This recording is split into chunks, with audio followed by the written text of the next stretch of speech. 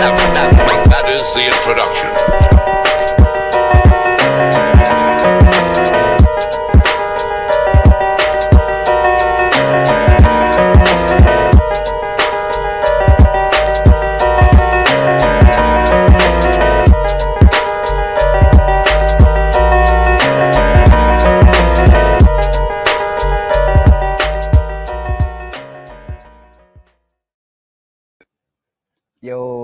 Yo. Big up the YouTube massive. Hey. Grand Risings. And yeah, how you doing, Sarah? Doing pretty good. Oh, you got a little wobbly there. How you doing, Richie? I'm all right. Taking each day as it comes. Like every day is a blessing. New adventure. Can we say that? New adventure. Yeah. You kind of have to laugh at this point, right? It's pretty ridiculous. When you look at what's happened over the last week since the last show, like everything that's happened, Boris Johnson resigning for one thing, that was quite that was quite funny. Oh, Bojo, what are your thoughts on that? Oh, Bojo resigning. I think things are breaking down pretty fast. We're going to see things get a little, well, for us, I don't think we're going to react, but I think we're going to start seeing other people react. So, you know what's happening in Sri Lanka too, right? I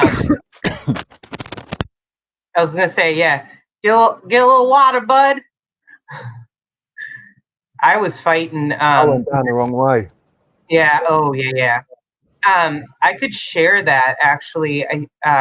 The Sri Lanka thing. Yeah, I meant to share that. What you sent me today. The thing is, this video is like, whoa. And I actually saw it on this video on somebody else's channel. So I went and looked up the video because it was actually hard. Interestingly, it was hard to find this, just by Googling it. And of course, it's disclosed TV. So yeah, let me get this up, guys. Just a quick little disclaimer. This is the Sunday show, and I can't be bothered to keep switching the camera off. And it's Sunday, and I just want to be able to sit here and smoke and not care about it. So this is the Sunday show, and I'm just gonna smoke. When we do interviews, we won't, and we're gonna both work on our habits anyway. So we'll see all that. Yeah, it's Sunday. I only smoke on Sundays. There you go. It's Holy Sunday, Holy Smoke Sunday. Yeah. Okay, sorry. Just a second. There we go. And it is amusing though, because everybody will just immediately assume that I'm smoking weed, but I'm not necessarily smoking weed. Right. I'll tell you what, I have changed my smoking, and I'm smoking this American Spirit, and it does work out more expensive, but only a few, probably like 80 cents or something more expensive than smoking the TaylorMades that you can get for $1.90 a pack. So 40 is like €3.80, which is still cheaper than 30 grams. Yeah.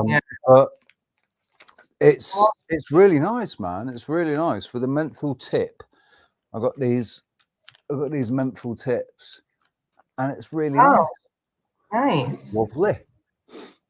They stopped doing them for a while, and I was really happy to see them. I was like, oh yes, you're doing menthol tips again. Nice. Because they made them illegal. They stopped selling the cigarettes. They fucking banned all the cigarettes suddenly. You weren't allowed to buy menthol cigarettes anywhere. It was really weird. There we go. I had to do a weird thing here to get that to show up. Sorry about that. I had to I think I have too many windows open. Right now I'm working on collecting all the stock music and stock footage, so I have just tabs open of all that I'm trying to do here. That's why, hey, my Goonie friends, I actually have been meaning to put a little message in our thing, because I've been kind of MIA all week, but I just want to say hi, everybody. I am alive. I've had a Richie and I have had some, I want you guys to see this too, but Richie and I have had some weird energy stuff going on. And then I had like a sinus infection of some kind. So I want to show you guys what I did to get rid of that. And now I'm understanding actually from this how deep my sinuses truly are. But anyway, so this footage is of in Sri Lanka of them storming the capital. They've stormed the presidential palace. There's footage of them swimming in the pool, like hanging out all over their house. But look at that. Look at that power. Like, can you feel the energy from that, from them storming that? Yeah, I mean, it seems that seems like a real January 6th moment. Like instead of a, I mean, I don't know. It's a bit weird how you've got the people are still corralled here. You see how they're not. Is that military stopping them there, or it's hard to because you can't see where I'm pointing. If you go back. It'll play over again. You see how it keeps playing over? You're talking about down here, and I don't have it. Yeah. See that gap? What's stopping those people from moving? I want to know what that is stopping them. There we go. There we go. Oh, you can't see that. Damn it. No. But if you go to share, so do that again, but stop the share screen. Just change the window that you're sharing because you should be able to see it as a separate window. If you share, instead of sharing the Chrome screen, share the window. Yeah, that worked. Bingo. Sweet. Thank you. I'm just having issues with the window showing up in the first place. That's the only reason. I didn't try that. Go, man. You got something in there. That's it. That's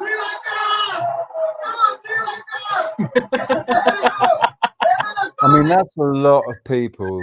That is a lot of people. And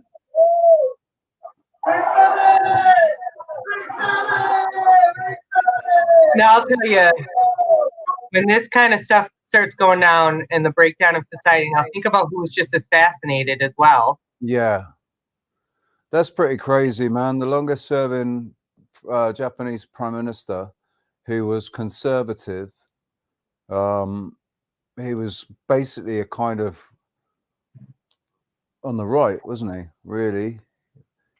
He was assassinated on purpose. Oh yeah, with a homemade gun. And did you hear what Biden said? And maybe this is manufactured too. I don't know, but like all I can say, guys, is this isn't where we need to put all our energy. If we literally just pull our money out and start doing what we can to become sovereign, like we keep talking about, this isn't even necessary. And they will fall on its own, and then that'll be an abandoned building that somebody can take over eventually, but you won't have to storm it and fight for your life. Just start learning how to do it yourself. And think about what, like, it's the ridiculous things that people spend their money on, the subscriptions and the labels, not just food, but not just clothes, but food. They buy certain food labels because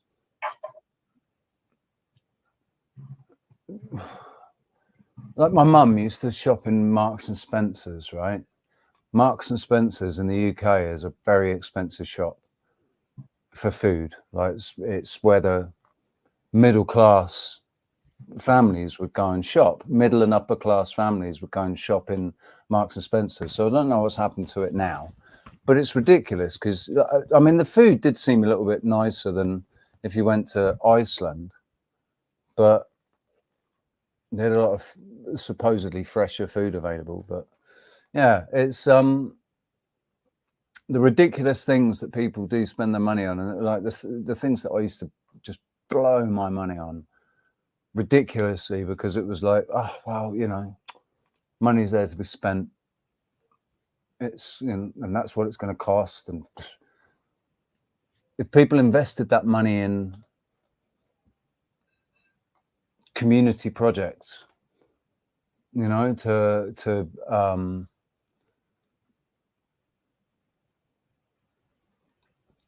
create allotments or something for food, and look at building water mills and wind turbines, and just investing the money into the community instead of investing it into these bullshit corporations. Investing that money directly into into the community. The trouble is that although we're a community, when we go out into the 3D world around us, we're so dotted around. How many people are within fucking hell 50 kilometers of each other? Is Mount Etna blowing up right now, or am I just? Yeah, Mount Etna's been going for the last 9 months or something. Mount Etna's been going since La Palma. Sorry, that was really random. So when La Palma erupted, Mount Etna was erupting. It's still erupting now. I had a conversation with somebody about this earlier today, actually, because he believes in climate change. And I was like, are you kidding me? Mount Etna, one of at least 10 volcanoes that's been erupting for this year, just for this year, right? Forget for how long they were erupting before. Just for this year, they've been erupting like the whole time. And they're trying to tell us that we're responsible for changing the climate while they're spraying chemicals in the air, right? This friend of mine. Also, don't forget that there's something called a pole shift that actually can explain this because of the drastic, and you actually can see this in the jet stream all across the world. It's literally doing this. If there's any validity to this, which is the exact definition, and then what the frick is the declassification of the Adam and Eve story? What the hell is that? Why would the CIA write that? To me, it's a mind manipulation tactic. Right. But yeah, exactly. I mean, it's like the day after tomorrow. I think it's like to push in your mind that it's going to be like all out chaos, and there's almost no way you're going to survive. So already plan on dying. Yeah, this is exactly it. They thought ahead a long time ago. They wrote the protocols that are going on right now, and the mind, like you say, the mind manipulation. Because they've already got hold of pretty much everybody's perception. It's easy. They know exactly what buttons to push. They know exactly what buttons to push that will get exactly what reactions. And they're just sat there right now going, beep, beep, beep, beep, beep, beep, beep. Here, watch this. Beep. watch. Beep. Yeah, watch when I do this one. Beep. Now both together. And that's them. They're sat there now, watching it all going on, going, man, this lot are just they're unbelievably easy to play around with. And this is what I told people a couple of years ago. I sort of came to the conclusion that trolls, on anybody that's producing and trying to seriously get to the bottom of things on YouTube, trying to express themselves, whatever, people that are just being true to themselves on YouTube are getting trolled massively. And I think it's because whether or not this is the intention of the trolls, the result of it is that if you're smart about it, you let you just stop letting it bother you. It's like water off a duck's back in the end. You stop letting the triggers that they're using to trigger you, to get you angry or get you upset or whatever, and you just kind of file down those triggers. So you're no longer weaponized. You're no longer, a powder keg waiting to go off. All they need to do is say the right combination of words and boom, off you go, the best content creators have worked out not to react to trolls, basically, not to let them trigger the emotions in us that they trigger, especially anger. They love it, man. If you get angry or you get upset, they fucking love it. That's what they're after. That's the loosh, isn't it? Yeah. Sorry. I'm a little distracted because I was getting my page set up so that I had your link pinned, because so that people can come over to the other chat. But also just want to shout the M and Andrea, you guys are now mods on my channel, so take that seriously, please. Okay, anyway. That's responsibility right there. Em wants to come on. Post the link and she'll come up too. All right, Annie, are you nice and... I expect you to be on your best behavior. I heard that you have not slept yet, which means it is right. It is 8 a.m. for you. It's 5:55 right now here. I'll not slept yet, in Signal. Sorry, I can't speak. What up? Okay, Rich, what were you talking about? Keep talking. Yeah, just talking about trolls, about how you can perceive them many different ways, but the two main ways you can perceive trolls is they're either there to really fuck you up and hurt you and make you quit, make you commit suicide, whatever, or they're not, most of them aren't even human, they're actually bots, and it's there for your benefit, because if you can not react to them, you're no longer weaponized. They can't, if they can't press a button and get an automatic reaction, a mechanical response reaction from you, then they have absolutely no power against you. And if you can really not care about what they say or do or anything, because they are literally nothing, they are actually nothing. They're 9 times out of 10 they are AI bots that are just there to piss you off, basically.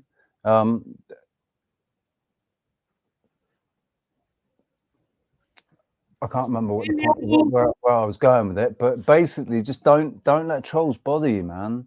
Don't ever let trolls bother you, because 9 times out of 10 it's AI, or it's a child, A lot of the trolls are like 14 years old, and that's the truth. Even if they're 30, here they're still 14. They're still at school.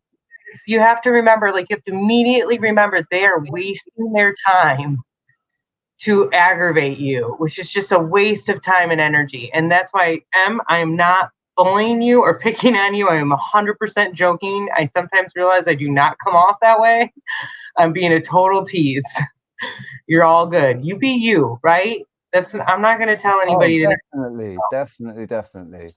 I'm gonna don't ever try and be anything other than you.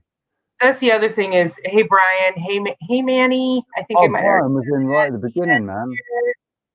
Brian was in like 40 minutes before we went live. Bill Bacon and Vividness. Good to see you guys. Awakened Alliance. I said hi to man. Three Fingers is here. Hey guys. Hope you've been careful with those guns, man. Oh yeah, well, life happens. Okay, anyway, oh, let me see. I got a message.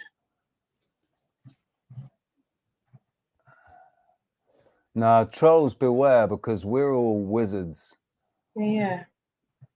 We're all wizards, and why is witch? Witch has had so much bad stuff, associated with it. It's such a negative connotation to say somebody is a witch. But if a witch is just a female version of wizard. Well, actually, I have something to tell him. Were you doing a Laurel and Hardy then? I know M. Laurel and Hardy.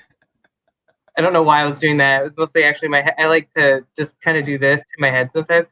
But have you got one of those Zen things? Oh, I have. Oh, I do like those. I don't have one of those, but those are like those. Oh, that I actually just got a tingle thinking about how those feel. Woo! They're really good when you're on LSD. Oh yeah. On LSD. Actually, now that you said that, I totally remember doing that to my friends who were super high on acid all the time. I wasn't, but I don't know. I told you I kind of had a weird thing. I watched there was so much drugs available when I was in early high school from an early age. I could have jumped on that boat a long time ago, and I never did. MMM. There she is. Can you hear me? Yeah. Okay. You're not going to brace us. Because I had my headphones in, and I just didn't know if you guys could hear me good this morning or not. Yeah, you sound pretty clear to me. Are we not going to see you? There she is. There she is. Yeah. Yeah, it's me. Did you see what I did? Because No. I was really embarrassed. I do want to put that out there, like instantly embarrassed. But I was like, fuck it, it's up. What did you do? Hold up, I know what the hell that is. Hold up, let me get. Seriously, yeah. No. Fuck it. Like, let's just be ourselves. I got those. It's those tabs. You had tab. Did you have a porn tab open? So you were. What you? Oh, we lost her. Did you see? Oh, I saw that. I didn't want to interrupt Richie, but okay. No, I actually have been working on all that for myself, just trying to harness the Kundalini. We lost her, but she'll probably come back. Oh, You've been trying to harness the Kundalini. the Kundalini. I've just been trying because I do notice a difference with my energy. I also, is she back? I also noticed a difference with my last period, and this is a very TMI, but see, I don't fucking care. Yeah. Excuse me, but listen, my last menstruation was pretty heavy as well. To be honest.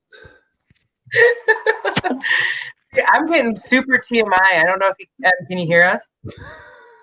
Yeah, but Well, can't hear you, babe. You just cut out. Wait, you coming back? Can you hear me Yeah, yeah. That's better, much better.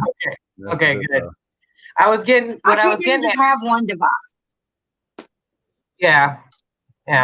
But what I was getting at is just as open as possible. I was just saying, like, I was just getting very TMI about actually how I've been really working on, because I'm totally by myself and I'm actually just focusing on myself. But I've been avoiding what you were talking about before because I'm trying to harness my Kundalini and everything. And I was getting real. So you've not been spinning a couple of Hermes. Actually help with the pain of my menstruation cycle. So TMI City, embarrassment city. I don't effing care. I want to be as genuine as possible, and that's what it's about. Well, I'm the same way. It's only TMI for those that know or have an idea of what's been talked about. So thankfully, children and stuff wouldn't really know what on earth we're talking about unless they went and looked it up. But it's basically not spilling the cup of Hermes to those people that don't know what we're talking about. Not spilling the cup of Hermes could also be described as not going beyond that point of no return. That moment when you go, you gotta hold it, and you gotta hold it, and then when you don't want to hold it, you gotta keep holding it.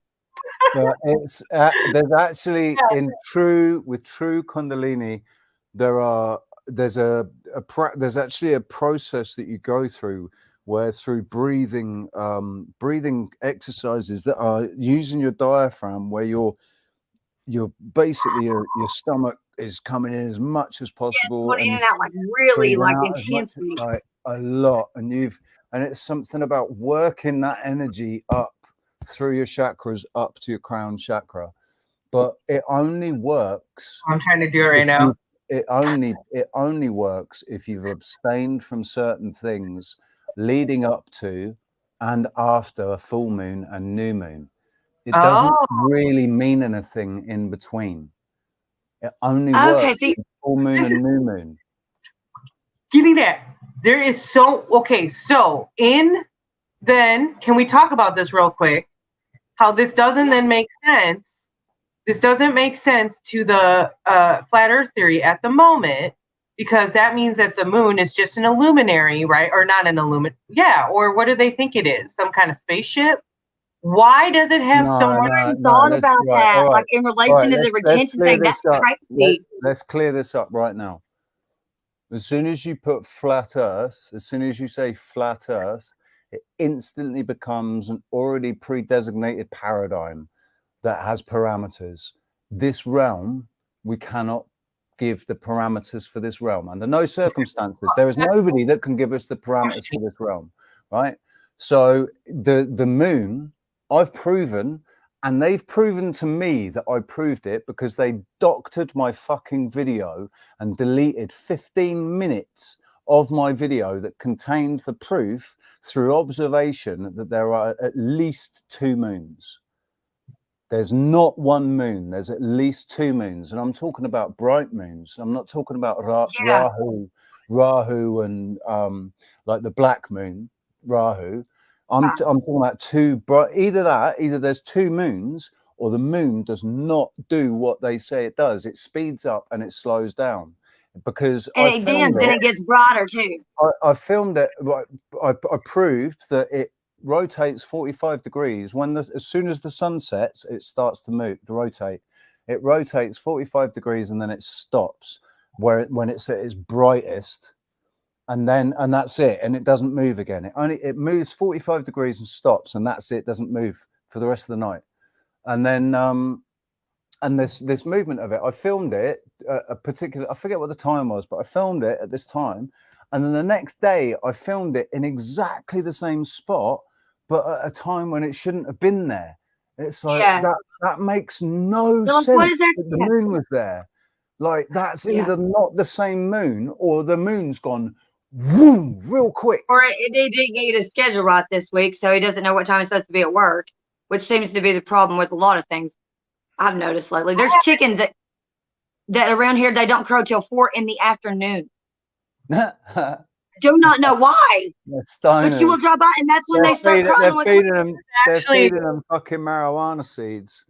I don't mean to be that know-it-all person either, but they actually discovered that they're not actually designed to necessarily always crow at the light of day, and that some are like off time. So I'm thinking that all the ones that you're talking about, they're all from the same like genetic pool, and they're nighttime. So they're crowing to say like evening party at night.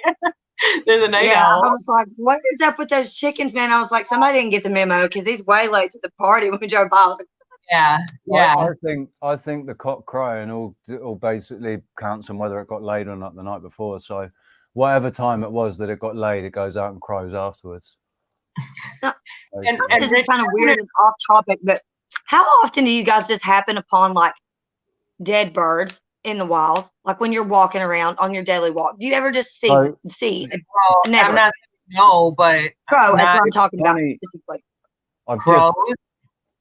Not crows, pigeons. How often are you seeing that? My cat caught a pigeon, and I got to it. Basically, it was still alive, and it was scared, and it couldn't really move. And I took it away and put it up on a tree, and it just sort of sat there. And then when I walked the dogs again that night, it was still sat there. So I'm like, And then the next day, it was dead down in the this thing was next to like this hole, and it was down in the hole dead. So well, the reason why I was asking is I've literally never came upon one until like the other day. And I was walking on the sidewalk in the park here, which is like I see animals there all the time. I came across a copperhead hanging from the tree last year, but it was laying there, and it wasn't like, most of the time when I have seen them dead, it's because they've like fell or they flew into something, and so they're like kind of like sprawled out. This one was not sprawled out. At first, I thought it was a cat because that's how big this crow was. I thought it was like a dead cat. So I start walking closer, and I'm like, what am I looking at? And it was like its wings were all tucked under, all gently, and it was like somebody just placed it right beside the sidewalk. It was the weirdest thing I've ever seen. I don't know what was wrong with it. I don't know, but it was dead. Wow. Yeah, that is weird because you're right. Like, I don't actually see crows very often, or ravens, and we do have big ones out here too, and bigger than I've ever seen before. So that's really interesting. Yeah, but and where it was in the park was even more weird. Like, I would have expected it away from like the residential area, but this was like literally right off the walkway that goes into the park that the kids can play in, and it was right off the trail. Like I mean, everybody could see it, and it freaked me out to the point where I turned around and walked back. I took a picture of it. I'll send it to you in Signal because I'm a creep like that. But yeah, I thought it was weird. Plus, we have that new defense contractor, Raytheon, they've moved in town literally like right. Hang on.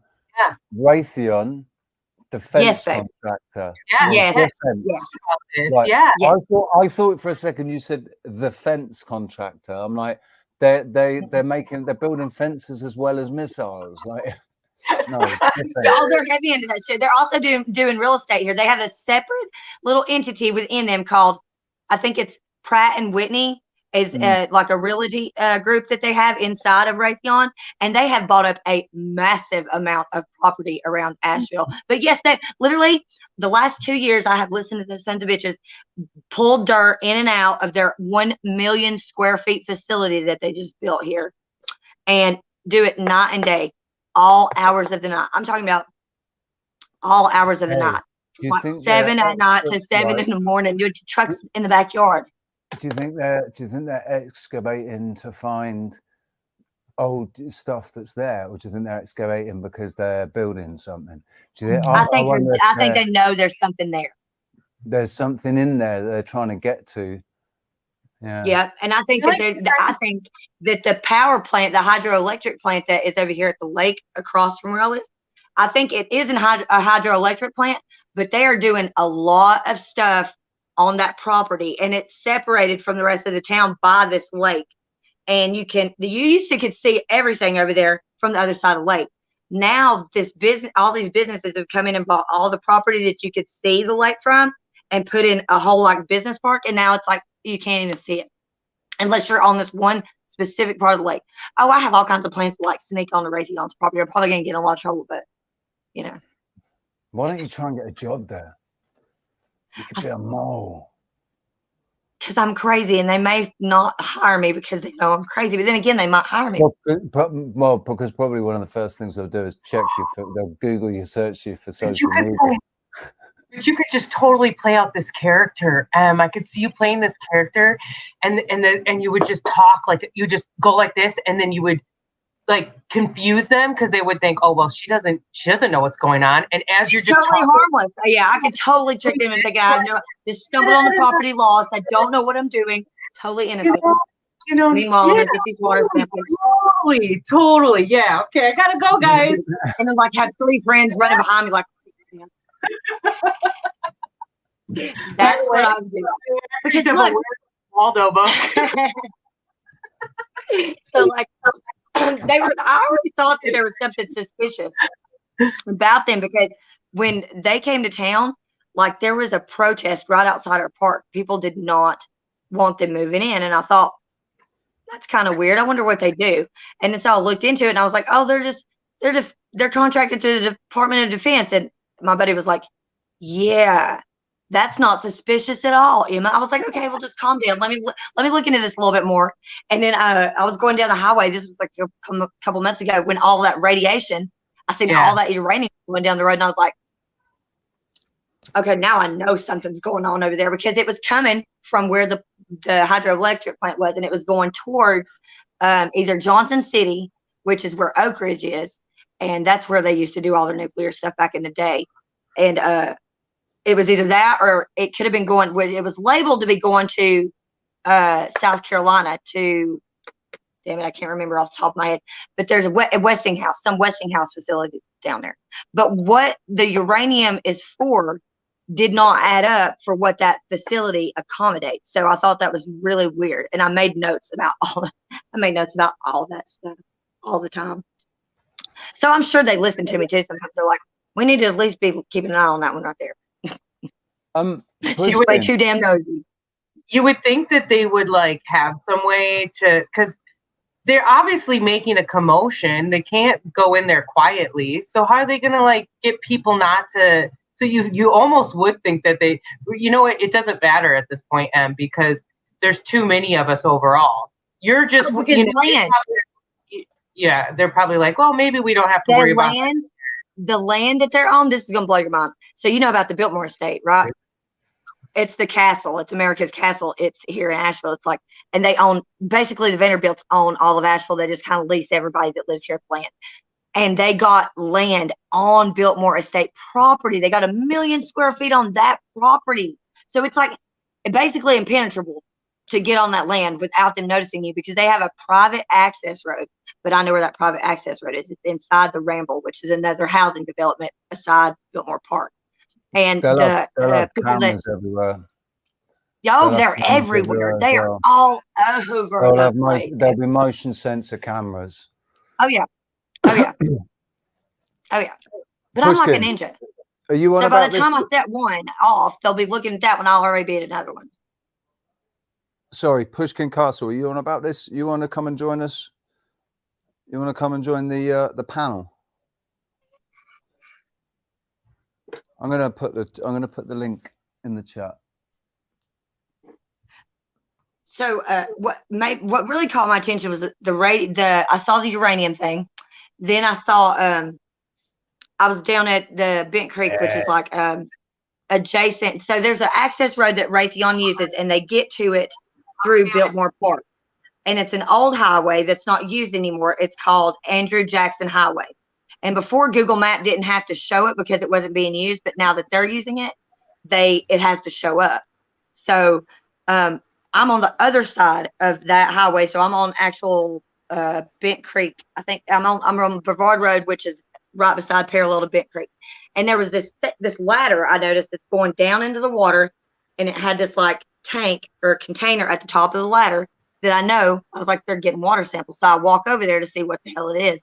And it's got something to do with the USGS and something else. And there's 2 data points that they're checking for with the water, and it gives you the website, but they were in the process of switching up something with the website when I first looked this up. So I don't know what exactly it is that they're looking for. But hell, when they built a bridge too that goes across the river, which I thought that was very odd and strategic to do. So there's a bridge that you have to go across to get to them, and then the other access point here at Biltmore Park has a manned guard station all the time. Because I used to be able to get into that road with no problem. Now I can't. At least not in the daytime. Callum, dude. Hey there. Welcome back. I just wanted Callum hasn't been able to join the streams for a little while because his internet speed or whatever hasn't been quite up to it. But he's got all my computers by the look of it. Yeah. How long are you gonna? Oh, you on your mum's? Yeah. Mum's beast of a computer. But it's a nice, beautiful, clear. That's nice, man. That's a nice picture. Oh, good. Good angle. The sound too. The sound is really good. I like how your beard's come in. You've trimmed your beard. I see. Oh, you've got a robe. Right, that's my preferred. Nice, very nice.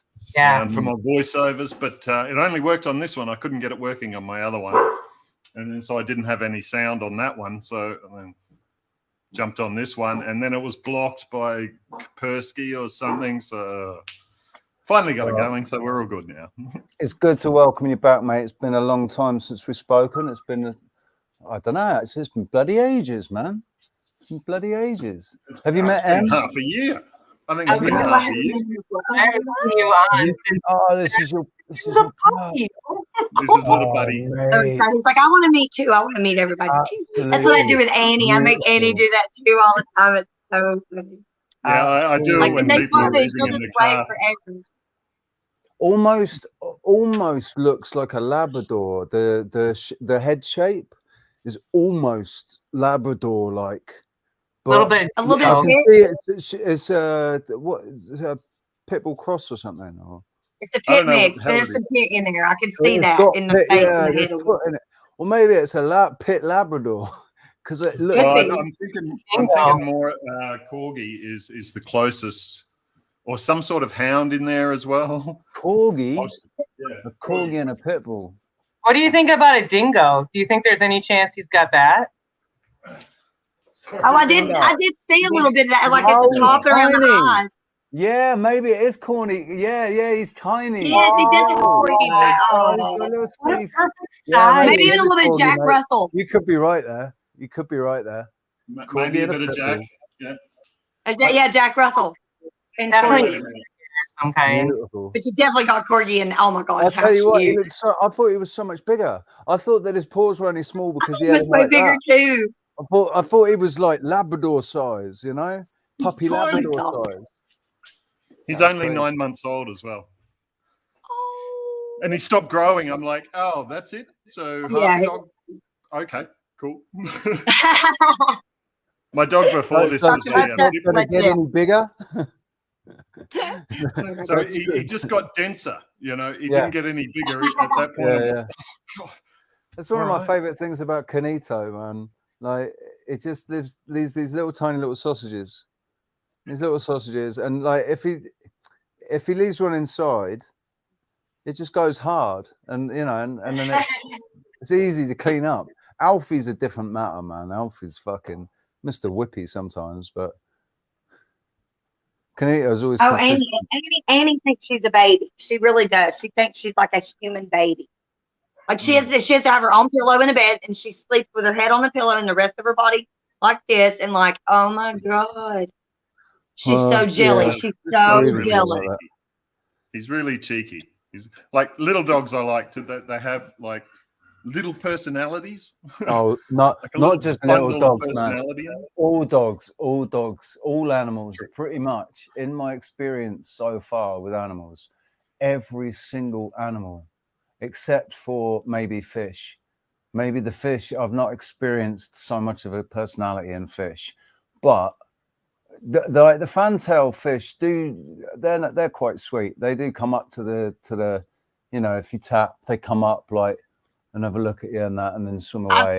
When I dealt with saltwater fish, I seen some fish with some personalities with saltwater fish. Apparently, Yeah. the koi carp, big koi carp, are very intelligent, and they get they're quite affectionate with, you know, They're with they can, or what we would say is affectionate. You know, they come up to the surface and you know, you touch them and you stroke them, and they kind of wriggle around, and it seems like they like it. You know.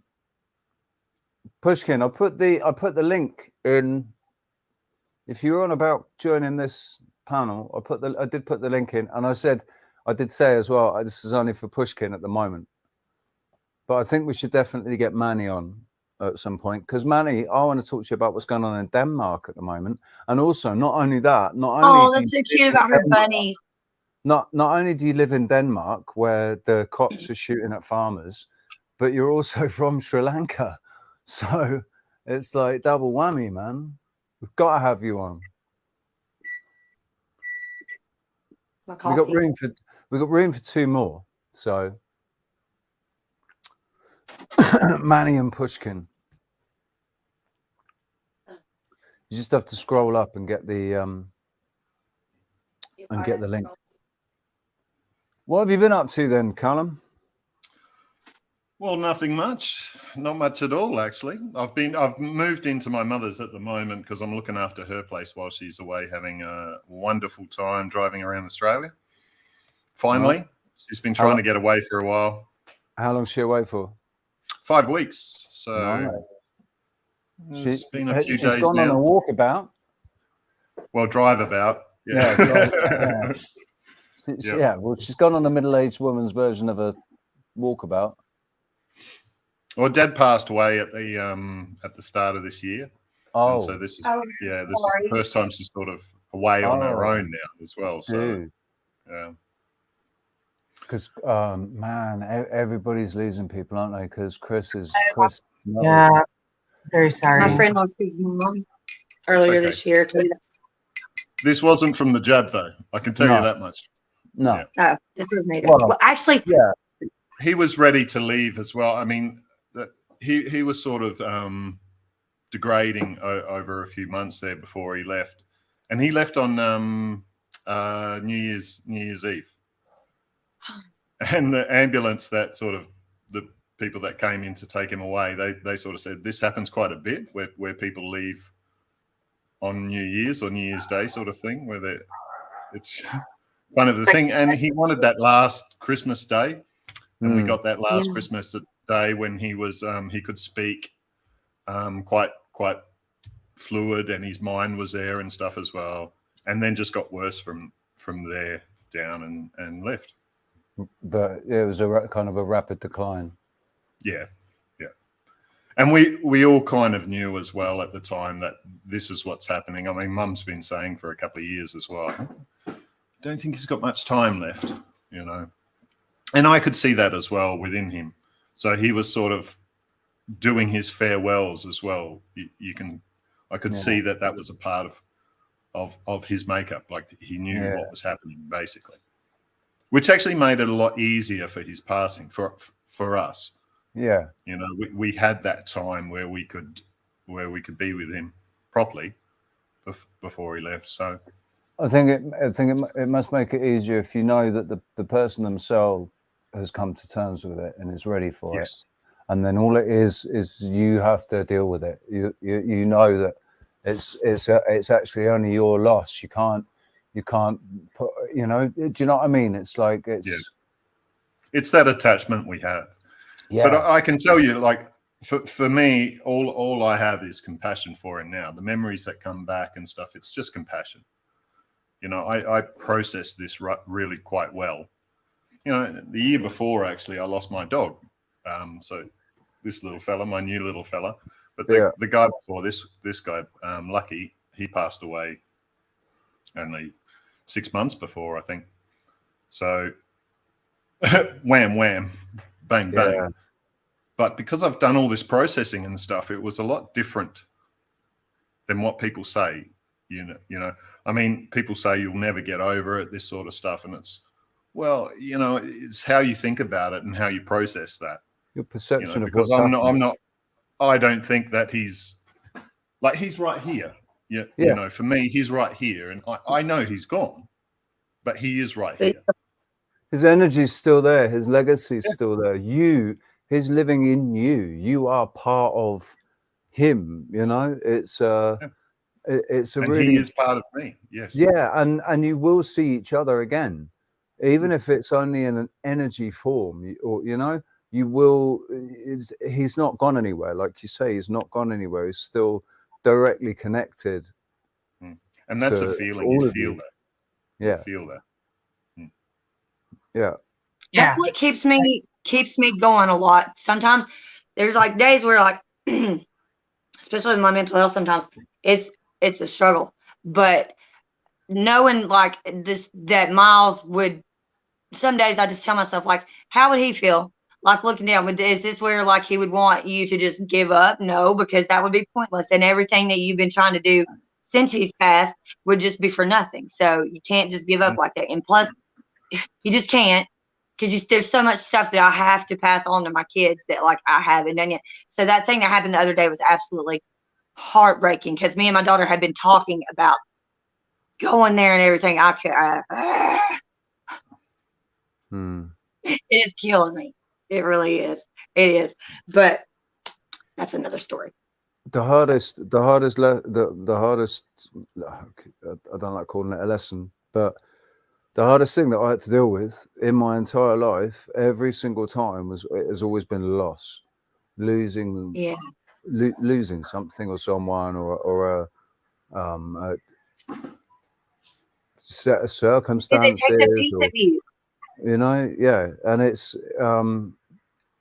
that's where where I kind of completely self-destructed and went off the rails. Then that sort of set my course for the next 20 years because of what I did. That set me in stone for the next 20 years, right? But it's my mind's just gone blank. It's just done it again. Everybody's been asking me if I slept. Have you slept, Tom? I have slept. I sleep a lot. Everybody's been asking, but did you sleep? Because they saw me watching Burn and Campbell all night too. Last I know I did not sleep, y'all. Well, it's not that. It's because you said it's 3 o'clock in the morning, and I'm like, it is. Well, it's 9:29 here now. That's why I sent you the message. I sent you the message saying, when you get up in the morning, right, and it'll be the afternoon for us, and when you get up in the morning and you're like, yeah, I'm up. It's Sunday morning, man. Rah. I'm like, yeah, and you're like, did you sleep? And I'm like, no. Saturday, I party. I sleep when I die. Do you drink a lot of coffee? Oh, I drink a hell of a lot of coffee. Mm. It's basically all I live on. Coffee and like donuts and candy bars. sugar. It's stuff that people would just die. They would absolutely be horrified if they knew what I lived on. They'd be like, how is she alive?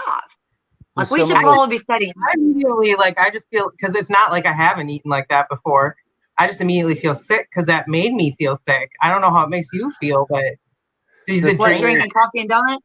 Like coffee, but like just what was the other thing you said? Donuts and what else?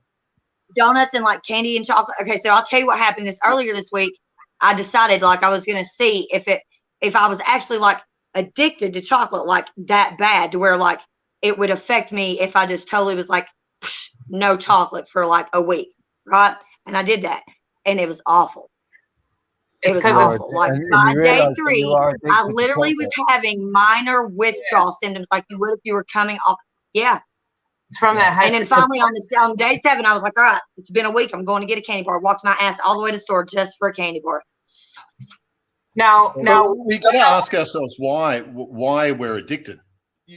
Well, we're addicted to many things, and addiction isn't that bad a lot of the times. If you're addicted to life, I'm addicted to breathing well. I'm addicted to certain things, which are great. But if we find out the reason why we want that thing, same as cigarettes, anything like that, why do we want it? And chocolate's got like massive amounts of magnesium in it, right? Well, raw chocolate. So maybe it's a magnesium thing that you need, which is stress relief. It's also got processed sugar. When I say, but the magnesium and stress relief, that would make sense to me. Why I'm always wanting chocolate. And Emma, here's the thing: we can make that a lot more better for ourselves because raw cacao is if we use raw cacao and raw cacao butter, put them together, now we have a chocolate that you can eat as much as you want, no problems. And it actually it's the only thing, honey. You can still have it without the bullshit.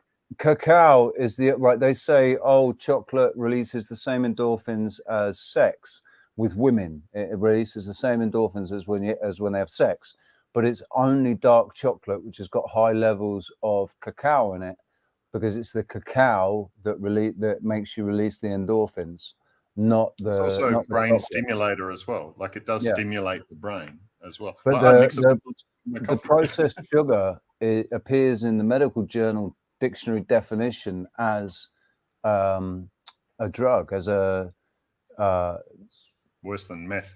What's it called? Yeah, it's basically it lights exactly the same areas of the brain as crack cocaine, and it's as addictive as crack cocaine.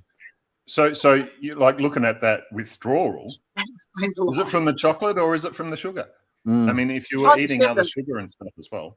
Oh yeah, I mean, that's all I eat is sugar stuff all the time. I mean, it's all. I don't even want to admit to y'all how much sugar I eat and how less of other stuff I eat. But I love my carbs and I love potatoes. Like I could literally live off sugar and potatoes, basically. You've got a fast metabolism though, so you're metabolizing all of those fats and sugars very quickly, and you're not actually retaining it. Even though you could be eating every 2 hours, your metabolism's quite fast. You probably got you might have an overactive thyroid, but I think my mom does. I probably do.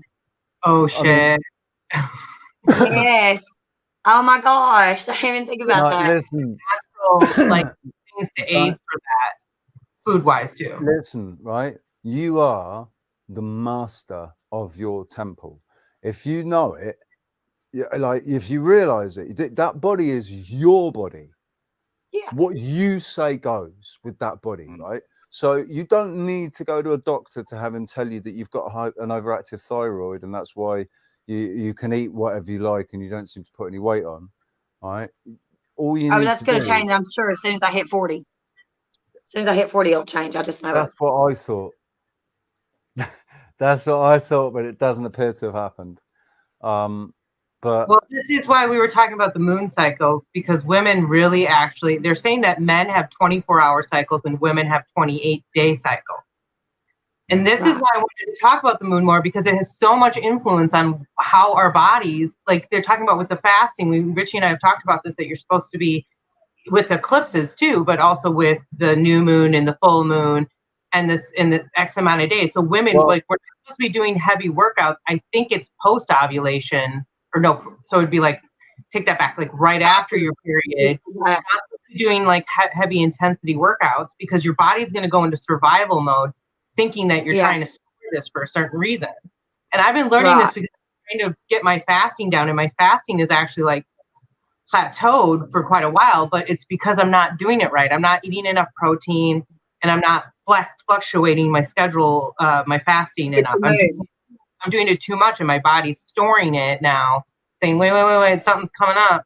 And half of my mind's like, well, if things do go down, maybe. No, I'm just teasing. I am trying to get in better shape. This is my biggest fear, is that because of the way I was, so I got fixed after I had my son Miles, the one that passed away. And the way they did my surgery was they didn't actually like cut the tubes, they just clamped them. So with these little tiny little clamps that I have been told by so many women, sometimes they pass them and their tubes have grown back, and like 13, 14, 15 years later, they end up getting pregnant again. Like, guys, my son would be turning 13 this year. Getting your tubes clamped is not a guaranteed way of contraception. You're better off with the coil. I would die. Then finding out what just happened with Roe versus, oh my God. Like, oh my God. So that's another thing that's been on my mind lately, where I'm just constantly walking around going, I can't, what's happening? What's going on? Where have we fallen into like a time zone, like a twilight zone? What the happening? They haven't banned abortion. Well, they haven't made it illegal. No, not yet. No, but all they've done is given the authority back to the individual state. Individual state, yeah. And as far as I know, in North Carolina, it's not gonna change the laws too much, other than the way they already have been for a while. It'll just cause an influx from the red states to come and try to get that done. I don't understand like why anybody like if they say 15 weeks or even 12 weeks, like the first trimester. I don't understand why anybody's like. I understand why people have got an issue with it actually happening. You know, people that are against abortion, but the people that want abortion, why they can't just accept that? Because there's plenty. Like 15 weeks is plenty of time to realize that you might be pregnant after having been irresponsible. You know, having unprotected sex, or even having protected sex but having had it fail. You know, use contraception, use the condom and anti-spermicide cream and a coil, but billions of ones still got pregnant. You know, if that were me personally, if that would be me, I'd be like, oh my God, maybe God actually wants this baby here because it's gone against all I think at that point I would probably think that too. You know, but man, I can't even. But everybody, I mean, everybody's entitled to their own personal, you know, I have grandkids. I'm not going back. Say again. I said I have grandkids. I don't want to have any new.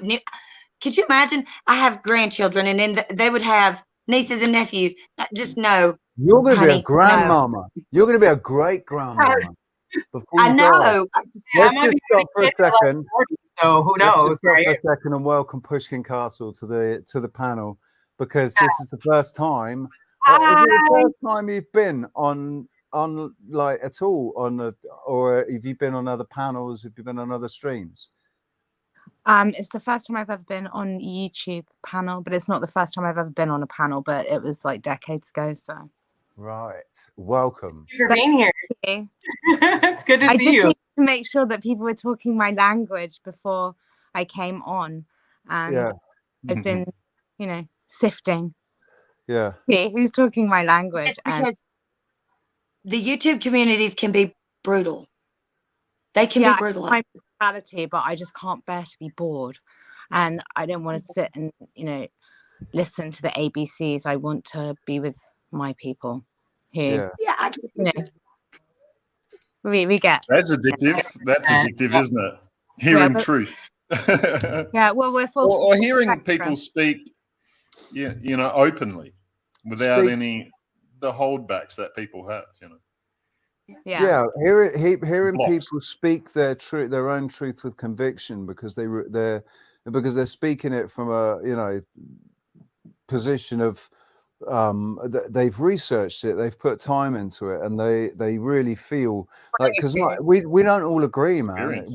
We don't all agree with each other, and I think that's the whole point of this realm. We're not meant to agree with each other. We're meant to work together.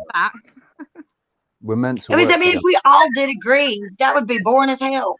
Exactly. Oh God. Yeah. Get bored. I mean, Exactly. I would not be down with that.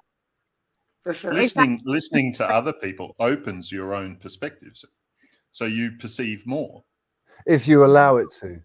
Like, Yeah. there's people that well, pretend that's to the listen, difference here. isn't there? Yeah. There's people that pretend to listen, but all they're doing is sitting there waiting for their next moment to say something, which furthers whatever it is that they're trying to say.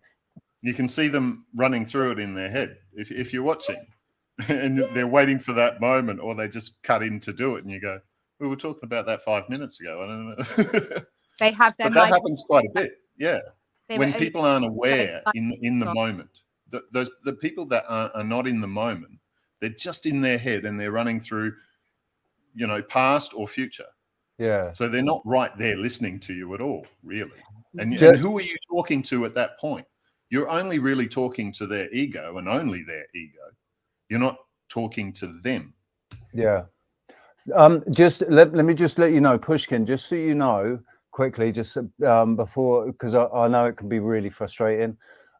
Because Callum's got I've got a proper mic, Callum's got a proper mic and stuff. When we've got a proper mic, when you try and speak, it won't cut that mic out. So we can't hear you. I could see that you wanted to say something, but nobody could hear you because Callum's mic had cut it out. It's just this thing. Nobody's intentionally talking over anybody. It's just sometimes we can't hear when somebody else wants to say something. So on that note, what was it you were going to say? I was saying that it's Michael Caine moment. You're only supposed to blow the bloody doors off.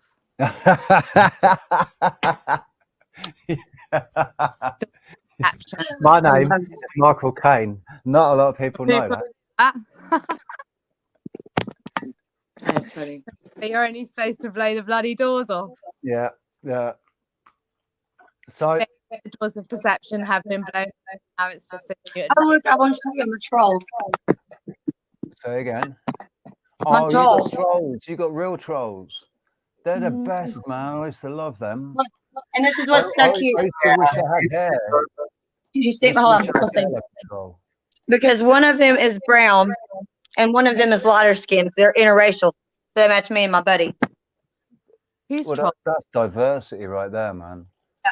That's I diversity. always It took had me one forever to find that little white troll. on the pen. The little troll on the pen when you're writing. Uh-huh. One of them Yes, phrases. I had to have one when I was in school. I'm pretty sure I I had had one of them in school, man. That's Purple hair. that's an early 90s thing. What were the folders? You probably remember this. What was the brand? Was it Paul Frank folders? Was like real. Lisa Frank, That's what it was. with all the Real bright colors like the kitty cats and unicorns. Yeah.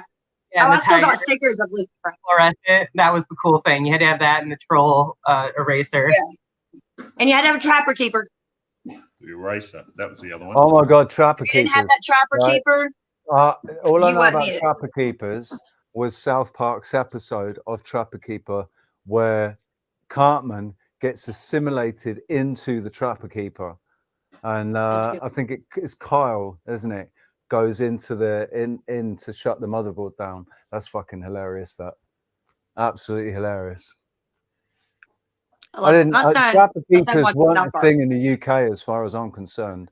Either that, or when they hit, I just wasn't in the UK. I'd never. We had folders, but this Trapper Keeper thing, like, what the fuck? So it's a folder with a calculator in it. Is that what it is? They It's brought a the folder Care with a Bears back. calculator in it. Huh? They brought the Care Bears back here. We have like a whole brand new. They have brought out a whole new line of the Care Bears, and they re-released them. I don't know if there's a movie coming out or what, but I went to Walmart the other day, and boom, they were right there. I was standing there for like 10 minutes, like, Emma, don't buy a Care Bear. You're 30 6 years old. Don't do it. I'm still Bear, trying to find there it. was Oh, yeah, that's something right. I got grandkids. I'm going to be back to get one. that you know there was something sinister behind Care Bears, man. It's real There's got to dark. be. Just like the Teletubbies. It's real dark. It's got to be. It just has to be. They all are. I'm sure they Because all. you just can't be that happy all the time. And who really wants to share that much all the time? Nobody. You don't want to share everything all the time. You just don't. Overload. I do. So yeah, they're a little too happy, but they're a little too happy. They're the creepy. There's happy, and then there's creepy happy, where they're just all the time like Yeah. in that creepy way. Yeah. That would be the best episode ever, though. If the bad day, like I want to see the bad day, then That day with the Care Bears, where they're all pissed off, and the one is like all PMS, and they're all emotional. Nobody wants to share that day. Have you guys everything ever goes wrong. Yep. have you guys ever heard of this really messed up puppet movie called Meet the Feebles? It's like Yes. yes, it's Yes.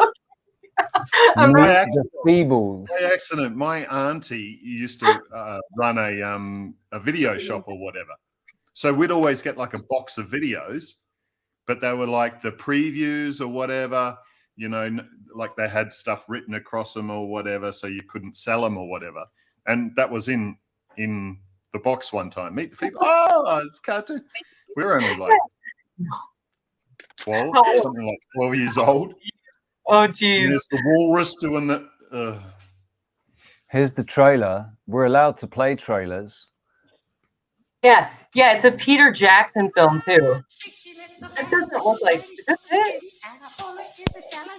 Oh yeah. So, you want to join the Feebles? Oh, rather.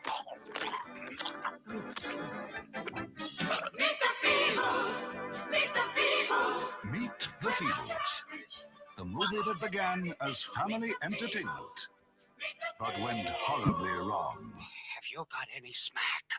Smack? The film the authorities tried to stop. Oh,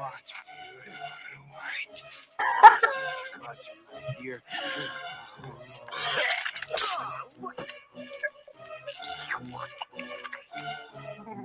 The story that rocked the puppet world. This is a family show, for Christ's sake. Sex. I'm hot, Fletch, but not the way you think. Drugs. Animal husbandry. Why did you bring it here? It's not mine. You know it's not. We'll let the court decide that, shall we?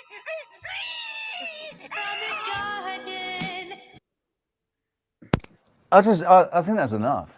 Isn't it? That's, I know what I'm watching later. That is freaking. Oh my god, that's hilarious. I can't believe I haven't seen that. what the fuck? Try was that? doing I've never shrooms seen and that. watching I it. swear I've never seen that. That is. Oh my god, I'm watching that later. What was I just watching? That was like Yeah. So try doing shrooms and watching that. Crazy. And there was just so many disturbing things I'm probably never gonna get out of my head. Just in Don't the tell it trailer. to your children. That's the only thing. Wow. it doesn't take a lot to leave me speechless, man. I mean, it does. It takes a lot. Sorry, to leave me speechless. It's. There's some things that they just literally instantly shut me up because the mental imagery is so shocking. I just go, I can't even. Yeah, that kind of just happened. I'm just amazed. I mean, I remember back in the 90s, there's stuff that you see on YouTube and Facebook and stuff now that back in the 90s, if you'd seen it, it would have been shut down so quick.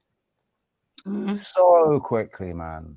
Like you wouldn't have seen it on TV. Yeah, maybe on the internet if the internet had have existed in the 90s. Oh, But- did you? There was a website I used to go on when I was in middle school. Me and my friends, we all did, called Rotten, rotten.com. And the things that we would see on that website, people would do, and they would just send it in to just it was shocking Sorry. gore stuff. Like, Sorry, was that where the Faces of Death? Is that where you? it was could kind of like originally- Faces of Death. Yeah. Yeah, all I had to see was one of those, and it was like it's like I can't do horror movies either. I've kind of explained this. It's just like it messes you up. Yeah, I'm just that. Oof. I don't know if you guys have ever seen that, but you don't want to see that. Yeah, Faces of Death I, is not. it's weird. I've stopped watching horror movies not because they scare me or anything. Just it's because of the I energy don't like watching. that's coming Yeah. out of them, and the where it puts you, where it make the things, all the gore and the It's so far removed from it for so long that when I do see it, it messes with me too. I can't. I'll go, what the hell? It fucks me. it's like it's knowing that was in somebody else's mind as well. You know, like it shows you that. But then, having said that, like when the really crazy things go through my mind, is that then you can relate. Is that from films or where's it coming from? Because I have crazy thoughts about people, man. Like somebody pisses me off. It's some pretty crazy thoughts sometimes. What guides the imagination? Eh? What guides the imagination? Yeah, because I think it's subconscious. Subconscious guides the imagination, really, doesn't it? So, but what's your subconscious? Your subconscious is the indoctrination, the programming, all of the it's subliminal everything messaging. It's everything we've put there. Yeah. It is. Well, it's not that when we ignore things. When we ignore things, where does that go? Subconscious. That goes into the subconscious. Yeah. And that's what I talk about. Sorry. Just gonna say, like, that whole energy concept of like just concentrated energy. Like when you're angry, where does that go? Is it? Yep. Keep going, please. Yeah. Oh, well, if you don't get rid of it, you'll hold it. That negative energy, and then it will manifest into something bad. Right. Like that's why it keeps coming up, right? And that's why it keeps coming up in your dreams and stuff as well. This is something that you're supposed to process. And the thing is, not express in anger, because the moment you do that, all you're doing is pushing that anger on. You're not dealing with it. What you're meant to do is transmute that anger through understanding, right? Through you disconnect yourself from that anger, because the anger is something that the avatar feels, and the avatar feels it because of the ego, but the ego doesn't. That's not you. That's the assumed you. That's the you that you think you need to be, because that's what society's told you. That's what all of us have been programmed into, that each different aspect of our ego is purely something that's been born out of a reaction to what's happened to us. So if you do the same thing you've always done, you're processing it as the ego or whatever. If we then look at it and go, well, now, why am I? I'm really angry. Yeah, why am I so angry? Why do I want to rip somebody's head off? Like, and like, what am I angry at? Then we're diving deeper. We're actually getting to the core of what's going on. Then we can process it. Being able to say, being able to look at the situation, being able to look at the situation and say, "Right, I'm really angry with this person. Why am I really angry? It's because of what they've done. Why have they done what they've done? I'm still angry with that person. Why has that person done? Where's that come from?" And most of the time, 9 times out of 10, you can say it's come from ignorance. It's generally always from ignorance. That's either willful or just, natural ignorance. But it's ignorance, and it's also misdirected anger. Most of the time, it's misdirected anger. It's people are so angry, so frustrated, so sick of what they're having to deal with, and it's coming from every angle now, that they just lash out at everybody. Yeah. Because everybody's they do what they've always done. And that's the program running. Where you go, I get angry, and then I hit a punching bag or whatever I do to release that anger. And that doesn't help. Like people that go in, and there's been studies on this as well, where, between meditation and punching a bag, so they did a study with like 100 people, and 50 people, they got them pissed off, and then they put them in a room, and half the people, they said, you can release your anger in this room, right? So go nuts, whatever you want to do. And those people trashed the room, ripped up everything. There was a photo of the person that got them angry, rip it up, da-da-da. And then there was another group, the other group, they said, you're going into this room to meditate. And then so at the end of it, like, how do you feel? And the people that expressed in anger were still angry, still haven't processed anything. And the people who meditate, oh, I feel fine. I don't care about that anymore. Yeah, that's the thing, because they've detached themselves. They've said, do you know what? At the end of the day, it doesn't matter. It was a moment in time, and it doesn't matter anymore. It's gone. But they sat there and thought about it, and these things come up. And, you know, usually when we're working through our anger, most of it, in the end, we go, oh, that's silly. Why am I being that idiot? It always comes back to you going, that's silly. I don't want to be that. That's a totally different person than me. But that's not me. And so then it's the detachment. Now I can detach from that. And it's really going, oh, that's that person. I'm not that. And so now you have to process it differently. And usually it is, oh, stop being silly, get over it. And it is simple as that. You just go, oh. And then the next time that similar situation, that similar anger, you will process it completely differently. So I had massive amounts of anger that I've felt. Like you're saying, you're processing, like, where does it come from? Like, what's the original trigger from it? So decoding, like, my triggers, why I'm so defensive, actually came down to understanding my childhood and that I was emotionally abused, not realizing it. Because I actually, you know, looking at it, I feel like I actually had a pretty good childhood, right? Not realizing that manipulation was happening and causing me to do it. So once I came to that realization, then it was like, oh my gosh, what am I doing? And then you immediately catch it. And I can process it now. Yes. I'm not going to ignore it. It's fine. I'll process it now. You know, and the more you do, though, the more of these triggers. Like, why am I being triggered by that? Because you know, looking for truth, we all go through this. We all go through this anger as well.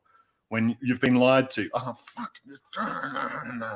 And yeah, that's a big trigger for me. Being lied to is a huge. Oh my gosh, nothing set me off more than somebody lying to me and me having to dig the truth out of them. But at the end of the day, it's like, why am I so angry? Am I angry with this? At the end of the day, when you look at it, really, it's like you're really more angry with yourself because you feel like, you know, because you feel like an idiot, because you've been duped, you've been mugged off, you've been treated like an idiot, so you feel like an idiot, so you're angry that somebody's made you feel like an idiot. Like, it's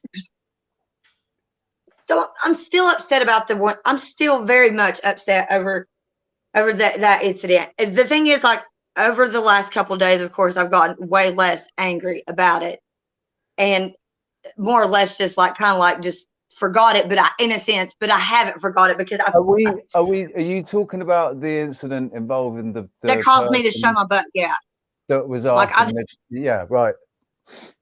Okay.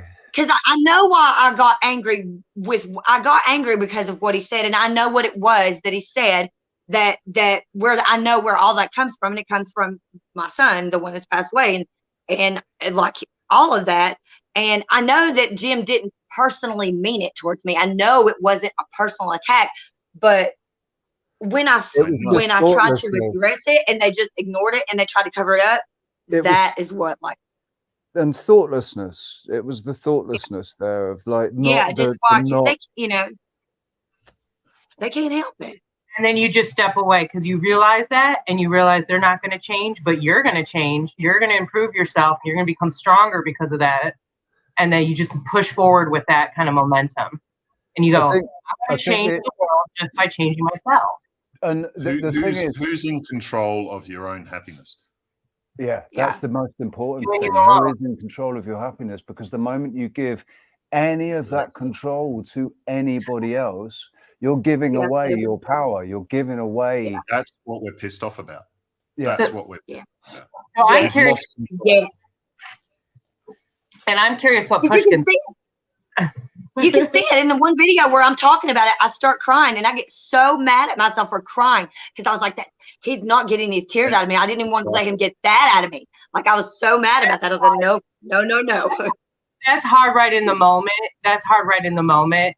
Like, so don't beat yourself up, especially right in the moment. But if you can recognize it and then step away, just step away and collect yourself, you'll be amazed how you feel after that. You'll feel so much stronger when you get that power too. And this has been a huge progress for me. But I went through that, 8-year relationship. I learned so much. There was more.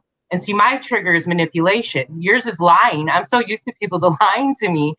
Mine is manipulation. That said, how could you? And I've been manipulated by my bosses. This was a conversation I had with Manny. This has been a pattern of mine my whole effing life. But once I don't see it when it's happening to me. I don't see it. See the pattern. Who are you attracting into your life? And as soon as I caught that, it's like, once you realize that, you're gonna now put that barrier up, recollect yourself, and find your tribe. This is why you're here, Em. This is why you're in our tribe.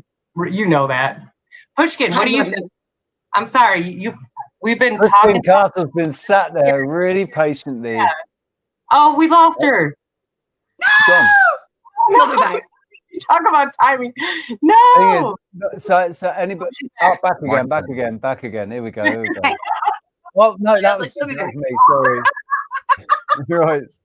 Listen, Pushkin, you have to learn probably on any panel with, certainly if me and Callum are involved, right? You really want to say something. You just got to get in there and just fucking. But I can't because my mic. Can you just shut? Go on, can't cut out yours.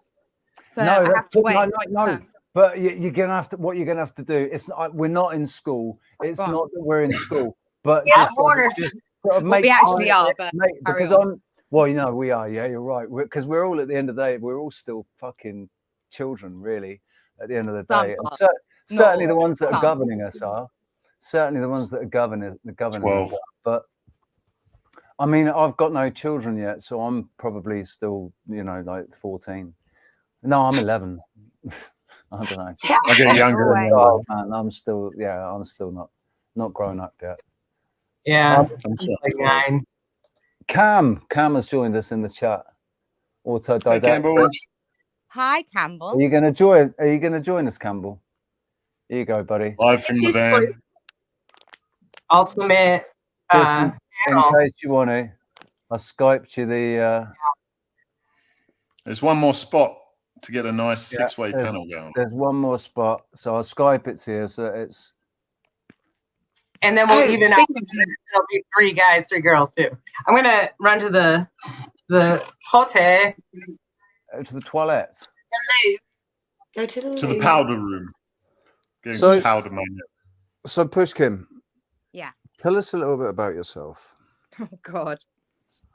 You've just shown that film, The Feebles, is probably basically the story of my life. And everybody got time for that right now. So pretty crazy, right? Okay. Yeah. You're obviously. But I know that once the story is told, that it'll just be a confirmation of what you already know. Okay. So, but it's too long a story. It just goes round and round and round, and I can give like bits of it.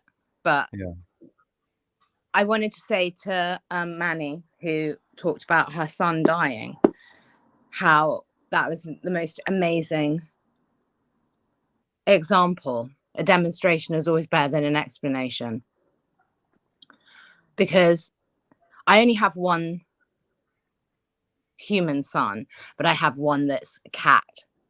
He's furry. I was going to have him here, but he couldn't decide if he wanted to come in or not, but he might do. But I've got 3 furry little boys, so I know what you're talking Mine's about. not little anymore. My only living male son. Yeah. He's 19 nearly. And when Manny was saying about how she lost her son, Manny or M? I'm not sure which lady it was. Oh, that was me. Yeah, that's the Miles. He would be 13 in September. Yeah, mine's he had Down syndrome. I'm a September baby. Oh, when's your birthday in September? Yeah. So When's your sorry, birthday? When's your birthday? When's my birthday? Go ahead. 23rd. 23rd. Carry on, Pushkin. Sorry. The strength it must have taken for you to actually be on here, and you've got makeup on and you look gorgeous and you're talking in such a strong, amazing way. I admire you so much. Thank you.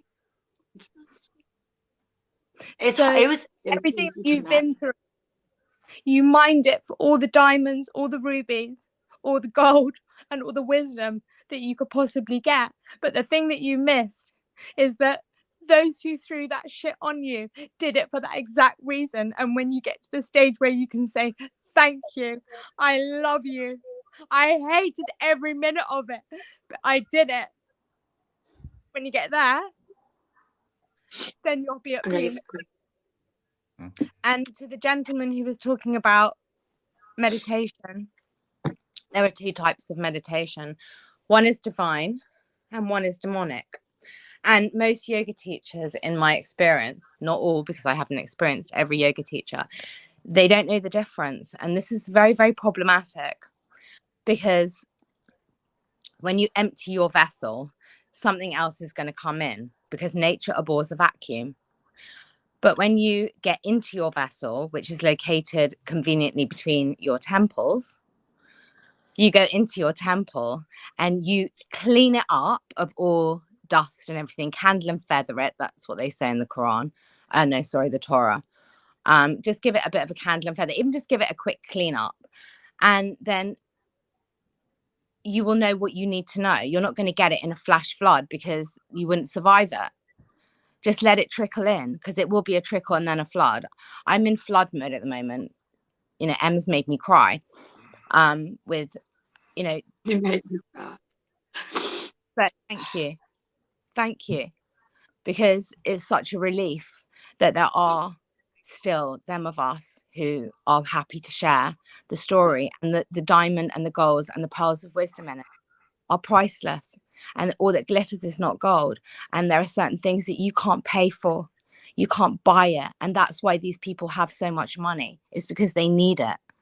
Yeah, and because they think they can buy it, they think that it's something that can be purchased. It's a material thing that can be purchased, and it's not. And that's why they're so frustrated and jealous and angry. You can fool people some of the time, but you can't fool all of the people all of the time. Yeah. And it both ways. Everything cuts both ways. And when you know how to reverse it and find the good in it, as well as you see the bad, you're getting right back in the middle of your own personal yin and yang. There's light in every dark, there's dark in every light. Stay in right above. Beautiful. So to my artwork, it's got a yin yang theme element in the back of it. I'll have to show you guys my art. Hold on, because I have it on one wall. That's something that I think is important. It's so important. It's so important. It's important for everybody to recognize and to realize that. I guess you could, if you were to try to demonstrate it in the body kind of thing, it'd be like your higher self is your light side and your lower self is your dark side, because it's the lower chakras, particularly your sacral chakra, the root chakra. That's where physical pleasure, sex, lust, all of those things all originate in those lower chakras. Whereas your connection with the divine, your connection to the Christ consciousness and everything is all coming through your higher chakras, which is your light side. But whether you like it or not, we've all got it. We've all got that dark side because of the lower chakras, with that connection to the physical. Because that's our weakness. That connection to the physical is our weakness, and that's why they've sort of magnified it. They've kind of pushed any connection to the spiritual out and said, no, it's all about immediate gratification. you know, immediate physical gratification or mental stimulus or whatever. Sometimes it is. Sometimes it is. Sometimes it doesn't matter, you know, how much you want to do your spiritual side. If you need a drink, if you're in a desert and you're looking for water, what is the point of being around and, you know, concentrating on your spiritual side when you need water? Yeah, so you exactly. have to put yourself in the middle. But when you need water, you're not thinking about, oh, I want to, you know, get physical. I want to rut. You know, it's like you're in survival mode and you need water, and you know that you can't rut because that's just going to make you need even more water. You're motivated. Yeah, but we need that darker side. We definitely need that darker side. You have to feed both your wolves, your light wolf and your dark wolf, but they're your, and they have to be under your manners. Yes. Not under their own. That would be like having children and let them dictate this, that, and everything else. Some people want to do it. They're the example.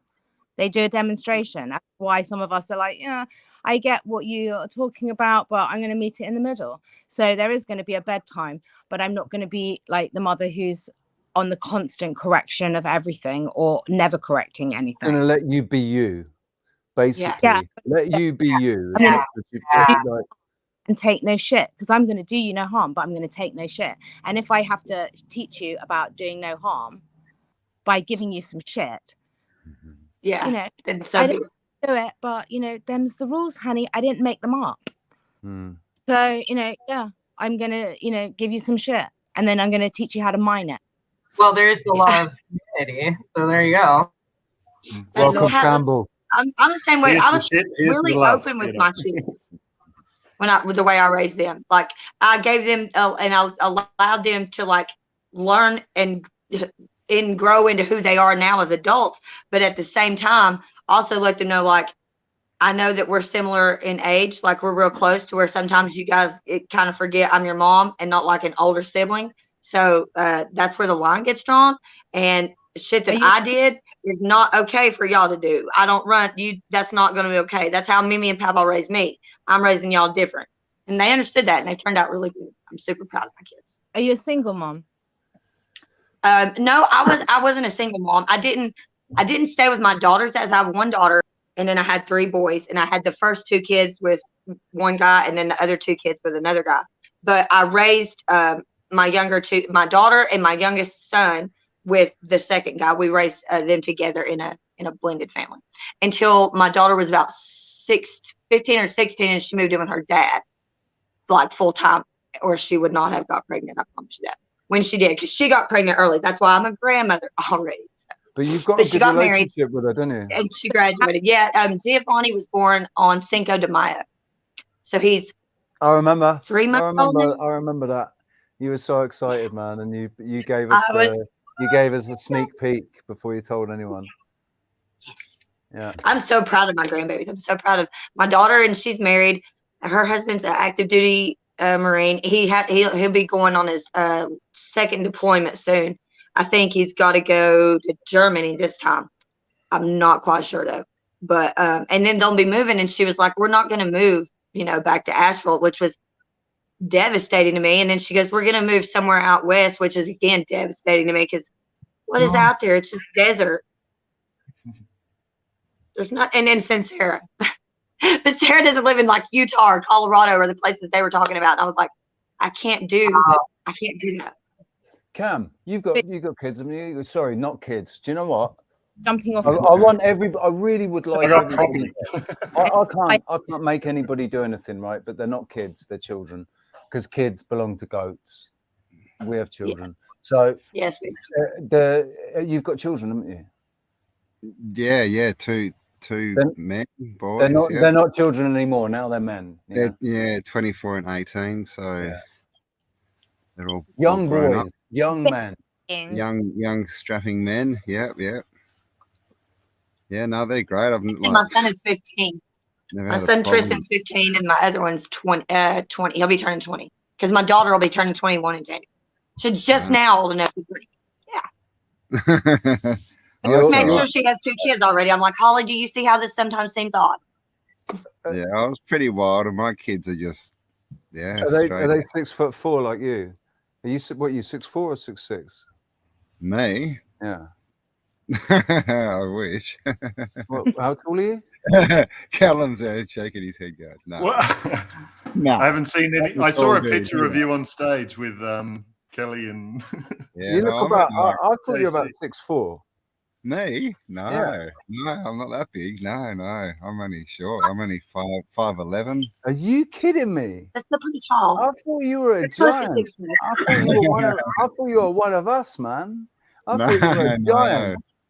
no. It's really like my mum's side of the family are all, 6'3", 6'4", I 6'5", would have and swore you were over 6 foot, though. I would have 5'11", swore that you were. then my mum's 5'10", and she went and married someone who's like 5'9", you know, pushing it.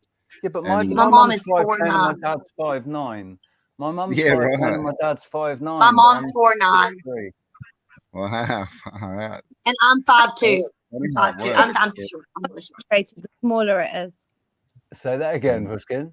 Makes it more concentrated when it's smaller. Height. Yeah. The smaller the guy, sometimes the energy is more concentrated. I mean, yeah. Look at Fauci. Look at Fauci, man. Going so. Yeah. It's the motion in the ocean. I would say be careful. Hey, bro, well, you get it. You might regret it. From and that's my advice on now we're all blushing. Callum's run away. I'm 6'1", and actually my ex was 6'4", but before that, mostly everybody I dated was shorter than that. So like you're saying, like there's a lot more to it.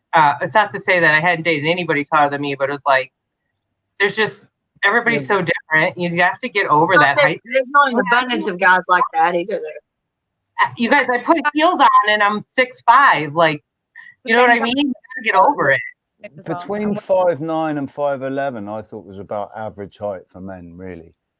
Yeah. You call me average, but I mean, it's also like I'm probably heavier than you too, like Richard. Dude, I'm at the moment, I'd say you're probably about fucking 8 stone heavier than me or something. Well, how much is a stone? Like, I'm 85 kilos, and that's me. Well, at the moment, I've lost a bit of muscle, but that's my average weight. Like 85. That was my average weight a couple of years ago.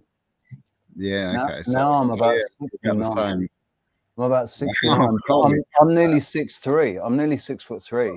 So like I've lost. I was 69 kilos when I was like 12.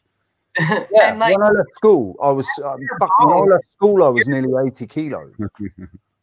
So I weigh under 100 pounds. So what's a pound? That's how small I 3.3, is it? I've got no idea. Or like 92 pounds. 2.3 kilos. It's about 45 kilos, isn't it? Pounds to a kilo. Is that right? Yeah, it's about that. Yeah. Oh my gosh. I need to eat some cheeseburgers, I guess. Where did you disappear to, Callum? And is it cold where you are? Yeah, man. He's in the desert. Well, Freezing. I just put a log on the fire. Getting that fire going. It's really cold in Alice at the moment. It's like, I think it's like 2. Got down to 2 last night. Wait, you're in Australia? Yeah. Yep, in the centre. Alice Springs. Yeah, so it's winter over there. There in the outback. He's in the middle of the outback. In the desert. There you go. In the desert, literally, and it drops really cold because it doesn't hold the heat at all, does it? And in Australia, we don't like the cold. Like most of the time, it's warm. When it gets cold, you start dying. Or even during the day here, when the sun's out, you're taking your layers off. Yeah. And then there's a cold, chill breeze, but as soon as the sun's back on, or you're inside, or you're in a car, you're in the shade, back on. I remember the snow in California, in the desert in California, like in November. I was at beginning of December, and like it was snowing out in the desert, freezing cold. My first year that I moved to Central Oregon, because now I'm living back in the valley where it doesn't. Well, it might snow, but not very much. But my first year living in a travel trailer, okay, trying to get used to the whole thing. It was over 2 feet of snow we got, and we didn't insulate the underneath part of our trailer properly, so we froze for a month. Wow. And I had to. Thankfully, we had a Jeep that we could, because nobody was plowing the roads. It took them like a week to get everything cleared. And I had to go shower at the sleep lab I was working at. I had to like get up extra early to go and like, or I would do it after my shift because like if the patients, because a lot of times I was there to unhook the patients and do the morning stuff. But anyway, yeah. So, yeah. Have you guys got a lot of snow like that at all? We don't anymore. We used to here in North Carolina. We used to, but not anymore. We don't get snow here. It Yeah, snowed actually like a couple of years ago, I think, way down south. Perth's pretty warm. It's one of the warmer parts of Australia, though, isn't it? It's the Perth sort of. It's not as constantly warm. We get more like we get up to like 40. I mean, shit, we get up to 48 sometimes, but you know, we get regular days of 45 in summer, which is what's that? That's 120 for Americans. But then you know, in the winter it's freezing at the moment. But I mean, freezing is like it's probably, what does my computer say? It's probably like 15 degrees or something. What is freezing to you? 2 degrees. 15 is what's that? 30, 50 degrees. No, I heard you, Pushkin. I heard you. Just let's. Your microphone is getting cut out by everyone, man. No. I was going to say something changed. Something might have changed with your microphone because all of a sudden it started like I couldn't hear you as well. Say something now. Hello. That's good. Hello. Brief. What is it about us beings that we always turn the conversation to the weather? No, that's English people, isn't it? Those English people always turn it to the bloody weather. It's because it's bloody hot over here right now. It's hotter than the gates of hell. Well, I think it's a relevant conversation. It's a relevant conversation because of what they're doing with the next massive agenda is obviously the climate change agenda. And it's like I said, I was talking to somebody this morning about it, talking about how like he sat there and agreed how the weather has changed here in Tenerife over the last 7 years. He grows weed and he's noticed that now it's really difficult to dry the weed because if he just leaves it out the way he used to leave it out, it sucks all the fucking moisture out of the air and it ends up wetter than it was when he started trying to dry it. And it's really sort of messing up his crops and stuff, you know? So he's noticed it, but he thinks that it's us. And I'm like trying to explain to him, dude, volcanoes exist and planes that spray shit in the air exist. And if you notice, the weather's it's heavy over here right now, dude. 5 years. The weather's only changed in the last 5 years. 7 years ago, the weather was perfect all year round. All year round, perfect, beautiful, gorgeous, warm, never got humid, never got too hot. Well, it did if the wind dropped. Like if the breeze wasn't there, it could get too hot in the summer. Except it wasn't really summer. It was just, you know, for that period during August and September when it was a lot hotter than the rest of the year, when it just never really dropped below, probably in the winter, it never dropped below 18 degrees at night. And then after it's going to probably go through our hottest part here now. Well, in North Carolina, it gets hot between the end of July and August. It gets, I mean, brutally hot. Yeah. Yeah. Where's the Mojave Desert? California, I think. Yeah, that must be the desert I was in. But so's or is that where the Valley of Death is? Is that I think that's also out in California. Is that the Mojave Desert though? Is that part of the Mojave Desert? Now that you're saying that, I think it might be. But Nevada, is it? Because Joshua Tree and Death Valley is the main desert that I know of in California. That's why I was thinking like the Mojave is either Arizona, Nevada, or Utah. Maybe. Joshua Tree. That was YouTube's first. Death Valley is in Utah, I think. Yes. No, Death Valley is in California. Okay. Right. Joshua Tree was YouTube's first album, wasn't it? It's from the Bible. Joshua Tree, the Joshua Tree. That's Mojave true. Desert's in California too, I mentioned in the U2, Sierra Nevada mountains. Okay. Okay. There you 'cause go. Thank you. their song, U2's song, Where the Streets Have No Name, I think it's singing about America before they went in and took it. But like it's about America, the America that they found and said, right, we're going to colonize this, we're going to recolonize this with Europeans. I think that's what they're singing about. Where the streets have no name. Damn, I did not know that. I did not know that. Well, no, it's not. I mean, it's not a definite thing, is it? It's just it's a thought. It's an idea, a postulation, a theory. It probably. I mean, that episode. No, that episode that I watched of Campbell and Burn, and they were talking about the Egypt stuff that's like over here in Tennessee, and what it originally how it was spelled and stuff. Like you should have seen me that night. My mom was like, Have you guys seen some of the footage too of the rocks around Mount Rushmore? You know, where they put in the new faces, and somebody was like, "New faces." Yeah, they put. I was going to say they put in new faces. Well, you know Mount Rushmore. You know Mount Rushmore. I'm saying, sorry, not new. The way I phrase that. Yeah. Sort of. But what the deal is that they're saying they did it to mask what was there, and there's potential evidence in the rocks there. Yeah. There's facial. When you look at it, it's not carved. You can see it's been covered. There's like a big, it's like concrete coming sort of down the mountain, and then it stops. Yeah. And there's a door in the back of the head, which means they're hollow. So how can it be sculpted? Well, there's an army base underneath it, isn't there? There's a massive army. So all of the rangers that are working in that area, they're not rangers. They're special, like they're secret ops basically. They're army. They're not. They're not just. Wasn't that in The Simpsons or something? And they went. I think they featured it in The Simpsons.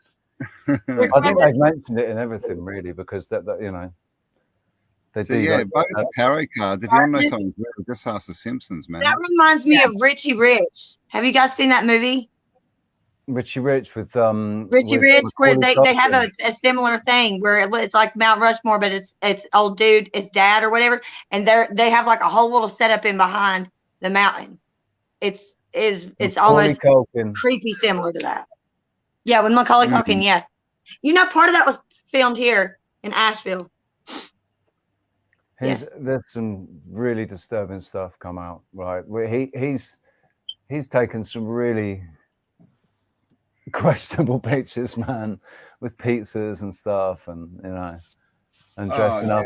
Stop messing with food like that. That ain't cool, man.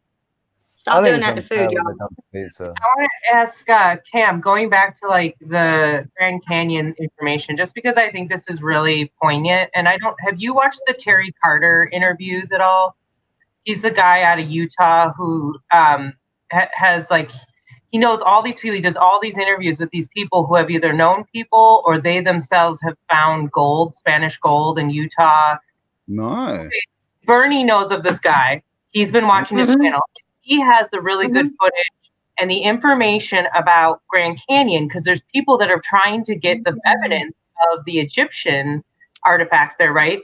And they've had drones going out there trying to get it, and the drones are getting shot down, and there's helicopters like swooping in really fast when people are coming into this area and saying, you're you need to get out of this area, you're not permitted, and people have been trying to get evidence because they're, obviously we know that there was like a newspaper clip article that of the evidence.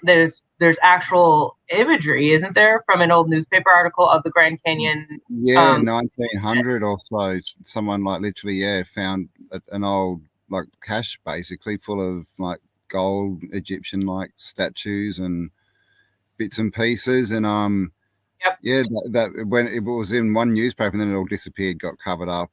There's another place, like there used to be a big hole in one of the temple looking mountain things they got there, and it's been covered in, like bricked up and there's covered the hole up in the top of the Sphinx, isn't there? There's the in the back of top of the Sphinx.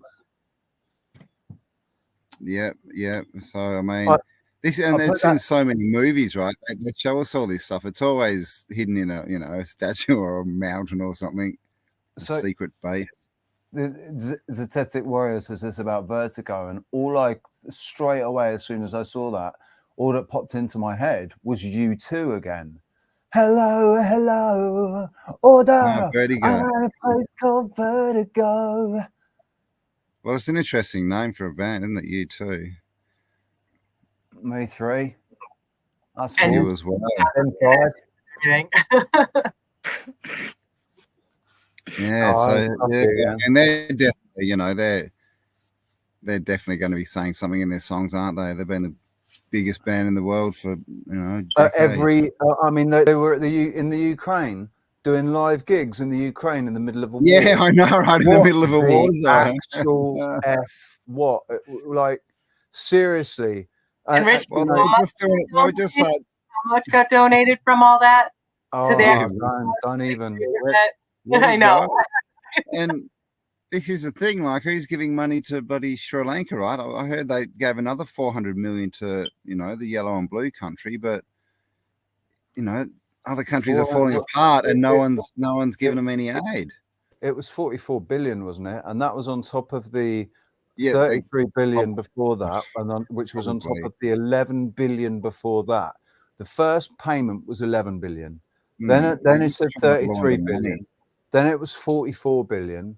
Now I've heard 58 billion. I've heard in all 82 billion. I mean, the thing is, when people try and rationalize it by saying, "Oh, this is a war. This is why this is happening," it doesn't make any sense why they're doing it.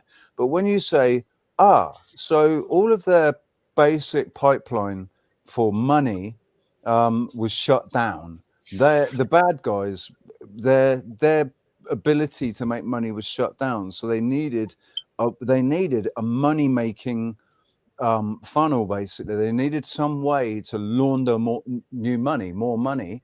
So what better way to do that than with the military industrial complex? None of these weapons that they're supposed to have been sending to these boys have been getting to them. They can't say where they've all gone, but they can show that they seem to have gone onto the black market, funnily enough. Selling Strange them, right? that, isn't it? They've gone onto the black market, and where's that money gone that was paid for them on the black market? They've just been laundering money to be able to finance themselves more. Exactly. Politicians trying to leave with suitcase of cash and stuff, isn't it, as well? Yeah. Everyone's getting rich from it. We mentioned Raytheon earlier. How much money has Raytheon made, man? Bruh. Yeah, it's just that's why you got to stop supporting the system, right? Yeah, we'll give you money for weapons, but nothing else, Yeah. We clearly have enough intelligence, people who are trying to think outside the box, right? Regardless if, we're all on the same page of the reality we live in. I think we're realizing that's not the point anymore. It's, it's coming down to like, what do you have? What can you contribute? So we're all talking about our skill sets now. It's like, the carpentry aspect and the I know this is what I'm so pumped about. And the fact that we're even talking about the free energy thing, like we can build our own society. We can create our own future technology. Like people coming over to offer their knowledge and their skills to help you do your van, Campbell.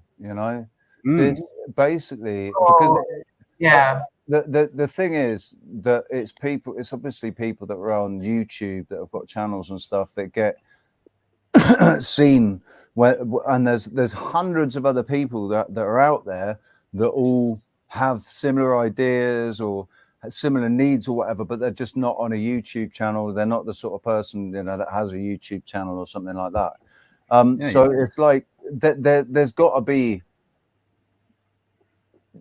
I was talking about how dotted out we are, but really we've got to be closer than we think we are to each other. Oh yeah. There's going to be people around you. You just got to find out who they are. Like the Flat Earth app's, good for that. Dave Weiss's app. There's a lot of people on that. It's got the friend finder on it. That's also when you put your intention out. Yeah, that's the major thing. Like if you put out what you want, and then just know that it's done and just, you know, don't expect it has to be at this time and look like this, it'll turn up. It always does. The other thing too to keep in mind is, like, something might not actually fall into place, but that doesn't mean that that's the end result. That something else is still going to come. So don't right?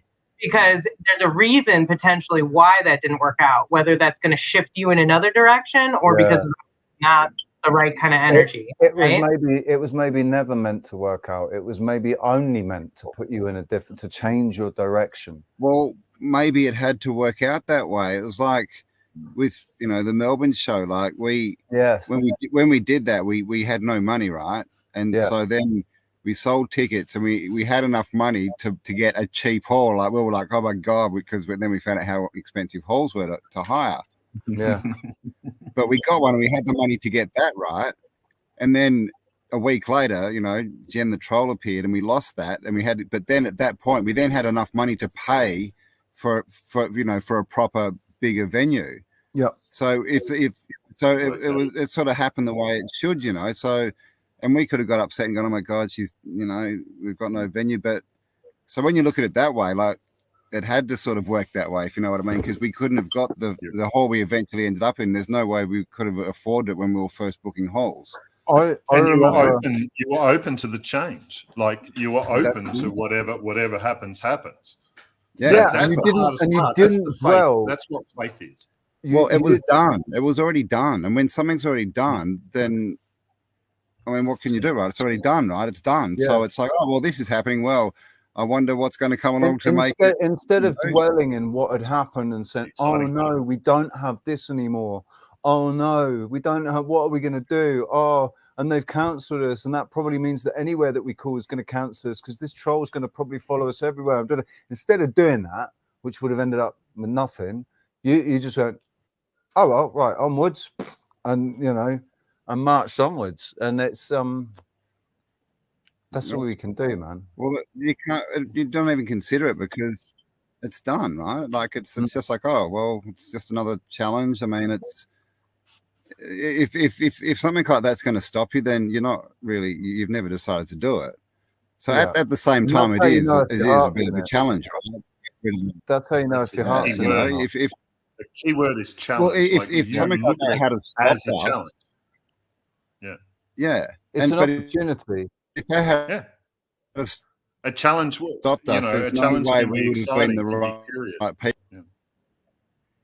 We got a bit of lag going on, and they just respond. Sorry, what's that, Pushkin? It's responsibility. It's your ability to respond, and your ability to respond was brilliant because you did a shit and you mined it for the diamonds, gold, and all the wisdom and all the. And you, I know that. Yeah. And that is the best revenge as well. And for them, they feel it. Them that have never done it before, they don't know what the fuck you're talking about. But it's like, learn. This is how they learn. You responded instead of reacting. Instead of reacting to what happened, you responded to what happened. You thought you moved on, and instead of reacting what was going on. He has a great responsibility. His ability to respond is fantastic. And, it's legend. It will be legend. It will be what we teach to our youth as to how to respond and what your responsibility is and what it isn't, and make it better. It's more fun that way because then you'll always live well, because the best revenge is always living well. That's my fault. Oh, the best revenge is just not it's not caring 100%. anymore about because you've moved on, because you have moved on, and it doesn't matter anymore. And then if somebody else is there waiting to see you still getting stressed about whatever it is, you're not. You're just living your life, and you don't give a shit about it. And you're like, what? Oh yeah, that thing. Oh God, I'd forgotten all about that. Wow. And they're still there, living in that place. They're still like, aren't you still angry about it? Like I am. Like, yeah, I've moved on, man. Peace and love. The light, and the moths will always be attracted to the light. Some of them will burn themselves up on it, and some of them will just take the lessons that need to be learned and go and start their own fire. Yeah. And join up, and then we'll be in the flower of life. We're always in the flower of life. It's just some people don't like the way it looks. But that's because they don't know how to look at it properly. Because they're looking at it from the wrong angle. And they stare. A lot of people just stare right into the light, and it's you know. And also, if it's the false light, it's quite a blinding light. Because the false light is a really blinding light. Because it needs to be a blinding white light to be able to it's still, it doesn't matter, because even if you're blinded by it, you'll soon realize and stop looking at it so deep, or stop worshiping if it blinds you. Oh yeah, but the thing is, a lot of people aren't doing that, aren't they? A lot of people are still they're going to gazing learn. into the. How else are they going to learn? Oh, and but the thing is, it's their journey. It's their journey as well. Exactly. So you have to give them the freedom to live their journey. You don't have to like it. No. And you signpost to them all the ways along. This way, fire swamp. You know, buyer beware. This, that, and everything else. They will be off on a trot to get down there where you've advised them not to go. So time mouth shut or not. It doesn't matter, because either way, they're still going to learn. You can either throw something in or not throw anything at all. It doesn't even matter. Because they're still going to learn. It's just not in your time frame. And that's what the whole situation is to distract you from you. And in all honesty, if I look back at my life, that's that is the best example. I am the best example of that. I wanted to do it my way. I did everything my way, and everybody said, "Why you always do? You always have to do things the hard way, don't you? You have to learn the lessons the hard way." We told you not to do. I'm like, I don't give a shit what you experienced. That was your experience. Exactly. I want to see what's going on. And again, for you to mention, I did what I had to do, and I saw it through without exemption. And charted course, each careful step along the byway, but much more than this, I did it my way. And there is my highway. Do it your way. You can't do it anyone else's way. Exactly. You've got to. It's a losing game. Path to hell is paved with people's good intent. The thing is, what's a good intention? You know, I mean, all these good intentions for other people are really trying to get people to agree with you, aren't they? It's just ego. Can be. The path to hell is paved with empty intentions. It's how they're going to learn what the difference is. We're here for discernment. How we're going to learn discernment and explanation is not as good as a demonstration. So everyone is getting to do their own personal demonstration of who am I? Who are you? You decide. You create it. That's your free choice. There's always a risk. There's always consequences. Death and taxes are the two guarantees, either literally or metaphorically. But we came for a good time and a hard time. So, you know. I think that was the thing with the last couple of years, is it showed a lot of people that they thought they were one thing, and they realized that they're not. They suddenly realize now, like, whoa, hang on a second. You don't know what they realized. It's what you realized. Oh, I'm talking about a conversation with somebody who's talking about what he realized. I actually had a conversation with somebody about it, and he was saying, like, I thought I was, I used to be really confident, and I used to be, nothing would intimidate me or scare me or anything. And now I'm sat here anxious all the time because of the last 2 years, because of what he's been forced into doing. Like, the way he's described it is he feels like he's been raped. Like, it feels like he's been raped by the government, basically, because they've forced him into doing these things that he didn't want to do. Because he had to travel to see his child. He had to get 2 jabs to be able to come here. It was the only way he was going to be able to come here, was to get 2 jabs. And he, he's a father who wanted to see his son. So can't judge him for that really too badly, can you? That's you be judged. It's not about judging. about observation. But So, you know that story, then he told you, you know that. say that again. Really, really hard to get into it. You wouldn't want to get into it with him, but if you get into it with yourself, it's like you will see the wheels within the wheels, and you won't will help you grow so that you know how to immunize yourself from having this kind of conversation or the feelings it will bring up in you in future.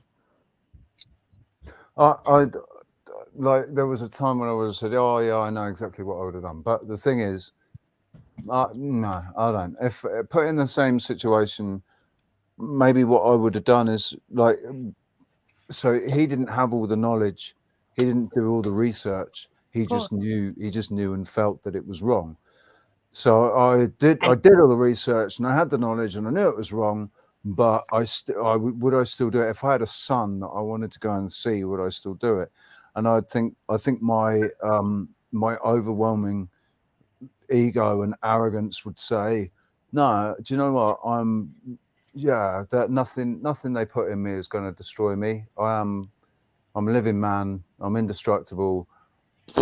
Bring it on. And and I'd probably do it as well. But in that situation where I wasn't able to see my young son in the most informative time in his life, the first 3 years of his life. Yeah. And really, beat yourselves up over that, and you really shouldn't. And, unfortunately or fortunately, either way you look at it, because I can mind it from both angles. But truth, not really in the physical. You don't.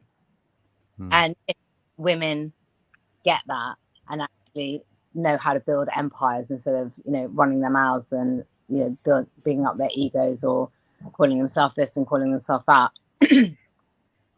then you would know that sometimes men have got to be away at sea. They have to. And even if they're not literally at sea, metaphorically, they're at sea. And the very best thing that they can do is just let them get on with it and let the child know the legend of the father that, yeah, he's away at sea at the moment. And when he comes back, he might be this, that, and everything else. But it's okay to weather the storm. If it gets, he'll be like the weather. When it rains too much, or starts thunder and lightning, call me and I'll come and get you. But when it's just, light sprinkling, weather it. If it's like light rain shower, weather it. When it's sunshine and fabulousness, make hay. But don't throw the baby out with the bathwater, because that's your father, that's half your DNA, and it ain't perfect, and it doesn't need to be. It's like a Persian rug. It looks absolutely fabulous. Well, it had to, because otherwise we wouldn't have made it. But it has perfection. Doesn't matter. It's still fly. But men, at the very beginning, in the physical, that you've somehow fucked yourselves, and that's rubbish. You haven't. Yeah. But you don't even have to be there in the mental. If you can be there, there's nothing that can stop you, because if you can't go out, you go in, and you teach your youth how to do it. It doesn't matter what barriers are in your way. There's always a way through. Always a way through. Barriers are they're obstacles. They're not. They're normally obstacles, and obstacles are opportunities, because they're opportunities to grow. An obstacle is an opportunity to grow, isn't it? Because you can find a new direction. You can to find ways around. Doesn't matter. Problem solving, and there's no way out. There's only through. How are you going to get through? It's like an obstacle. That's why we, put boys on obstacle courses. That's why they go to these fairgrounds, that have obstacle courses over water, some over land. That's why it's in the army training. It's part of the army training to get over an obstacle course, to see how to navigate, to get through problems. But don't. You've got the literal and the metaphorical. Meet it in the middle and see both sides and decide, is this a literal, is this a metaphorical? And what is my ability to respond? Yeah. How men become leaders. Because they have an excellent ability to respond. It doesn't matter what you're leading with. They think, oh, well, it's got to be a chest beating, The the best leaders lead by example. The best leaders lead by example. Exactly. And the best leaders have the best followers, as you are witnessing. And they're normally reluctant as well. Of course. They're normally reluctant leaders. Well, they don't want to lead. Out of my way types. No, they don't. No, you're right. Lead. Well, yeah. Because we know it's not about us. I'm happy to follow. I'll play follow my leader. More than happy. But if you're not a good leader, then I'm going to be like, nah, not leading, not following now. I'm going out. We all have roles, though, don't we? Not everybody is a leader. Not, you know. Of course. We are leaders. Every single person has a valuable role to play in, you know, in what's being built. I think it's connected to our potential powers.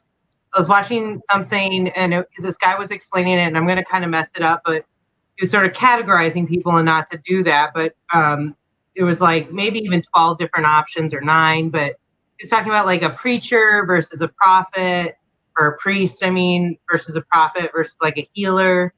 And my thought is that we all, because like when you talk to other people about when they've gotten into the spiritual side of things and when they've started to see visuals or other abilities that they've been able to harness, everybody kind of has a different, you know, like some people can see more visions, or have more like prophecy type things. Other people, it's more of like a feeling, because that's how I operate.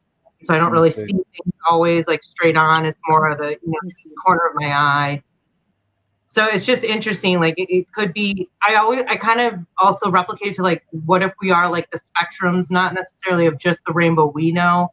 Maybe it is more in depth as well, and it correlates in the frequencies, right? Like it could all connect. But yeah, Campbell, we're all connected. Or the archetypes that are in the tarot cards. You know, you've got the Fool, you know, the gas, you know, that one, the Hierophant. There's so many different archetypes, and you might, you know, move and back through them, forward and backwards. If you get stuck in a rut, you might go back so you can move forward. But yeah, and knowing the quality of each one, and knowing what your quality is, and where to plug the gaps, you know, gold that you've mined from the shit that gets handed to you in your life, and you're, you know, a little arc and take leak proof. That's your job. And then youngers how to become leak proof arcs. Archetypes are a big thing as well. Like we have to.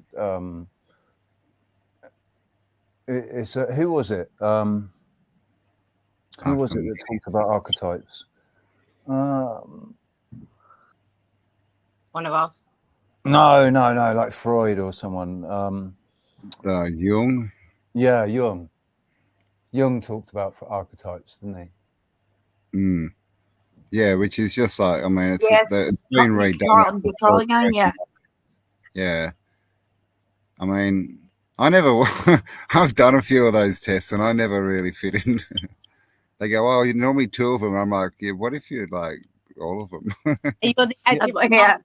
I honestly, I see that a lot with myself too. And that's why I like the more like Verdict chart, Jovian chart that we've done. Because that resonates more with who I am. And I've been able to like, I don't know, a couple of things I've been able to figure out from that. Strange how much the Jovian thing resonates, isn't it? It's like, it is crazy how much that resonates. And you know, and I've got that experience watching the guy that explains it, Richard Beaumont, the guy that explains it. Like, I swear I know him. I actually know that man from when I was a child, when I was in private school. I recognize everything about him. Like, everything about him, his mannerisms, the way he talks, his voice, everything, absolutely everything about him is familiar, which is weird.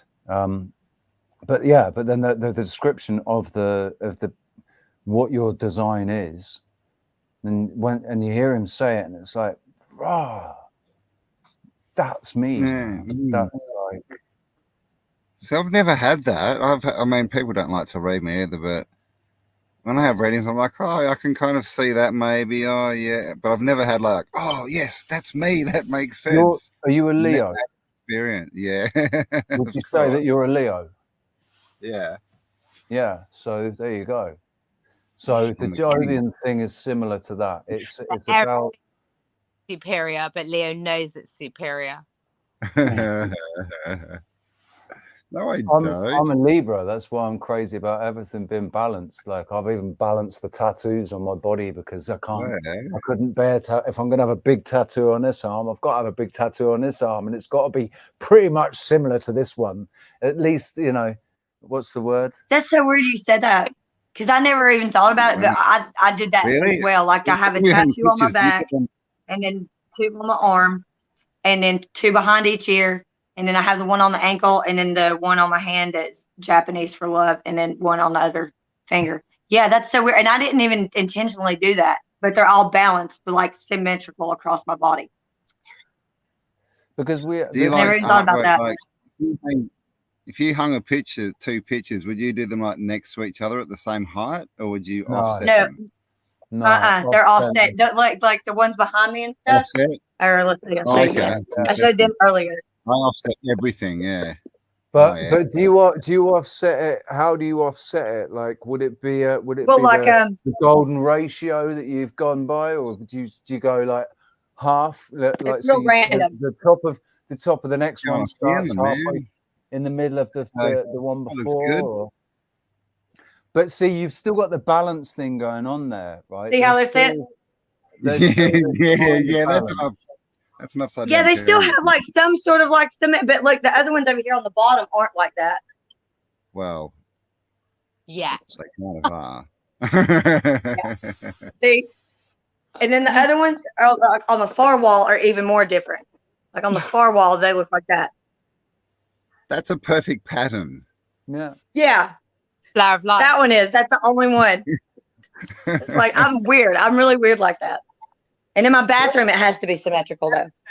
That makes sense. For those pictures, the symmetric. Thank you. I did all the paintings and stuff. I did, and there's a lot. Most of them, there's a video for on the channel, but that's early on because once the pandemic came along, I stopped doing my art for a while. It was really depressing, and so like I'm getting back into it. There's another artist that does pouring art on YouTube. That I'm going to collaborate with, and we're going to do that real soon. I love the organic sort of development of pouring art. When when people are pouring the paints, it's so therapeutic. Onto water as well. You know, when they take prints off water and stuff, or when they take shoes and they dip shoes in. The hydro dipping. It's crazy cool, man. That is so cool. What they do, they take water and they put spray paint in a layer on top of the water, and then they'll dip. I've seen people do deer skulls and stuff, and that shit was so cool the way it turned out. Oh my goodness. Yeah. I love I love pouring. But that's the one wall that I showed you that's direct opposite for me. Every single one of those pieces was an attempt to do what I call the yin yang pour. So you had to have black and white on both sides, and then you would have to pour the opposite color ring around whatever colors you poured in, and then blow outward, and that's what mixes the paint. It took me 1, 2, 3, 4 of them before I finally got it right, because the first time I forgot to put the black and white paint in there at all. Got done with it, and I was like, oh shit. Well, that just went out the window. I totally forgot to put the black and white paint in there. That didn't even work. Yeah. It took me a while, and I got it, and then I was just playing around with the first triangle piece and taped it off, and then the way the colors did this weird water looking effect, and when I pulled the tape off, I decided to paint the center of the triangle in glow in the dark paint. So all of those glow in the dark, and the two over here above me, they glow in black light. They're my well, if they glow in the dark, does that not mean they automatically glow in black light? No. Ah. Yeah, the way the paints work, they're different. So you have to buy neon paints for black light, and then glow in the dark paints they're specifically glow in the dark. Like some of the glow will glow a little bit in black light, but not as good. And the black light really won't show up in glow in the dark. If you don't have a black light, it don't show up really good. Like you. Yeah, I love black light paint and stuff like that. I just want to find some body paint that's black light. explains you extremely well that you're glowing, Say that Thank again, you. Pushkin. but you don't black light deliberately. Oh, you painted with the I'm not going to let Yeah, you. I did. If I'm in a black light, metaphorically, I'm not going to glow. But what's the point? I don't want to attract anyone to me. But you are a glow in the dark. Yeah. And painting. I do translate things and art, but that's what you described. I didn't even have to look at it. You just said it, and it was like, oh right, that's what she's talking about. You're a glow in the dark. You don't, but you won't glow because you know it's a good idea, right? Exactly. I look like an Yes, alien in that's black like the light. first time anybody ever got that. That is so cool. Oh my god, that's awesome. There's a black light actually sitting right beside me right now. I turn it on at night so that whenever I do shut the lights off, those will glow in black light. And I'm telling you, they are really cool looking when they're glowing really good. I had no idea how one of them glowed in the black light until like about 6 or 7 months after I did it. And somebody was like, "Have you ever put a black light on that?" And I was like, "No, why would I do that?" And they're like, "I'm pretty sure that's got black light paint in it." And I was like, "Really?" And then we did it. I was like, "Oh my god!" I didn't even know what I had put in there. It was crazy. It's just I do whatever it feels natural to me at the time when I'm mixing my paint and stuff. That's what I always did back then. So that's what one does. Hey and guys, I would use like mix out. the blends of paint. Read it. I've got to go on another call. No worries, Cam. Thanks for I'm gonna have joining to us, leave buddy. So thanks for having me. Good to Have talk to you fun. again. Well, Yes. talk to you soon. See you again. I do want to talk to you again more because I want to talk to you about Admiral Byrd. Oh, cool. All right. Yes, definitely. Yes. All right. We'll Yes. Awesome. All right. Have a good one, guys. See All ya. right, buddy. Later. I just Yeah, watched. actually having Go on, Callum. I just watched a pretty cool thing about Admiral Byrd. It was a remote viewing session. Right hemispheric, left hemispheric, I think, on YouTube, where he goes through. Yeah. And he went through the whole. He was going through Shangri-La. Oh wow! And then Yes. as part of that, went the through artwork too. Admiral Byrd and the underground or the inner Earth and all of that as well. Yeah. There was a lot of things actually on that. All I see in my mind when I think about Admiral Byrd is 33rd degree Freemason. Yeah. So, sure. And in Antarctica, he set up a Freemason club in Antarctica or whatever. Yeah. So I mean, they are the engineers behind the. I gotta write that down. The history, the steering of education. They're the ones behind. You know, they are the image planners. makers. Them and the Jesuits, but the Jesuits are part of the. It's all one and the same, isn't it now? Yeah. So, to be a Jesuit, I had never heard that. I had never heard that about Admiral Byrd until just now about the Freemason thing. I did not know that. I did not know that. And the 33rd degree, interesting. 33rd degree is honorary. It's not something. Yes. It's actually not. And it takes a lot to get to that level. You have to know stuff to get to that You level. can pay your way to 32. 33 is a level. I didn't know that either. A very serious level. That's why the president won't become a 33 States, unless they've already set some things up with you, and you will take. You will become what they want you to become. You're already there. What if my numerology? And there are the females have a Freemason sect too, but they have to be wives of a Freemason, and they're called Eastern Stars. Eastern Stars, yeah. That's the one that the Queen's head of. Yeah. Why? I just think it's so interesting. I've never heard that about Admiral Byrd before, and I have conversations about him a lot. Yeah, look at the club he set up in Antarctica and all of that. It's where a lot of it you can find. I mean, all I'm saying is that because he is a 33rd degree Freemason, it just means that whatever is put out about him has to be taken with a grain of salt and looked at. Why would they tell us these things? Well, because they want us to think these things. And a lot of his narrative about aliens and stuff is all to further their space narrative. It's not necessarily to tell us the truth, or it's to further confuse us about what's going on. But I do think that they're pointing to the heavens and to space, because in reality we should be looking down underground. It's in deep bases underground. That's where the brains to this entire operation is hiding out. They're not up in space, they're underneath us. Around us. Around, as above, so below. You know, they put it in our faces. They put it in our faces. Because they're just, and that's why they think that we're stupid, because really we are. Until we start to notice these things, we are stupid, and we look back and we think, oh my God, that was right in our face. How could we have been so stupid? We didn't see it.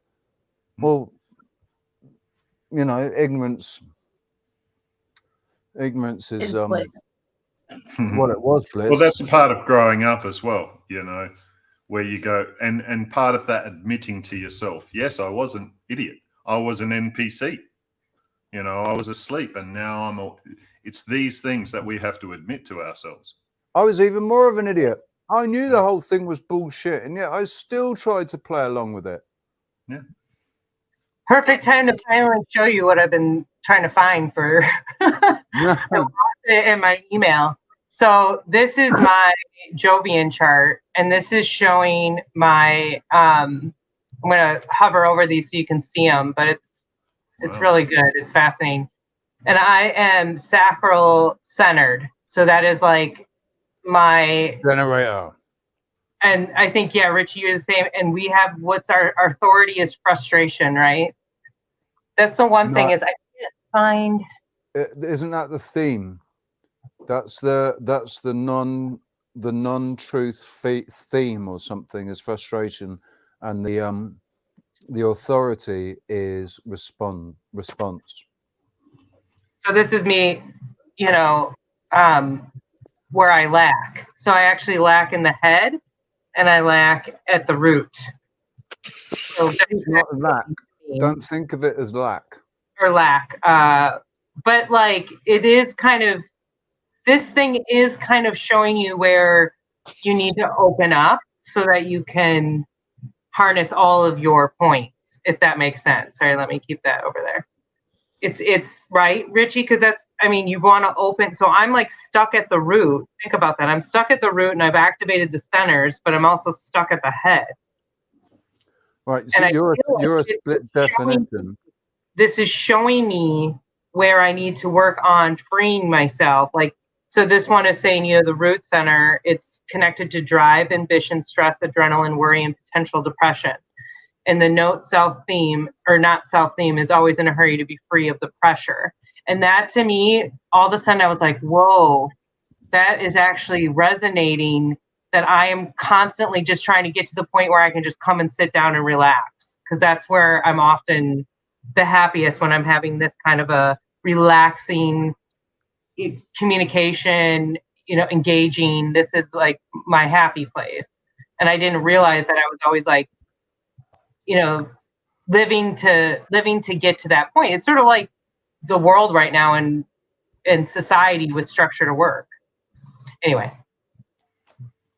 The thing is, the areas that you're not active, or where you don't have a bridge or a gate open, if you're in the presence of somebody else who does have those chakras activated and linked to whatever, in the moment that you're in their presence, it provides that link in your own, or it can provide that link in it within your own. It's like you connect everything through the other person. That's how we work together, man, because we're not all fully activated. We need each other. We need each other's presence. We need each other to activate that informational field, you know, and these energy points, so that everybody's fully connected. That's how it happens, is, you know, when we are fully connected, we are fully connected. we can't be fully connected without someone else. We can't be like I mean, well, I won't say that we can't, but I think it would be extremely difficult and could possibly take more than one lifetime to be able to activate everything within your own vessel, you know, to be able to be able to. Well, you don't know what you don't have though sometimes as well. So when you can feel it, you can be shown it, then you can develop that within yourself as well. Mm. Some people like that can be an uncomfortable thing as well when it's something we don't. That's not me. So people will see it as an uncomfortable thing. Yeah, that's why I'm so open. Like I've come to this point now. I want to share this because I want to be vulnerable and showing like these are my weaknesses. I can definitely. This actually really resonated with me, and I've worked through a lot of this, but I still have a lot to work through. Mm. Yeah, I understand what Richie's saying about the word weakness as well. I mean, if you just look at it like a song, and here are the notes I play really well, and here are the notes I don't play that well, that they're the notes I need to work on and practice more and play more until I bring those notes up. Then our fuller expression, we have that fuller expression of me, of you, of It's really all about expression. You know, I mean, singing your song, finding yourself is expressing everything that you can be, expressing more. You don't find fuller expression. If looking for yourself forever. Great. So I to remember about the one word thing. So we don't find ourselves, we create ourselves. I'm sorry, Pushkin, I missed most of that. It's cutting out. Yeah, it's cutting out badly. I caught the end of it though. You're saying that we don't find ourselves, we create ourselves. You look well, yeah. We don't like. I'm not sure if I agree with that, because I think that your true self already exists. Yeah, reveal ourselves. Our true self is basically it's when you find yourself. Finding yourself is finding your true self. So being able to recognize all the different aspects of your own ego and let them fall away to realize what's actually at the core center of who you are and what you're, like removing the blocks to your expression. When you remove those blocks, hey, there you are. That's you. You know, when you have that full expression, that is you. You know, when we block ourselves and go, oh, that's not me. That's not me. Why did I do that? Why did I get angry? That's not me. You know, and it's those triggers that are setting us up for those, which is ego, and you are not your ego. You can, we work with our ego. Well, your ego is meant to be a tool, because you can't. There's certain things you just can't get done in this 3D realm without some aspect of ego. You know, your ego is what gives you strength. Yeah. But if your ego is in control, if you've given up everything to your ego, that's where it's a problem. You know, but when we start looking at our programs and start releasing those programs that we've been taught over and over again, when we release those, we're releasing that part of the ego as well. It's like, thanks, I've got this now. You know, I'm not scared of this anymore. Pushkin, have you got any earphones? No. Have you got a headset? Because I don't know if there's something going on in the background.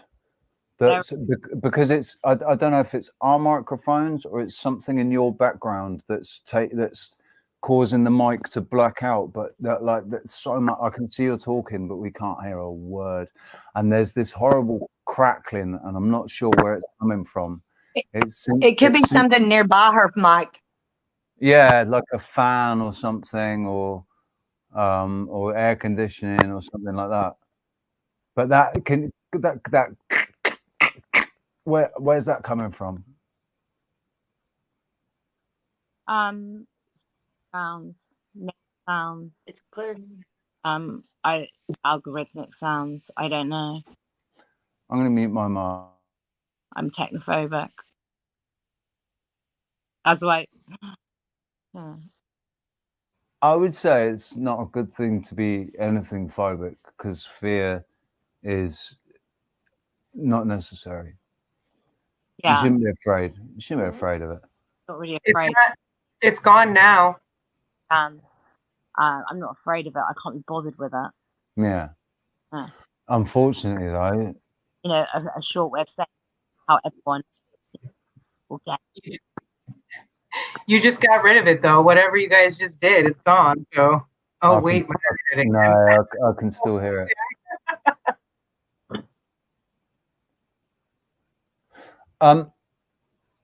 So I'm just reading that you carry life's most powerful motor within you, the sacral center. This is what I was saying to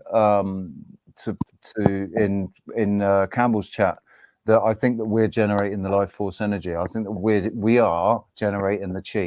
All of us, like especially those of us that are generating chi, which is 70%. I'm just going to mute. It's 70% of us are generating, and that's the ether energy that we're able to harvest, you know. But Richie, this is what I've talked about that's fascinating with me and my whole pattern through my life is this last part right here where it goes, though in your case, okay, so your energy has the ability to move directly into the world. Though in your case, this can only happen in response. This potential for manifesting, and again, only in response to what life brings you, is what separates you from a pure generator. So this is what I've talked about, that I only have the ability, I have to wait for what comes to me. I have to, for me to make a difference in the world, it's like it has to come to me instead of me. I cannot force anything. And anytime I've ever tried to chase after something really adamantly or throw my whole energy into it, that's when I found that it's kicked back at me, because this is what I have to do. I have to wait. And then when it's worked out for me, it's just shown up. Like when I became a sleep tech, it showed up as I had to leave this house I was living in. We were actually getting kicked out, and I was trying to find a job in the area and I wasn't having luck. And my friend's like, hey, do you want to become an office assistant at a sleep lab? And then what, came and spiraled from that. So that's what I'm getting at. Like a door that opened, isn't it? An opportunity presented itself for you to learn something, and you took it, and it, it's like you started off doing admin and ended up being getting some qualifications. Exactly. Yep. And I ended up seeing my own patients. A spiral up illusion. Say that again, sorry. It's a spiral up illusion. Yeah. It's not a devolution. It's not a revolution. It's not an evolution. It's a spiral up illusion. Wow. I love that. Me too. I think of evolution. I definitely believe in evolution, but I believe in the evolution of consciousness, the evolution of character, the evolution of being, rather than. And you also would have to believe in the devolution, because you might have experienced your own spiral up illusion. Yeah, people are experiencing devolution. I think that's what's happened.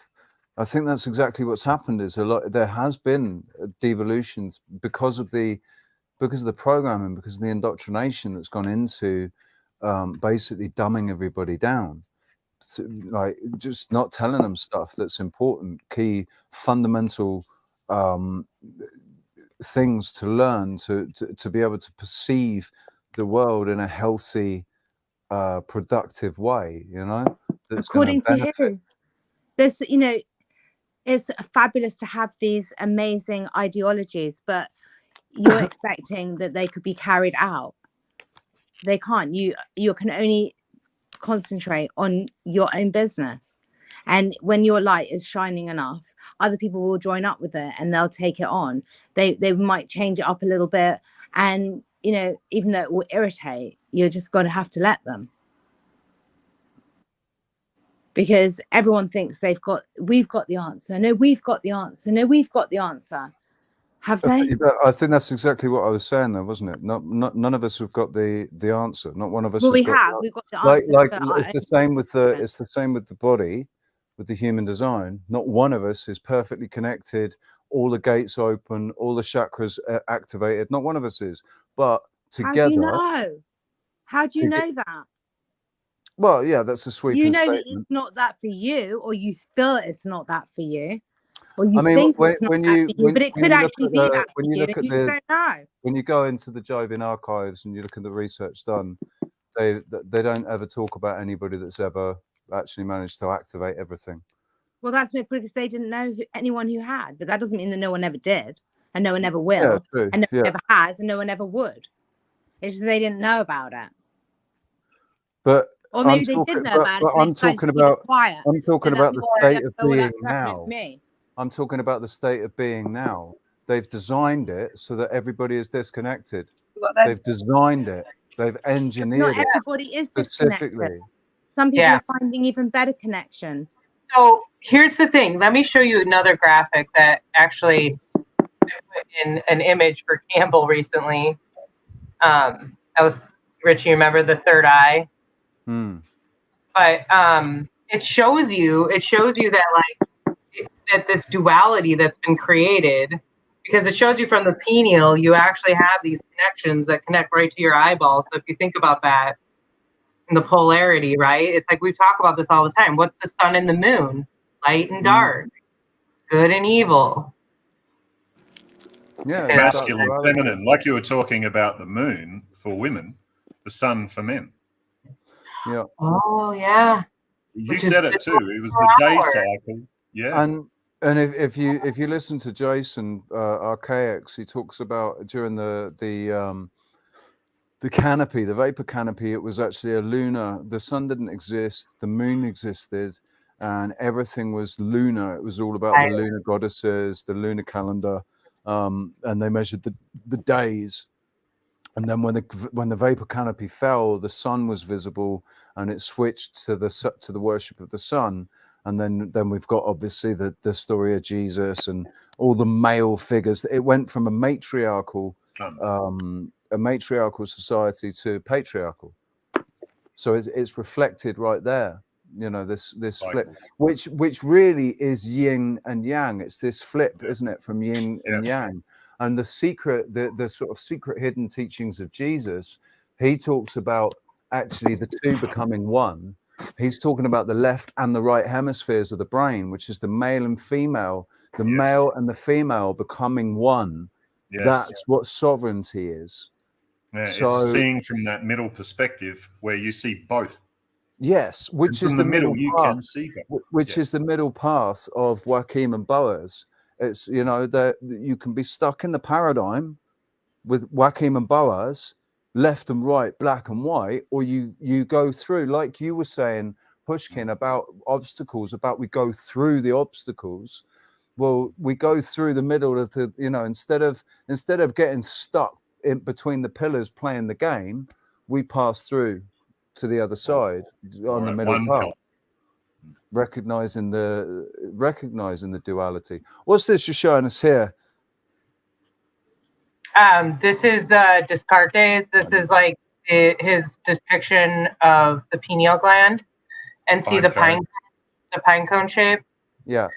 That was kind of the theme I went with when I was working with Campbell's logo stuff recently. But let me, I did some other things.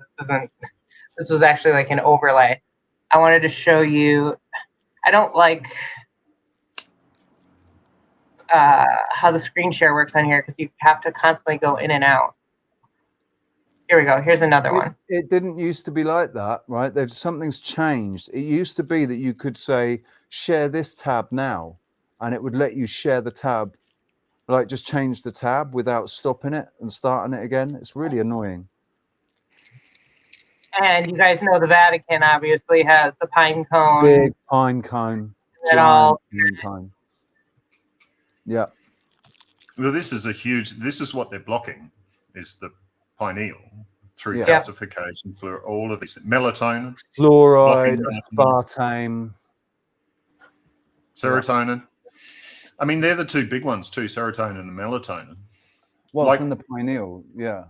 Yeah, Isn't I mean, isn't it still only a theory, though? Isn't it still only a theory that's where they're produced? They haven't actually proven gland. it. The pineal is a gland. What does it produce? Melatonin, serotonin. Oh no, it's DM. They haven't proved it produces DMT yet, have they? Well, that's tryptophan. Yeah, dimethyltryptophan. They know we produce DMT.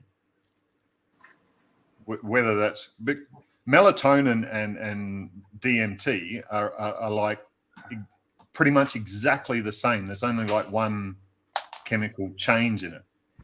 So have you ever tried DMT? It's DMT being turned into melatonin. My friend who's coming over next week is talking about bringing some with him. Oh wow, it's a totally different. It's different. I've never done anything like that before, ever. And Well, I don't mean that in a bad way. It's just if you smoke it, it's very different to if you do it through ayahuasca. Like yeah, we smoked it. So you get a 15-minute sort of trip with the very intense as well, though. Very intense and a lot of colors and lights. With the ayahuasca, it's that slow going into it for God knows. Now that I haven't tried. It's like, but I do want to try. 3 to 5 hours. You were talking about microdosing, Sarah. That is actually something I microdose, but not taking it, just smelling it. So I have a little bit in my little thing, and I smell the DMT. No way. Yeah, I realized I was very sensitive to it. When the first time I smoked it, my pineal gland basically decalcified. It blew it bloody wide open. Yeah, and then it took me a lot, right? It took me a lot. Like my mate was going, another one, do it again, because there's a point you want to break through, and your body sort of knows that too and goes, yeah, I need more, until you break through. And that is breaking through the pineal gland, breaking that calcium, that calcification that's happening there. So it cleans out your pineal, and then you're more open now from that point on.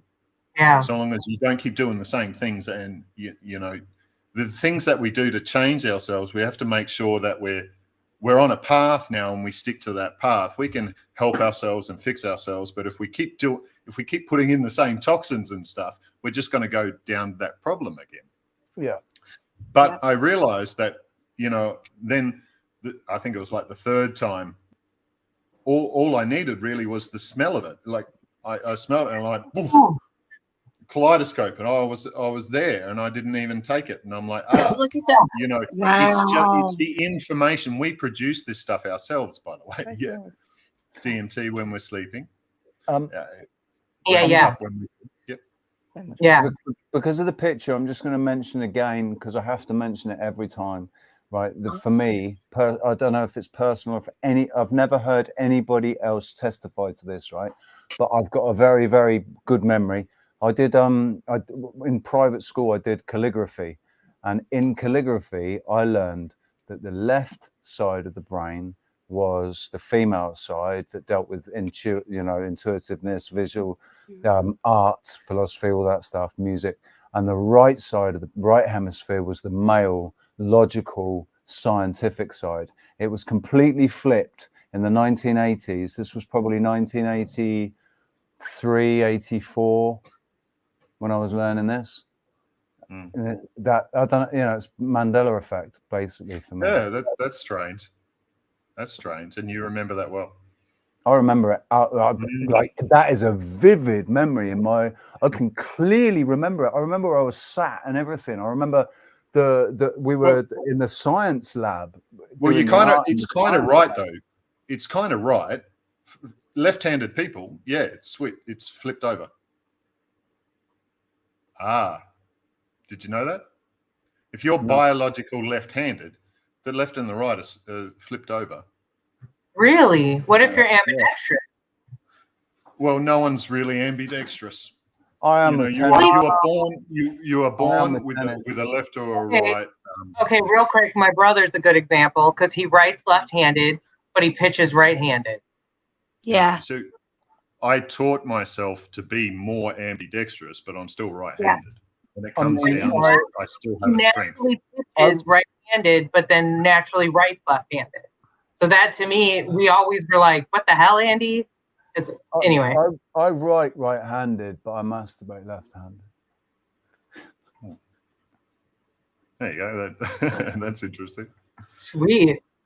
Here's your Sunday TMI. There can be crosswise. It was a bad joke, man. It was a bad joke, but that's right. We've lost Pushkin Castle. Don't know if that's. Yeah, I think it might have been a signal thing. Yeah, I mean, that's sometimes kind of it does have to do with your Wi-Fi signal. It can be frustrating as well when you're getting cut out. If you're trying to say things, but nobody even realizes that you're trying to say anything because they can't hear that it doesn't cut the, it's not cutting our microphones out, and we're cutting her out. And if there, whatever's going on, like it's frustrating if you're dealing with the inbuilt microphones. Yeah, I think there's a few things going on. Her microphone plus like what you were saying before, where our microphones are very sensitive, so ours pick up first and it'll cut out. Yeah. Well, and we're using custom made microphones, whereas the ones in laptops and phones, they're just kind of bog standard mics, aren't they? They're not really very not very good. 2 hours and 51 minutes without a break or anything, man. What we should do is I'm so proud of myself considering that I hadn't slept. I thought that was so funny. I don't know how everybody knew that before I even got on, but I had 3 people in the chat go, "Em, have you slept?" And I'm thinking, damn, have they seen me already? And I just didn't know it. Do I look bad? What the hell? No. You were in Bernie's chat, you said, right? Yeah, I was in Bernie's chat because they were that was good stuff. I couldn't leave. It's always good stuff. It's always good stuff. Yes. Yeah, it's always good stuff. I can't get over the eye of Horus in that picture. I cannot stop looking at that. How it looks just like that in that last picture with the brain. Say, what is it again? The two eyes. Yeah. Yeah. What does that look like? The eye of Horus. Yeah. That's what. Yeah, that's. Yeah, I was like, oh my goodness. Yeah, because that's you die and you. Pineal gland. Right, Horus died 3 days later, and the whole thing, the pineal gland, the way it looks, and the inside of the brain from a different angle, it looks like it has that spiral look to it. It's such a trip. I'll show you guys the brain itself. I'm so fascinated by the brain and all this. It's so amazing to me. Like the way it's wired and all the different neurons and the way they work with one another and stuff like that. I'm just like, don't you think it's quite interesting as well when you break open a walnut? It looks like 2 halves of a little brain, and it's good for your brain. It's got good fats and brain coral. Your brain. Yeah, it's good for your brain as well. Yeah, there's also. I just wanted to show you guys what I made based on the pictures I was showing you. But fantastic! That's awesome. It's got the. There's the pine cone. Yeah. I like the black one. Oh, I can show. I wasn't going to show them all though because I didn't know if Campbell wants to, So I wasn't. Yeah. Should keep them. I just wanted to show you this one because it was kind of like a thumbnail sort of. It wasn't the logo. It looks quite a bit different. I'd show you guys, but let's just wait till Cam even wants to use it. Anyway, it's all good. Okay. So, we've been going for a while. You want to take a quick break, Rich? Yeah, man. You want to play one of your videos real quick, and we'll fill your coffee. I'm gonna go.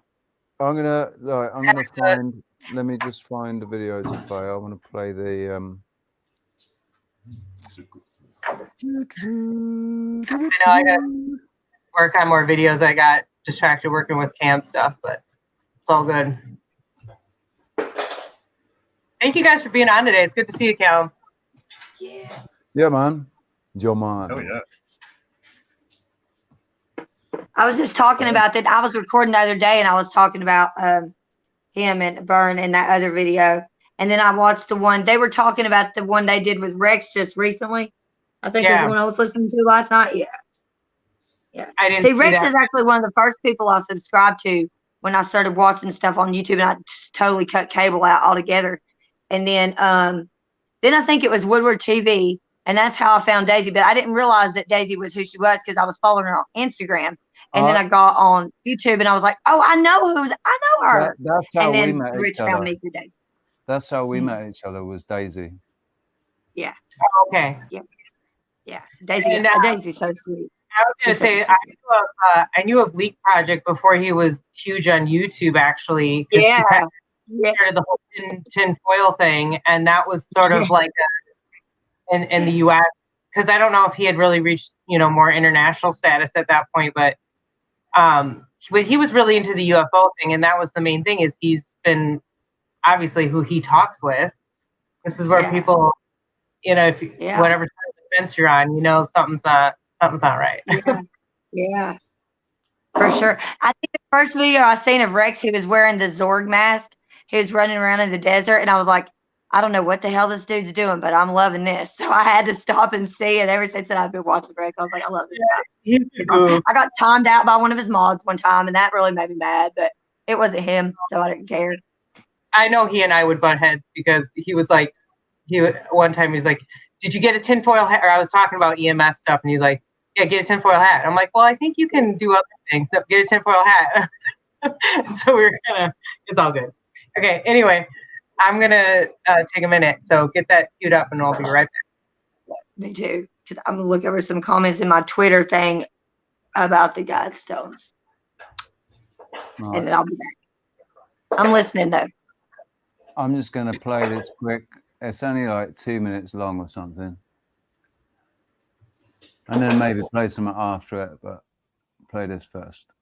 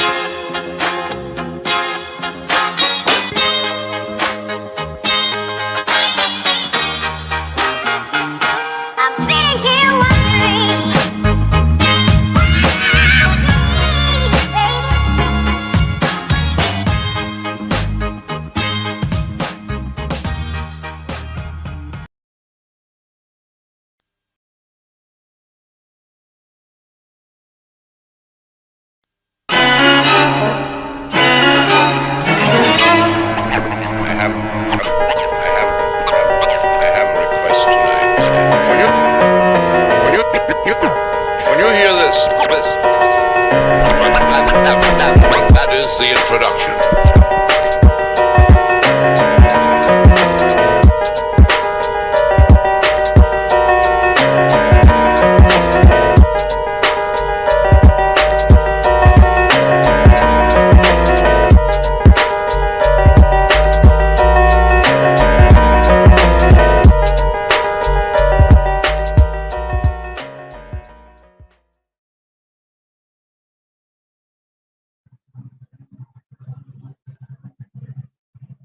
Yo, yo, yo. We can't hear you, Richie. Well, mute, Richie. I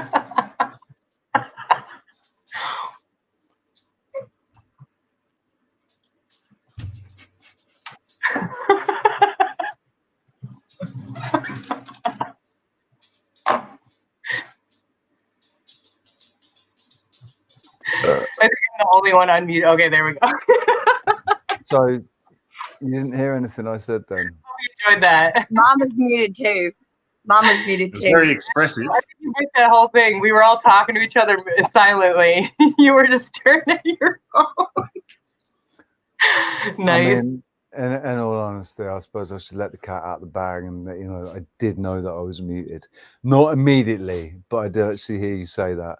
I just decided to keep talking, expressing myself, because I knew you'd just have a good laugh about it. Is that being expressive like this, right? I've been watching the YouTube channels that I enjoy watching. The guys and girls that sit there talking manage to sit quite still,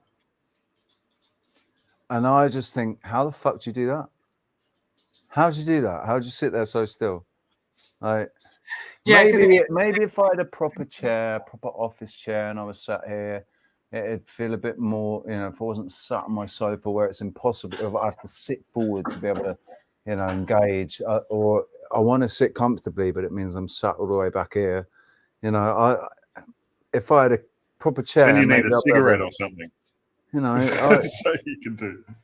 yeah, but then it'd be like jazz review. For me, it was actually part of my autism and stuff that I needed something to express. You know, I couldn't really sit still. My mind's going too fast, and I'd be analyzing way too much stuff. So when I worked that out, you know, I'd sit there chain smoking for heaps. You know, especially because there's also the anxiety and stuff that comes along with that as well. So it's getting rid of that as well. But when I found my little rubber ball, that made life a little bit easier, where I could actually put some of that energy into there. There you go. Yeah. It's weird because a lot of the time it's like I feel like almost like I've plugged into a fucking socket, and I've got this energy inside me, and I can't stay still. I can't, you know, I'm fucking moving because of this energy that's inside me that I'm trying to express, you know, or trying to explain. Yeah, it's like I'm amazed too, because, you know, with the whole new work environment and having to be on these meetings, I'm trying so hard to stay still during these meetings and stay engaged. But I have I want to, I pick, you know, I pull up my face because I need to, you know, open up my nostrils so I can breathe better. Then I get an itch back in here. Then I'm like, oh, my hair's doing something weird. So I got to you know, I can't stay still. And I'm amazed when people they're like robots. You're muted again, Em. Oh, I wish I could lip read. Yeah. It's something I need to learn. Okay. My nose. That's the worst habit. Is like I will pick my nose. If I feel like there's something there, I cannot not get that. And it'll drive me crazy to the point where I get it. And I can tell you, like, especially lately, how many times I'll be editing and I'm just sitting there like picking my nose and talking to you. I'm just like, what in the hell, Emma? How old are you? Like 12? But if there's something there, I gotta get it. I can't not get it. I would tell y'all if you had it. I mean, I'd be lying if I could feel something there. The worst thing is when you breathe in through your nose, and you feel it and it goes flick, and you feel it flick, and you're like, It blocks your nose. Yeah, yeah. Fuck, and you can't, you're trying to snort it out, and you can't snort it out, so you got to have a real good fucking dig. That's when my guitar nails come in handy, man. That's when my guitar thumbnail comes in handy, you know, nice and long. Yeah. My little pinky, nice long. Yep. Because that's the only one that I can get the crap out of my nose with is my pinky. Everything. One of my nostrils is like way different than the other. It's like oblong, and the other one's like real circular and round. I don't know. My nose is crooked. There's a discreet way to pick your nose, man. There's people that literally sit there like this.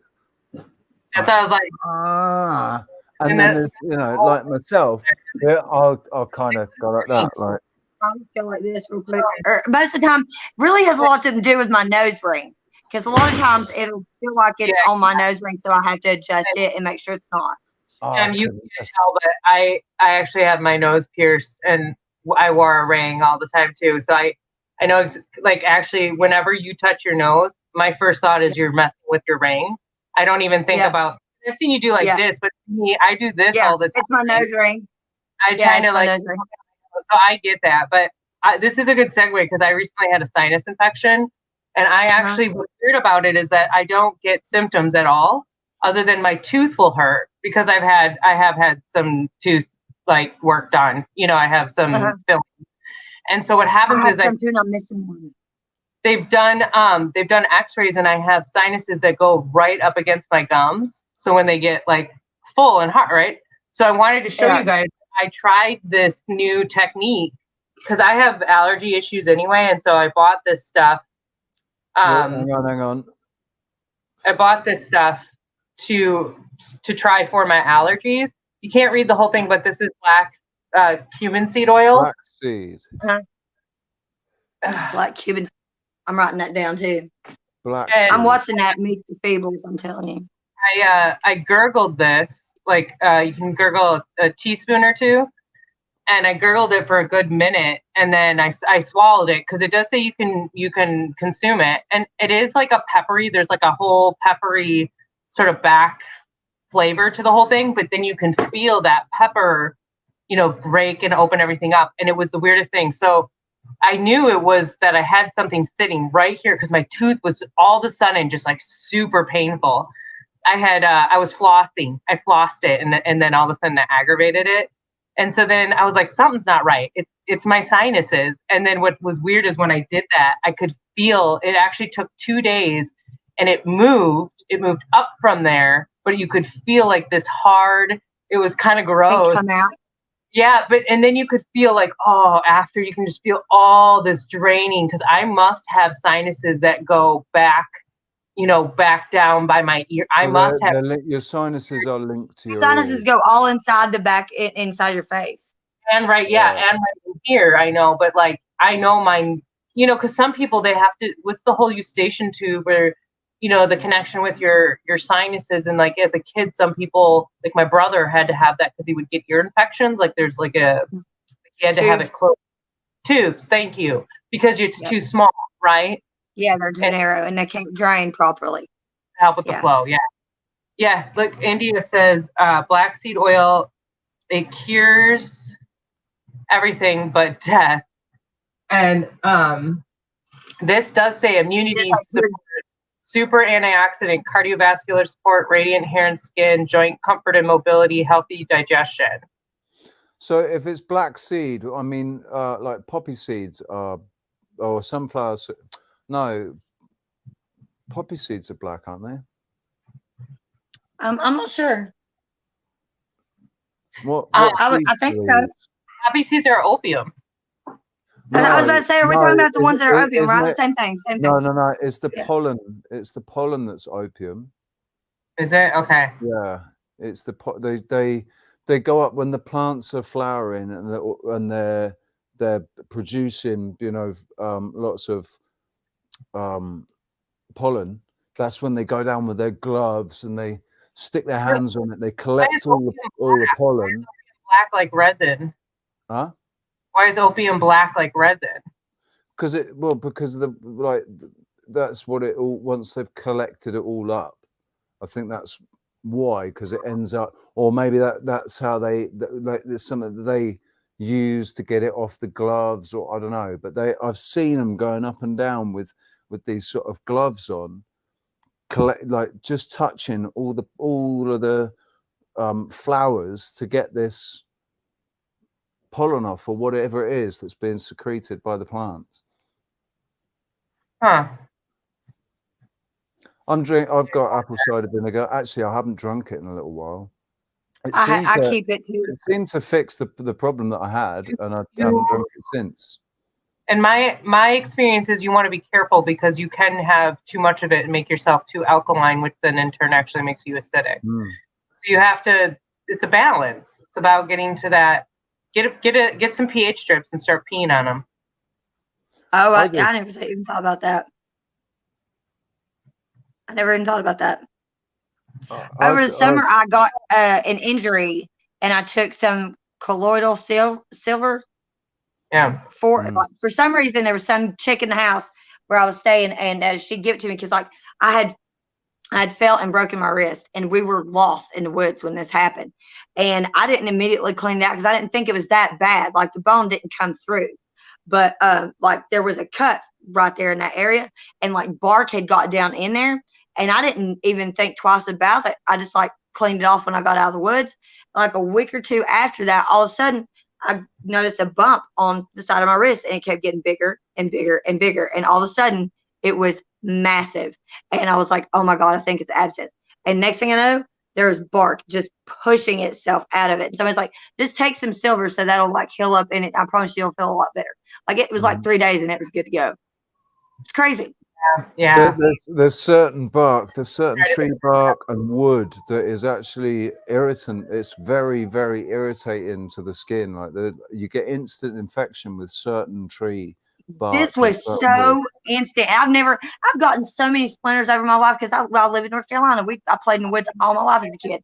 This was insane. I'd never had anything like that happen to me. I was like, what is going on with my arm? Like, what happened?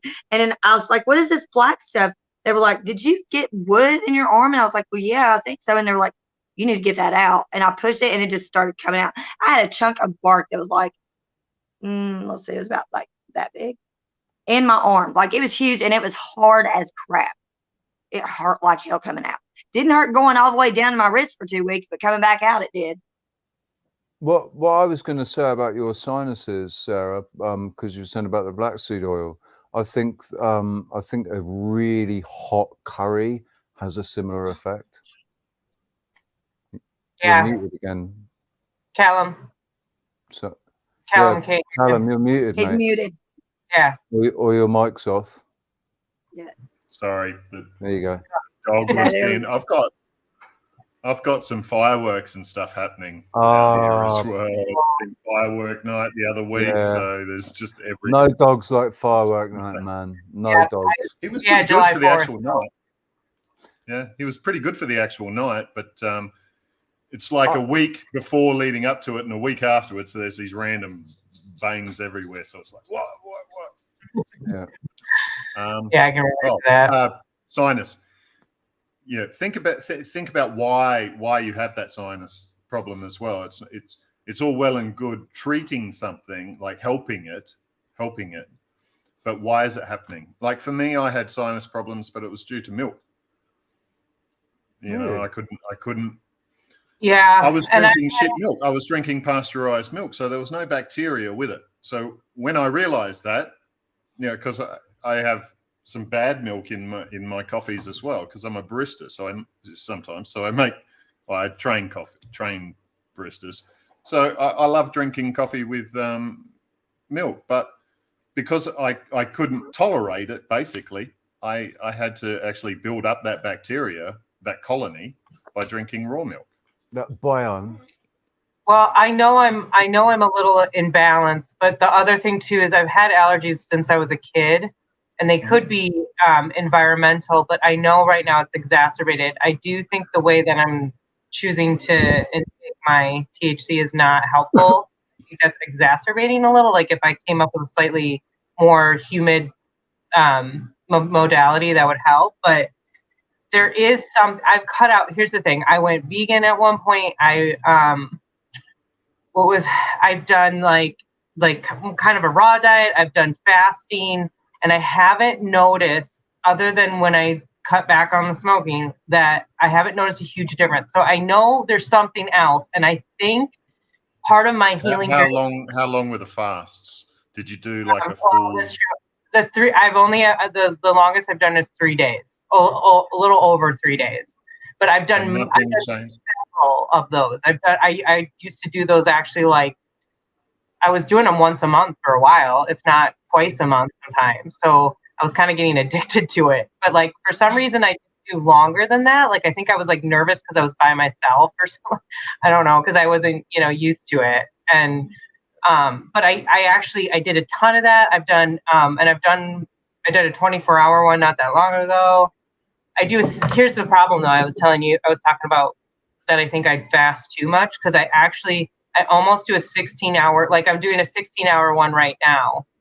And I drink coffee during it, but I do those almost every day. I stop eating around 8 o'clock at night, and I usually don't eat till noon the next day. But see, I do it almost every day, and I think I've got myself intermittent fasting. Yeah, well, that's what I do. I do intermittent fasting, so I don't really need to do that many longer fasts, right? But like when it comes to allergies and stuff like that, I would recommend a fast, and I would recommend a longer fast, because as soon as you take out these things, I mean, there's still environmental toxins and stuff as well. But when you take out a whole chunk of stuff, especially food, like straight away, people can work out whether it is food that's causing a lot of their problems. So when you take it out completely, and if your symptoms just disappear, well now we can start locating where the problem is. Yeah, exactly. I mean, I haven't, like, I agree with you. I should do like at least a 7-day. My thought was that that's probably all you need. My thought was I had changed my diet for extended periods of time enough that I felt like I had eliminated almost all types of different foods to be able to figure out that it wasn't directly connected to any of the foods I was eating. The only other thing is, like, I've never been tested. Like, even I have animals. Like, what if I do have a sensitivity to the pet dander and I've just like ignored it my whole life because I love my animals? But I do think there's other things I can do. I'm not giving up on it, and I haven't done acupuncture in a while. When I did acupuncture, they would focus on relieving that, and that was very helpful. And same thing, and I think there was a connection with some of the issues I have with pain because of the inflammation and the mucus buildup, right? That's kind of how I correlated it. So I am actually planning to go back to, but I'm planning on doing like breathing. I've been doing that, and that's like all those things are helping actually. Oh, and I'm doing like a mantra. I've learned like humming, because I talk about throat singing with apnea all the time too. But like a lum, like you're supposed to do a certain, vowel sound, like they were recommending like an L, like a lum. But you hold that and you hum, and it's supposed to help with allergies and clearing out your sinuses and everything. And yeah, so in the morning, I've been trying to make sure I take time to do breathing exercises, do a little meditation with that, and do some, like stretching and movement. And yeah, I'm trying to, but I have a whole other journey. I'm going to be cutting. All these things are pushing things out as well, like using, like, we're tubes. we're all tubes. So like tensing and releasing those tubes push things out as well. So like those vibrating centers that we have as well. Like we've got vibrating centers through. I do I did this for ages and ages and ages in terms of acting and stuff like this, but it was a vocal warm-up, but it pretty much goes through all your resonating centers. So it's very simple. It's glur, ah. But is your lips. So if you put your fingers to your lips and go now we can get that resonator going. And then we just drop our mouth and the tongue up the top. And then that's here.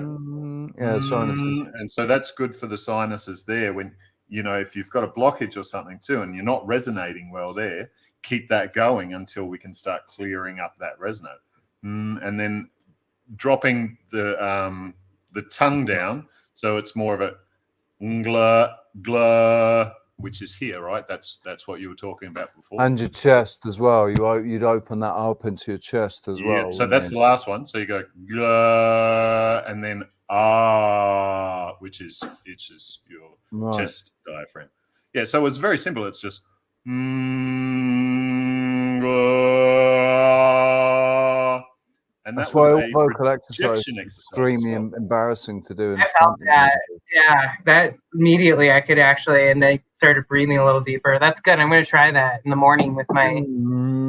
Very simple. Oh, Yeah, and you know what you're doing, right? There's this one, this one, this one, and this one. So feel it, really feel it, activate it. Like Richie's probably, because I remember asking you, Richie, do you warm up? But you're a singer. You warm up. You're used to singing. So you do that all the time. But many other people don't sing, don't open up there's a lot of my playlist that I wouldn't attempt to sing. If you would say sing a song now, I'd be like, ooh. And I did actually have a little sing. I had a little sing. It was yesterday or the day before yesterday, and I sort of gave it a little shot. A couple of my special songs that I really love doing, like "The Sound of Silence," and it's like, ooh, yeah, wow, that was difficult, man. But back when I was performing, you know, 6 times a week, I'm constantly working those muscles, so I didn't need to warm up. But like when I went to go and do auditions for The Voice and for X Factor and for Fame Academy, that was back in the day when I wasn't working as a musician, so my voice wasn't warmed up, I wasn't singing properly, and I was too embarrassed to stand there in the queue doing my vocal exercises. So I just I went up to the audition with not warmed up at all, just like, no, I'd belt it out. It meant I ended up belting it out, and I had a strong voice, but it meant that I had no control over my voice because I couldn't sing. You're basically warming up in that first bit. Yeah. I could only do it. It was all or nothing, you know. Now that's how I know how warmed up my voice is, because the quieter I can sing, but still in tune, still using my chest voice, then that means I'm nice and sweet. If I can sing quietly with my chest voice but high notes, then without, you know, if it's not too much effort, then I know that I'm good to go. But I wouldn't be able to do that now. If I tried to do it now, that's it's too wobbly, man. I could do it. I put my tongue. I had singing lessons for like 3 years, I think. Can't sing for shit, though. I had none. I actually was in choir. I can sing really well to my own ears, not anyone else's. I got it. You have places to shower. Voices that makes me think that you have like a, you know, like Richie, you have that nice, like resonating. I bet you have a good voice. And but what you were talking about with the warm up stuff, that just only makes sense with me because I was in choir. I've been singing my whole life. And I actually talk about this a lot too, that, you know, the doctors back in the day used to ask you, when did you stop singing? When did you stop dancing? You know, when did you stop believing in yourself? I think is when, if you go into them sick. And I think that's part of the problem. Like, think about how you move when you're dancing and like all the things that are flowing. And then if you're singing, it's the same thing. Then you get all that. It's all about blood flow, right? Energy flow. Man. You're allowing your energy to flow. Back in the day when I was out clubbing, I remember the first night I ever tried ecstasy, right? I remember I'm in this club in Reading and I did half a pill and I started to feel it. It started to drop. And I was like, oh, yeah, I like this, man. I like this. This isn't scary. I'll do the other half. Pop the other half. And went out on the dance floor and started having this fucking dance off with this kid. And I'm chucking my body around all over the place. And it just felt amazing, you know? It felt absolutely, it's like you become the dance or something. It's like they were really good pills, man. And I feel like he got served. Like he definitely got served. I absolutely smashed it, man, in my perception. But dancing's fantastic. Like even at home, like I do silly dances, you know. But I was a dancer as well. I did, but not. Cool. Not dancing, Jack dancing. him But, out. Jack of rock and all roll dancing, trades, jive, man. and stuff like that. The jive. I is did that it really young. I like the jive, man. Used That's to actually, now that you're saying that, I'm forgetting that I the used 20s. to. That's the I did 1920s, isn't it? ballet. Roaring 20s. I did tap dance. Yeah. My mum. I never wanted me learned to be a- tap, but I love to tap. I can. Always Yeah. me too. Yeah, Me you know too. it. When I was 6 years old, right, I was a page boy for my auntie. Got married and she had a military wedding, and I had to wear a kilt and these shoes that had like big buckles on them, big silver buckles on them, and these shoes they clipped and clopped on the wooden, on our wooden floor and on our tiles in the kitchen. So I was out there all night, the night before the wedding, out tapping like I'm a tap dancer, man. I'm a tap dancer. It was. I still like that. I still do. I sit there tapping my heel and toe, like getting it between the two. So you get this. It drumming sounds like rhythm you're doing as a well. drum roll, but it's just with your heel and toe. I like working that in, like anything with my And feet. that's a and left-right my brain hands. balancing thing as well. And Mm. drumming when you're using both hands, both feet. So left-right balancing. It's it's hand-eye coordination, but it's more than that, because you're not looking at where your hands are. You're seeing where your hands need to be, like 3 moves before they need to be there, because you need to know where your hands, like your hands need to be in a certain place to be able to get there. Like whether you're going to be cross arms like this or cross arms like this. It's like you need to know where your hands are going. That's why I've got so much respect and awe for really good drummers. Like who was it? The Who's drummer, that guy that drummed for the Who. He was crazy. This kid that it was Martin Rushent's son. Martin Rushent, music producer. His son James, right now, was playing the drums from the age of 3 or something. And when he sat on a kit, he became the kit. He could just do any beat flawlessly, man. And he did the best sort of break beat, like trip hoppy break beat, fucking really complex. And I'm just sat there like, stuff. wow, yeah. I'm just like, blew me away, man. The lad was like 16 when he was doing it, and I'm like, yeah, drumming's like on a whole other level as far as instruments for me. It's the coordination aspect of that. It's like, wow. There's a certain amount. We obviously each of us has dealt with a certain amount of talent for different things, but like there's talent, and then there's talent, and there's talent that can be honed into a skill that makes you really, really, really good. And then there's talent that they don't even fucking need to hone into a skill. They're just there, man. They just seem to be able to probably do a it. previous life doing it or something. Yeah. So maybe my yeah, that's funny. Like sort of like when people have comas and come out of an amnesia or something, and then they know like a totally different skill. They can play the piano when they didn't before. I've just noticed that we've lost M as well. M's dropped out. She made a comment saying that she had to take a call really quick, so she was going to try to come back after. She's on the phone. Yep. Oh, we were talking about breathing exercises and stuff.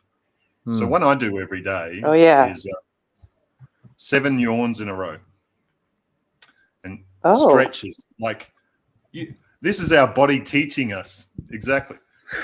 Like the proper big yawn. Oh mate, there's nothing like a good. You got to stretch with it too. Yep. Yeah, you got to stretch. You have to do the stretch as well, and it's got to be the biggest thing in the world. Like.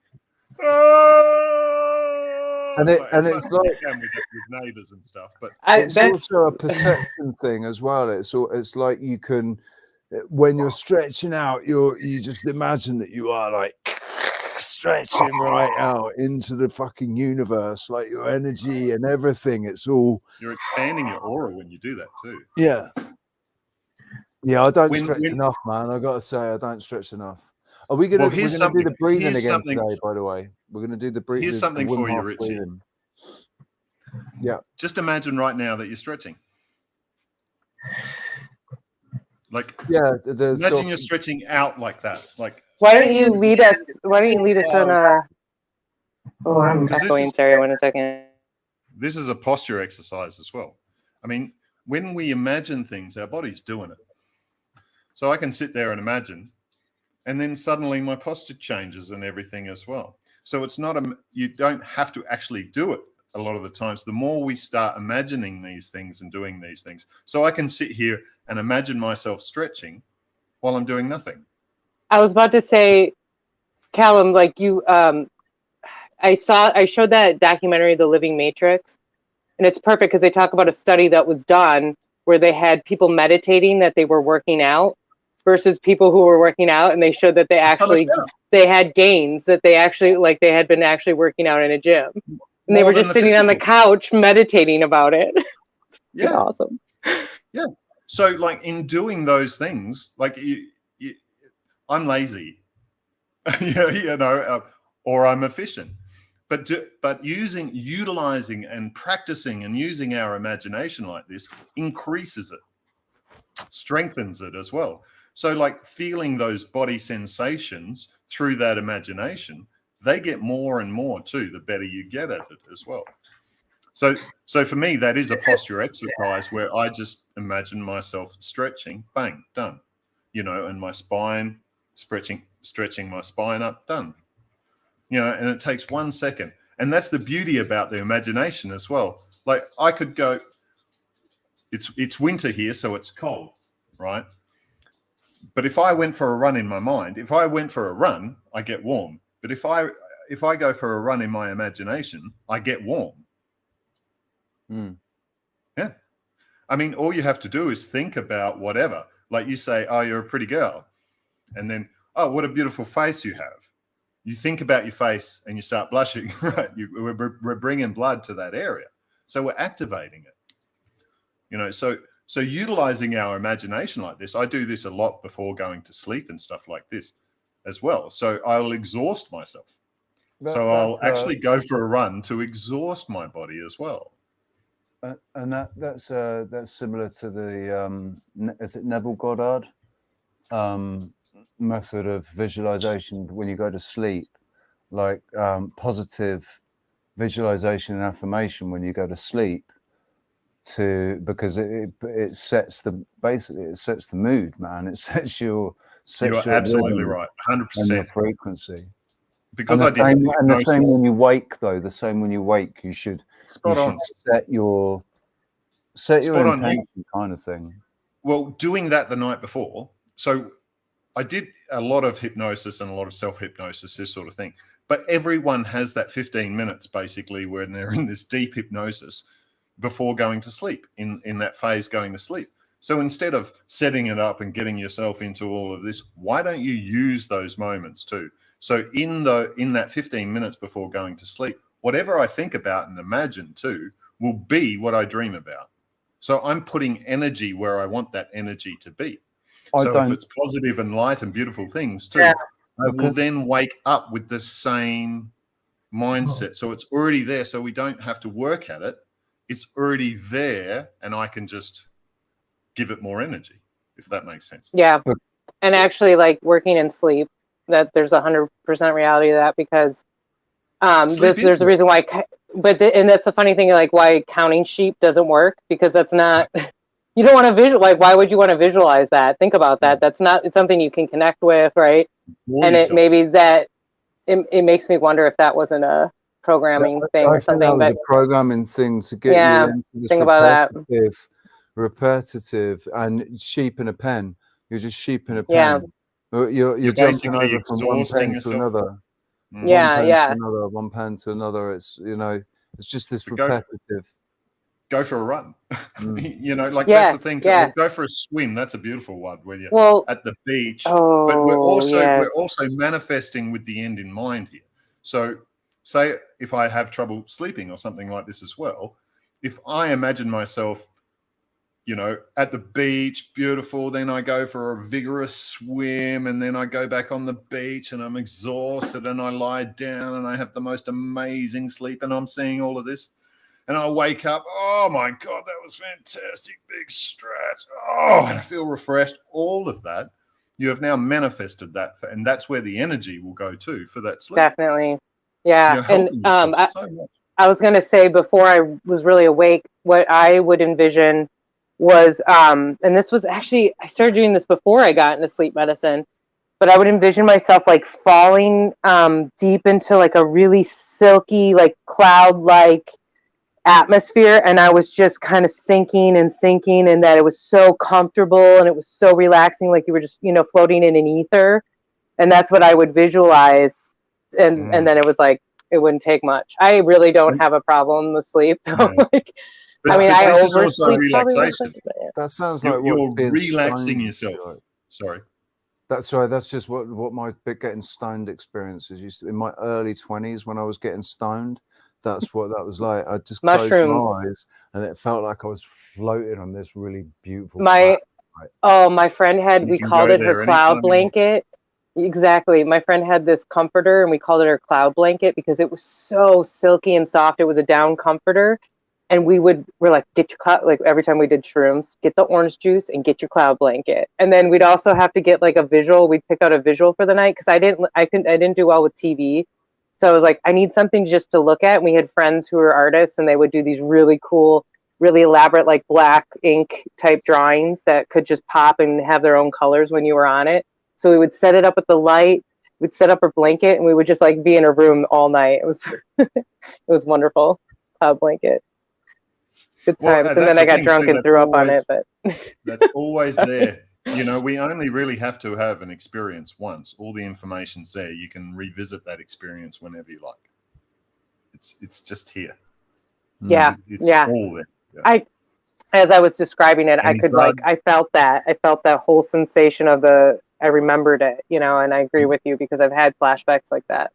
So for me, a really, really vivid memory of mine that I can actually relive completely in my mind. Like I get the feeling when it happens is every time I have done bungee jumping, paragliding, or cliff jumping. Every time I've done that, because each time I've done it, there's been an actual conscious decision in my mind. This might be it. This might be the day. This might be a mistake, or whatever. This might be my time, man. And I say, all your awareness is there. Fuck it. And I go. I say, if this is my time, this is my time. And I go and I jump and right. I don't even have to really close my eyes, but it does help. If I can close my eyes and relive, I've got the vivid memory of every second of those moments because they were so. Because you were there, you were aware, you were there. Yeah, and there was not your ego, awareness. not floating through life. Your whole being was there to experience that, and that's where memory. That's why we remember. Yeah, I think we remember. We really remember the things that we meant to remember. Like, and that is when we're really pushing the boundaries. When we're learning things new about ourselves and about, like. Try to unmute. Yeah, exactly. Those aha moments as well, right? Oh yeah. Yeah. Oh my gosh. We're there. We're experiencing that. We're 100% there. And that's a burst of theta as well, those moments. So we're experiencing different brain waves and more brain waves as well. It's like DMT too. It's just a explosion. Well, and I've told you, like when somebody's on meth, the brain waves actually are very similar to delta. And so that shows you just like, and this is where you can see like where certain drugs are going to change the brain activity to certain things. I think there's like a whole frequency influence on that. But yeah, it's really interesting to see because normally your body's paralyzed when your brain waves are like that, and there's a whole like healing process happening with the body. So now I don't agree with meth. I just can't imagine that meth could be good for you. But what other drugs is DMT? Well, actually, I think DMT is going to replicate REM, and REM is actually looks like you're awake with a little bit of a slower, like little more slowed down, a little further apart with the Beta and alpha. Exactly. And so and it also I think you might see some gamma. There's also this thing called sawtooth waves, and they don't really fully understand it, but you always see it right before you go into REM. And now I've had this. What was that? Sorry.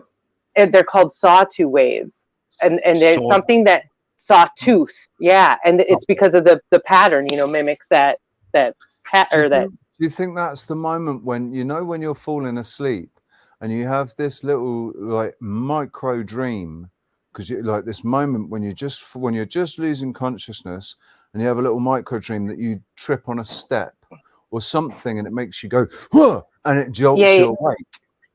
No, that's not it. I know what you're saying, but that's not it. Unless you have narcolepsy, because that means then you are going into REM like right away. But most of us, we go from alpha to it's beta, then delta. So then I go straight from alpha to I just know. I'm really quick too. My switch is it's quick. I wake up. I enjoy falling asleep. For me, it's an easy meditation. I'm already there, so I use that as right. Do you know, one of the things I've noticed? One of the things I've noticed about cutting coffee out of my daily consumption, not drinking coffee anymore. I'm in bed and ready to go to bed and go to sleep by 11 o'clock every night, right? And I fucking love that. And I'd forgotten how much I missed it. How much I missed getting tired before midnight, because when I was drinking coffee all the time, I wasn't even getting tired until 5 o'clock in the morning. And that's just because you're overstimulating yourself. It's not even about being you're probably fatigued, but you've overstimulated yourself to the point. Yeah. Crash yourself and then crash. I mean, that is a thing too. Like, because I did drink a lot of coffees, I worked these things out. So you could have a black coffee and just don't move. Like, if you don't move your body and don't move any muscles, I think you'll crash. Yeah. So it was a way for me to actually crash myself. And overall, I don't know if you're the same way, Callum, because of you being doing the barista stuff, but or training them. Sorry, but I can drink coffee all day, and if it's close to bedtime, it'll take maybe like 30 minutes after I've had it to just ease down a little bit. Like, if I was already feeling really tired, then the coffee kind of just perked me up a little bit, and then I just have to crash from that. Are you drinking percolated or filtered real coffee, crushed coffee beans, or are you drinking Nescafe? Yeah, I always grind. I always do fresh grind. And the one thing is, it's so much better when you switch to that. And I get good quality because, like, thankfully here in Oregon, we can get fair trade and we can get organic. Like, it's nice. I wasn't drinking fresh ground, but it was. I was like the percolator, the espresso machine. I'd make a double or quadruple. I don't know what size it was. It's meant to be two. Basically, it's 2 Americana size coffees, and that in a pint glass with condensed milk and hot milk. So it was a pint of coffee, and there was a time when I was drinking 4 or 5 of them a day, man.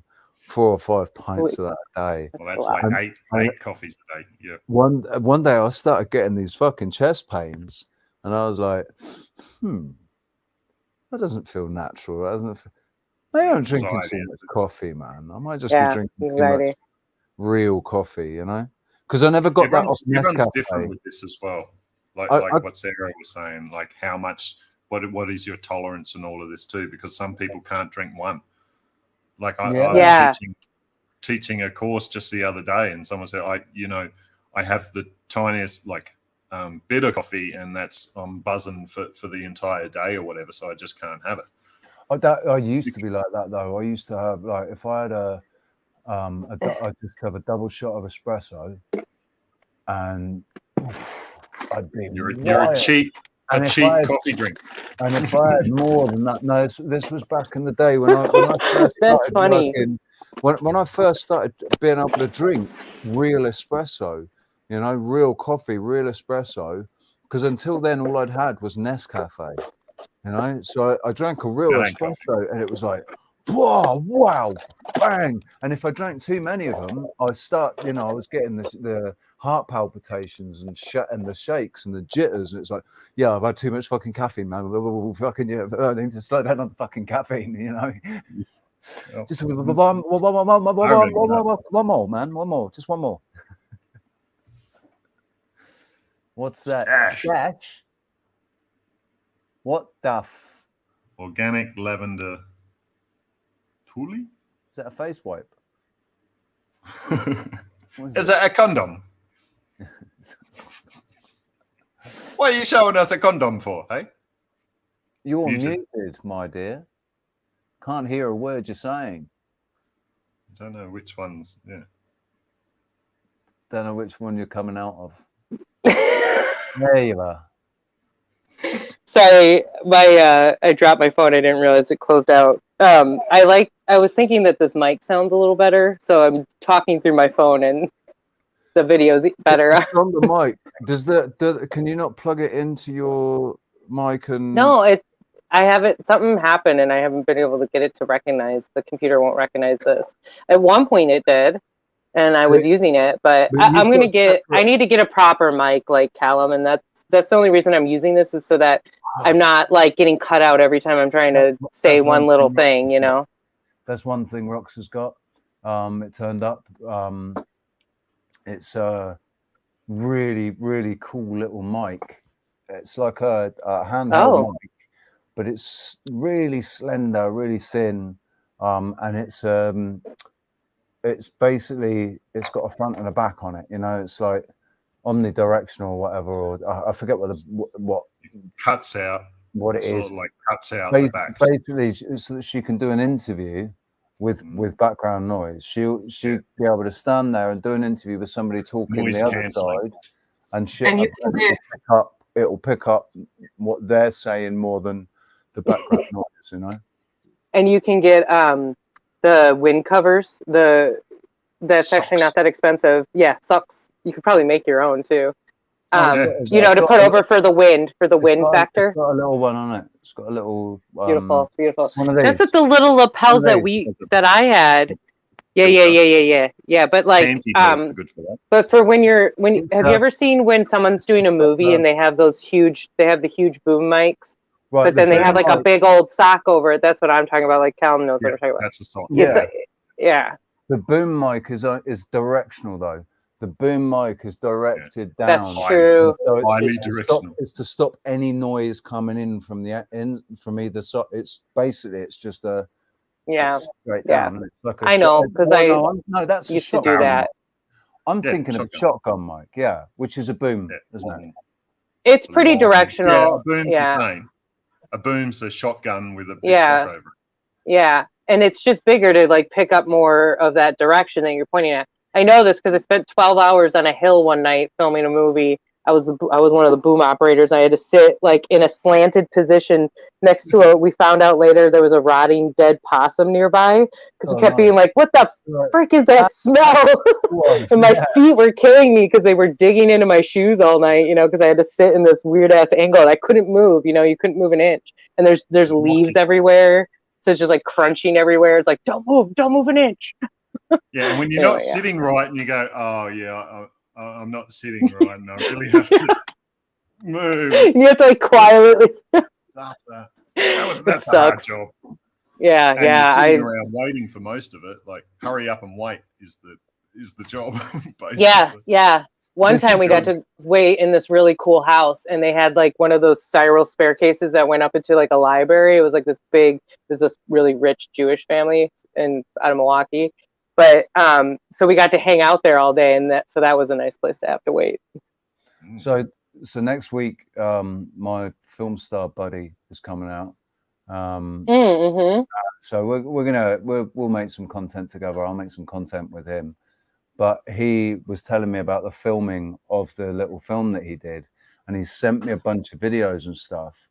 And he's got a lot of videos that the director has said, please don't publicize those videos yet, because you know, it'll spoil the film. You've got spoilers there. Basically, you've got scenes that we're shooting, that you're filming from backstage.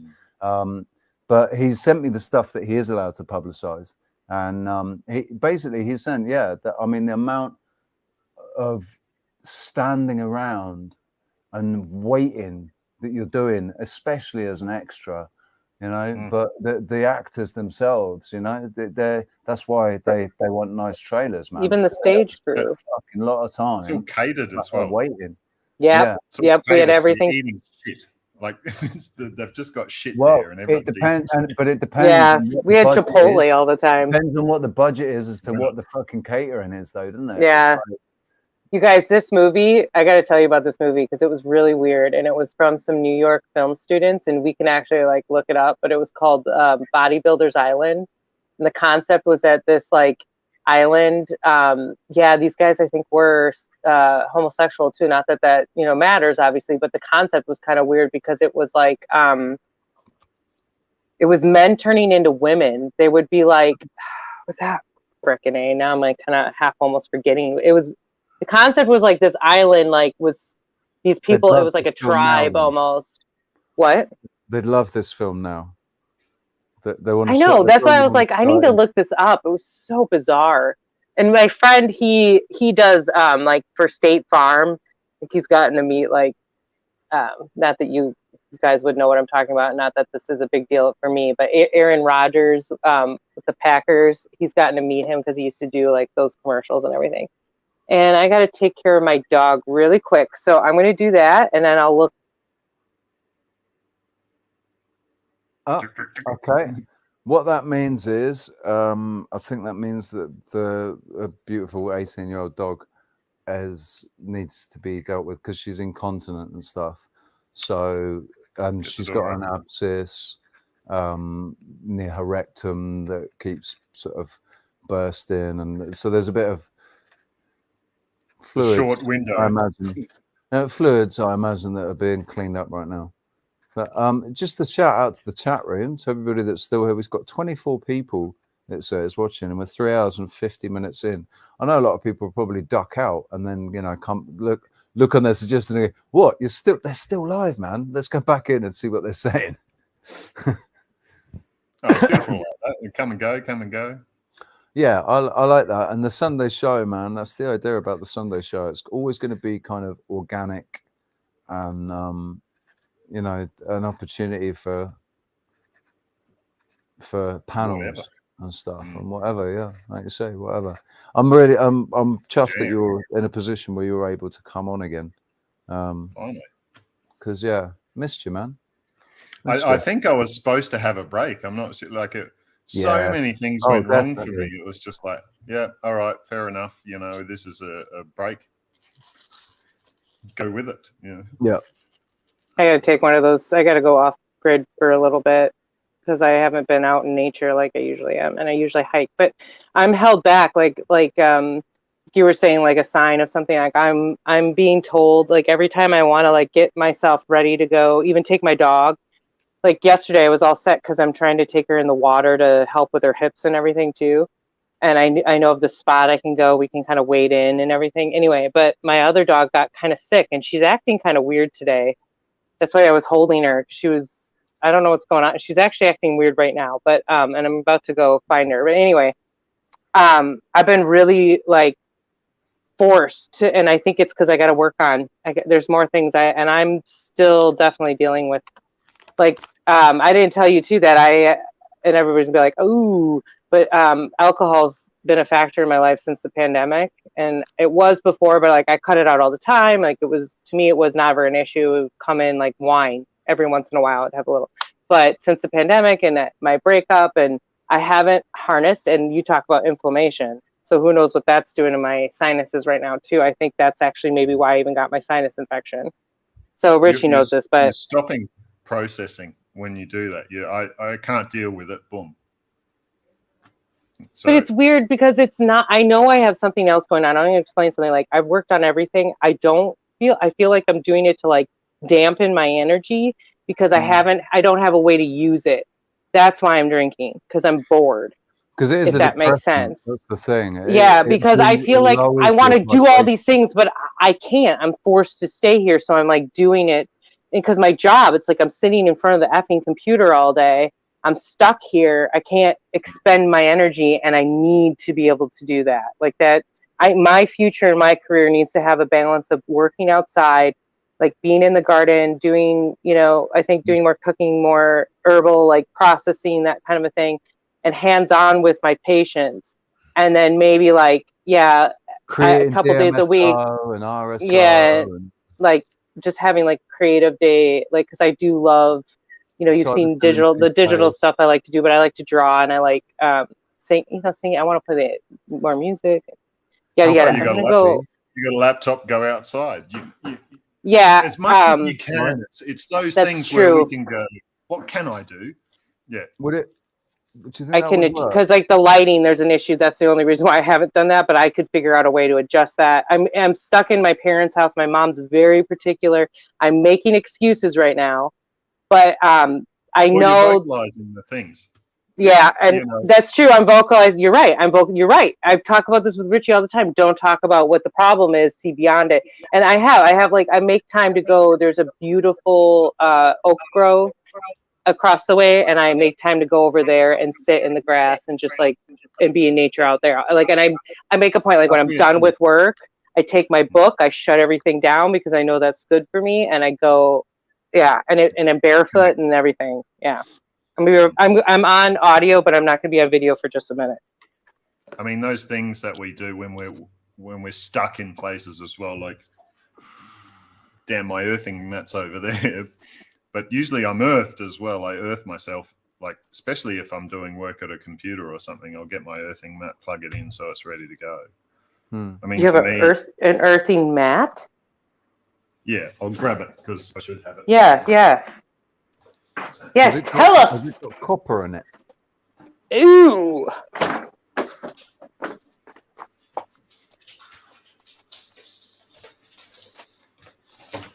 Oh. That's all it is, plugged in. I hate that I'm on my. Oh wow! What is it? Just what do you? So yeah, it's got an electrode. That's like. And then you just got a. It's just the earth pin. Yeah, it just plugs into the and so earth's through the buildings. Yeah, I mean when you're say in a tower as well, at least you can do things like this. Yeah.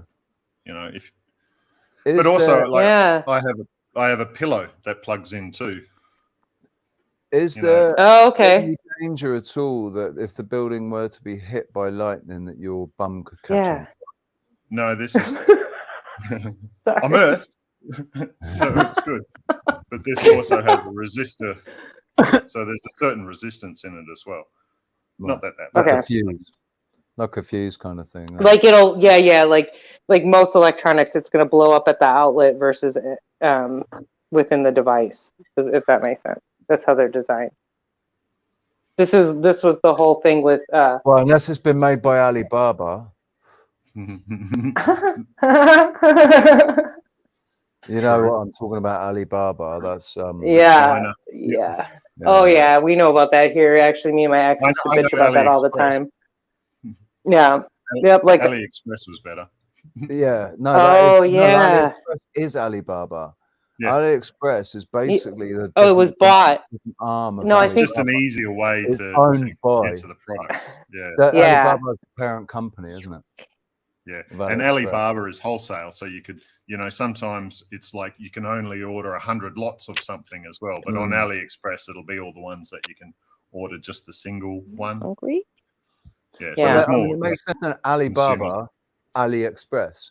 Alibaba for the fucking wholesale big want to buy, to furnish a shop.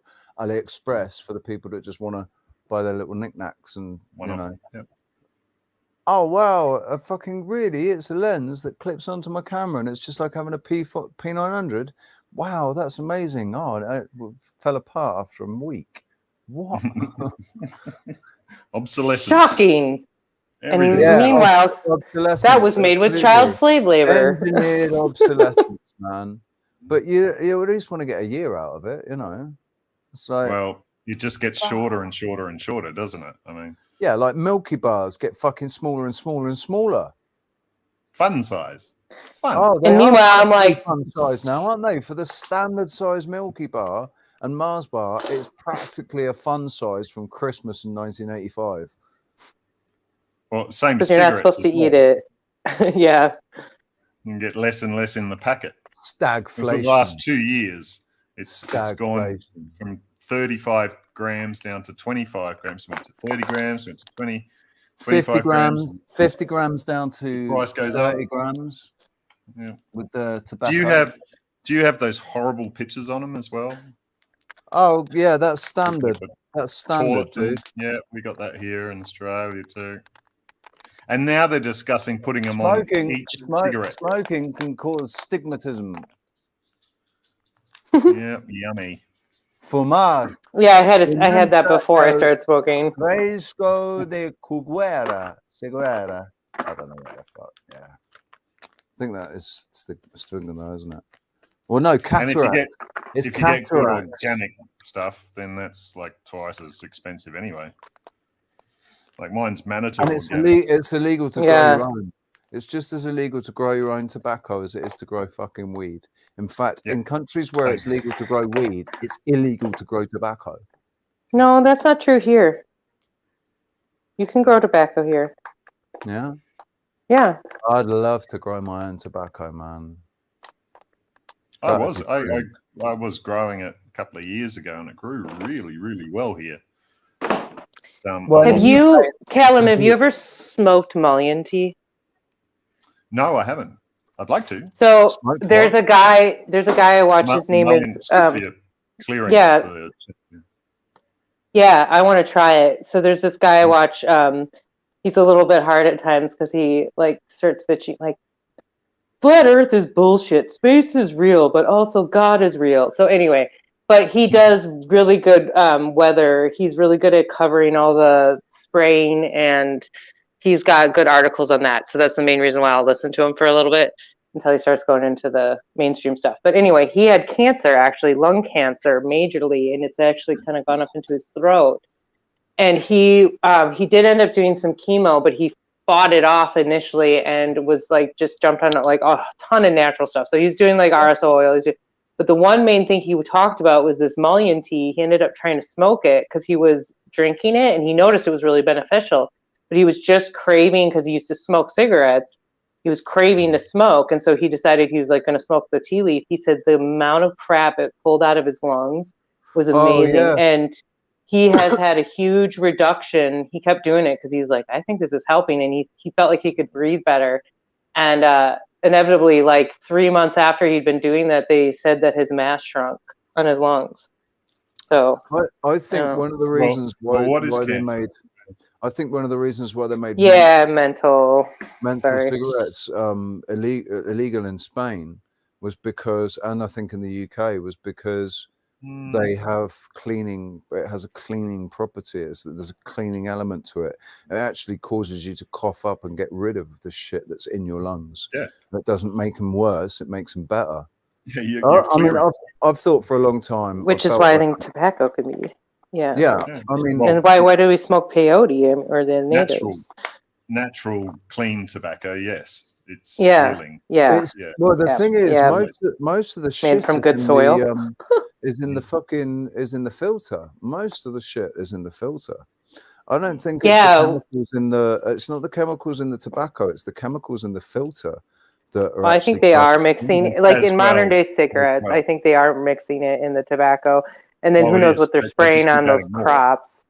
Because there's like 300 different chemicals they add, and when you burn it, that turns into something like 3,000 carcinogens. Yeah. One of the things I've noticed, because I would skin up with cigarettes in the last 10 years. One of the things that I've really noticed is the amount of shit that they're putting into cigarettes, into tailor-made cigarettes. There's paper, shreds of paper. There's like bits of fluff. There's bits. There's like it's like plastic and rice filter in the cigarette, and in the paper. And I Yeah. don't think it's intentional. Some have rings of black powder or whatever to keep it burning. Yeah, it's and that those pisses me off filters, about they're normally plastic. They Plastic. right. They you think it's for your benefit to keep the cigarette burning because it's a pain in the ass to having to keep lighting it. You have to have a lighter, and if you're using the lighter all the time, eventually either the gas or the flint is going to go. But the thing is, you fucking put the cigarette in the ashtray and you forget that you've put it there, or you don't think, or you go for 5 minutes and you don't want to smoke. You go back to it and it's all bloody gone. But when you smoke roll-ups, it doesn't. They go out. They don't burn. Which one's all going the to way start a down fire there. Or too? joints as well. Yeah. Which one's going to start a fire? Yeah, exactly. Because one, it's got hot coal burning at the end of it. It just stays there. This hot coal burning. Hey, Kappa. Kappa. Yeah, I didn't realize what was in the filters until I got natural filters with paper, and it says doesn't have polyfluorine.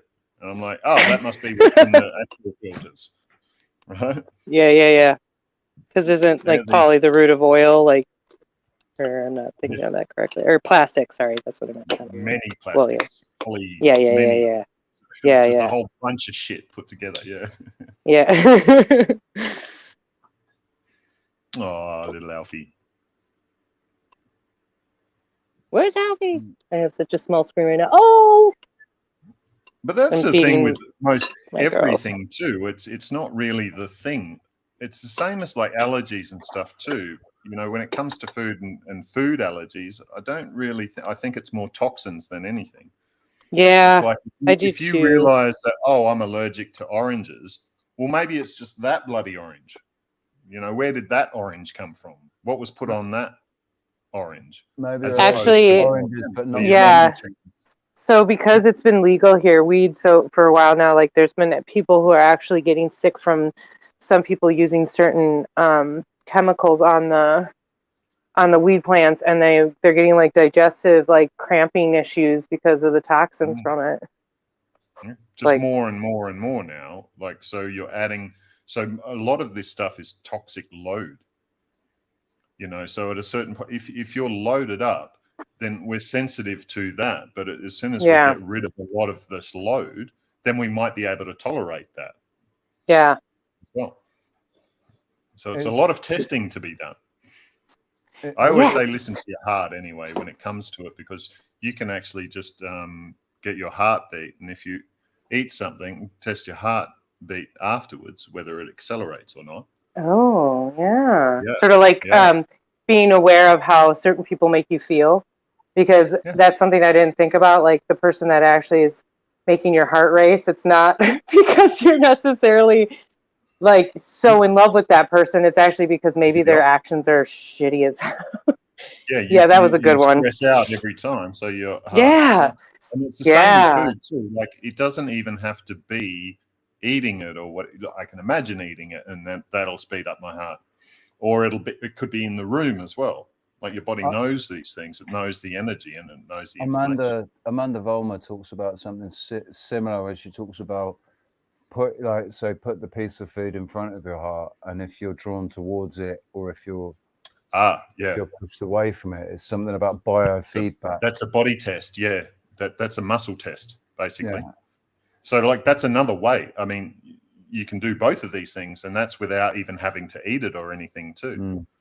That one's actually quite difficult to master. It's you've got to be very, very balanced and aware. Get your mind out of it. Self-aware. You've got to be so self-aware for it to. So it's like you're able to go.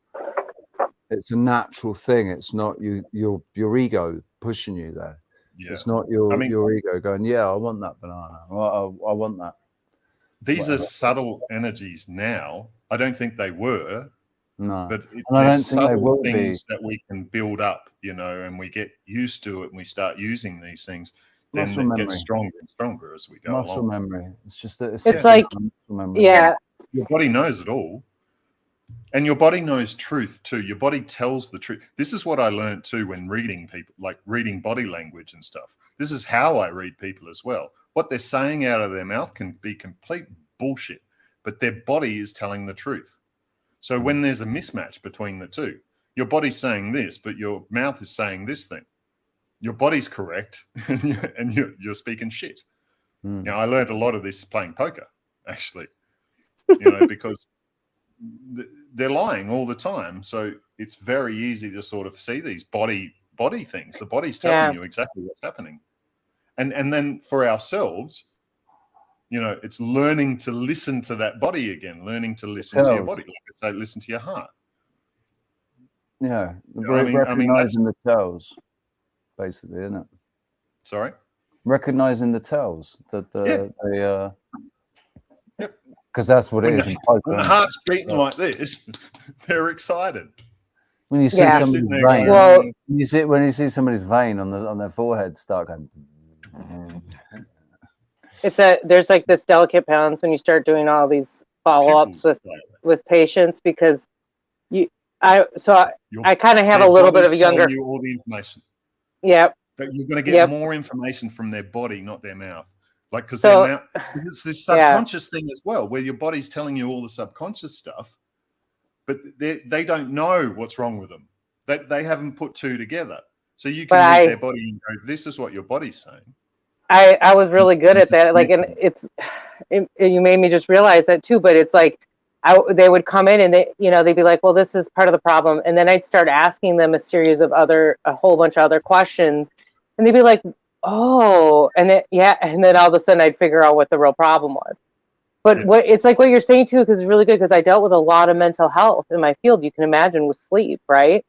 And I dealt with a lot of schizophrenic patients, and also autism, like severe autism.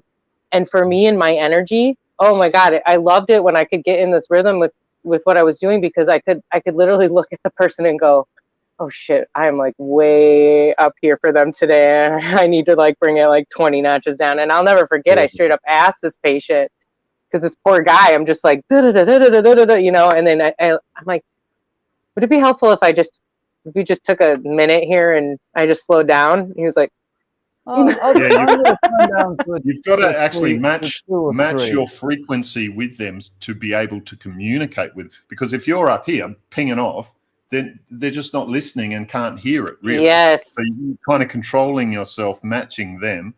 Oh, now I'm speaking at your level. I'm speaking your language. Yep.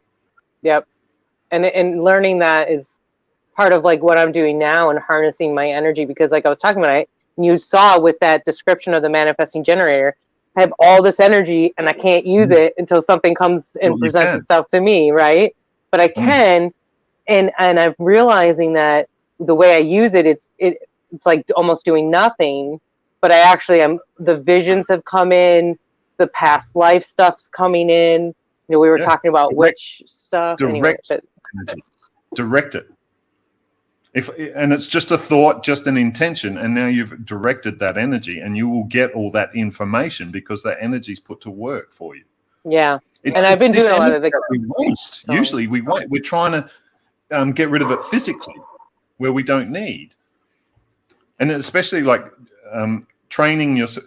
It was like when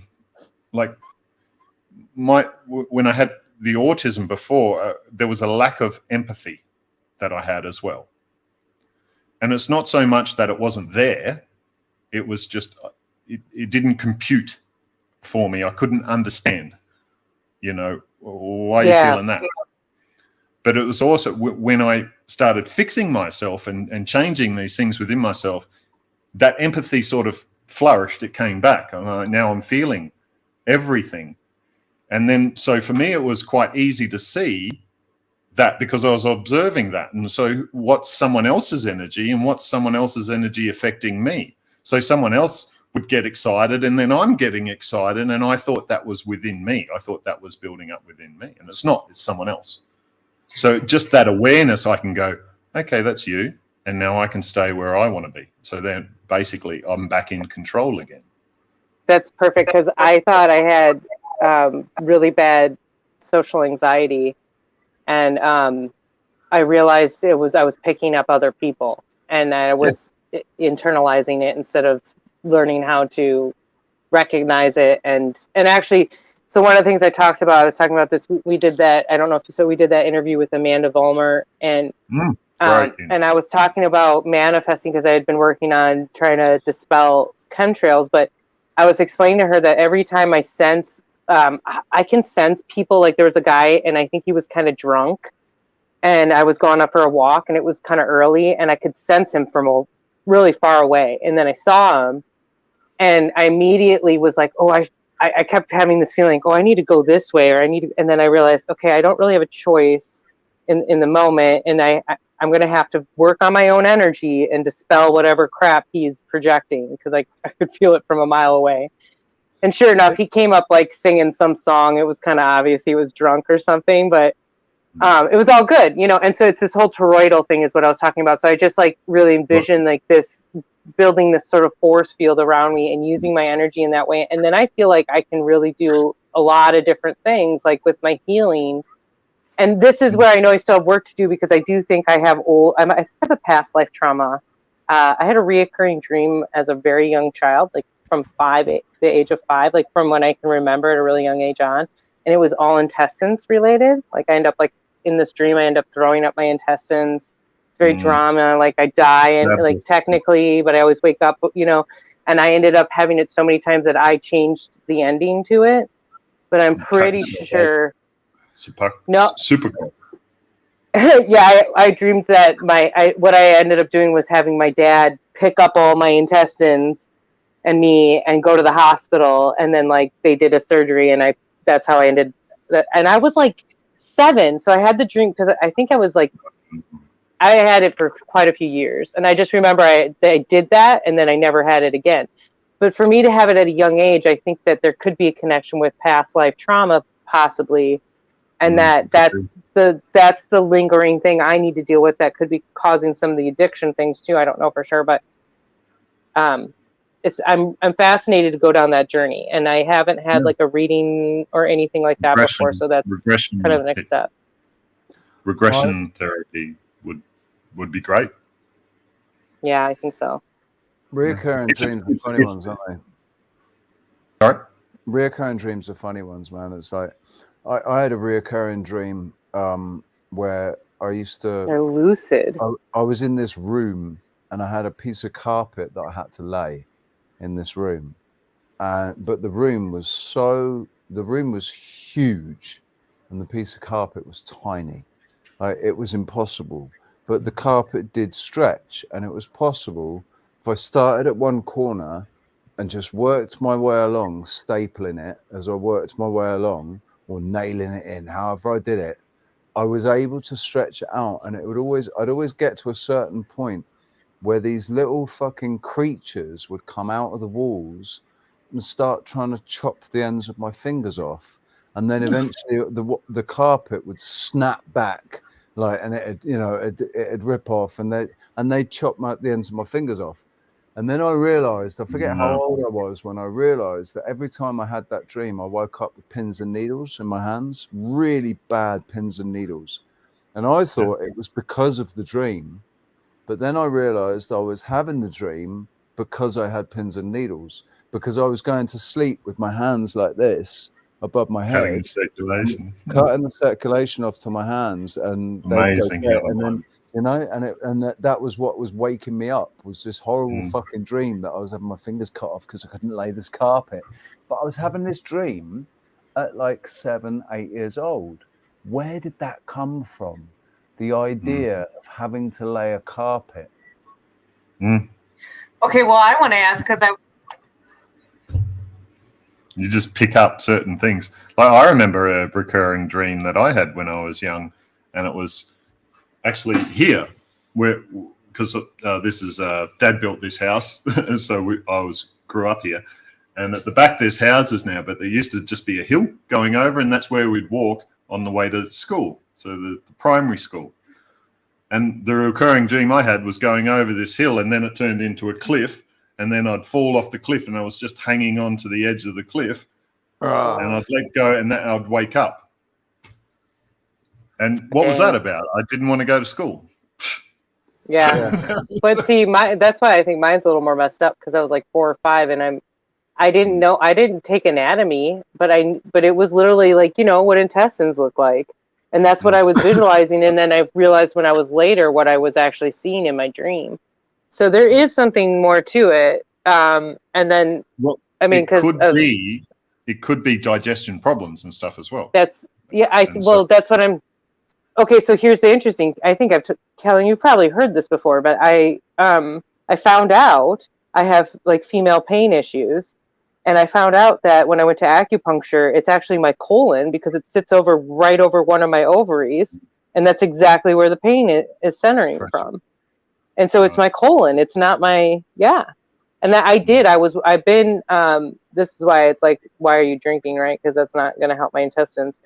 But I think it was a precursor. Like either it's a precursor or it's a past life thing that manifested into this new life that it was almost warning me, like, you need to be really careful. You have to be really careful your whole life or something. And I do have this fear of like, that's the only thing. Like, I don't have like any fears, but ending up on some kind of bag setup or something, you know, like that was always something that kind of set me off. Or horror movies where the zombies would start going and the person was still alive and they're just, you know, like that really, I can't do it.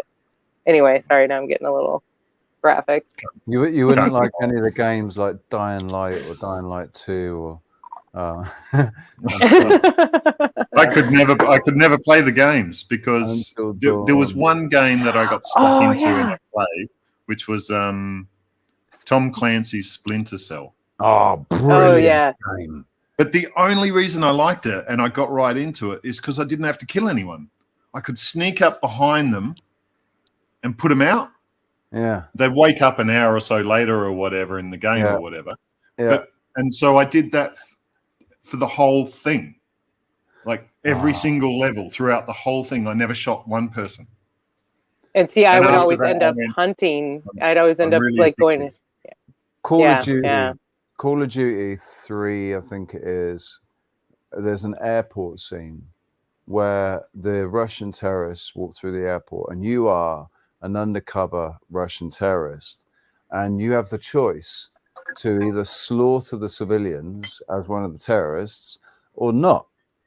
And every single time I feel bad, I will not kill civilians. I feel bad if I kill civilians, but I've got absolutely no problem at all shooting the bad guys in the head, man. The soldiers sold to die.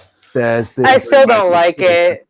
I tried to do Lord of the Rings online because I used to play when I was younger. I used to play this game called Ultima Online. In that game, I think I told you about this. I used to go and just find the cotton. There was like this cotton field, and then you could like grow it yourself there, and then you would turn it into clothes. And then I would get leather from animals and make like leather armor. That's what I would focus on when I played those games. So that's what ended up happening when I played Lord of the Rings. I just gave up and I ended up making armor. Like doing the mining thing, you know, and then collecting it and then turning it into. I wasn't like I wanted to like craft things. I didn't want to go kill because, and you're talking about certain games. So this is hilarious. You know, Lara Croft, the Tomb Raider, like when it first came out, and I think it was like on N64, and it was like there was this music, and then you would come into the scene where there was like a huge T-Rex in this room, but like the whole thing, it's like all creepy. I couldn't play that game. It made me like too nervous. Like got my anxiety going. Oh my god! Did you never play Resident Evil 2 then on the PS2? No. I couldn't even watch zombie. I told you could do zombie movies. I used to it's laughable when you look at the graphics of the game now because it's so pixelated. But I used to have to switch that game off. Like it'd be like 2 o'clock in the morning. And I'd be like, yeah, I've got to fucking stop playing this now because it's really making me shit my pants. Because like, who was it was saying, but like VR makes your brain think it's real. Well, it's not just VR; it's television, and it's not even. It's not even. Yeah, it's your imagination. So if you watch these pixelated figures that look kind of like you know, the characters that they're meant to look like, and they kind of look like they're fighting, and they kind of look like there's blood, and they're, you know, your brain is telling you that's what you're playing. It's the diegesic effect, this willing suspension of disbelief. You are actually this character, and it's actually happening to you. I was watching Hollow play. I forget what game it was he was playing today, but there's this that you've got a grappling hook, and a lot of the game is parkour and climbing up buildings. And so he's using the grappling hook, runs up to the corner of the building, grappling hook, and it swings round, and then you've got to let go at the right time and land on the ledge or throw another grappling hook. And I notice myself every single time clenching my butt cheeks. Yeah.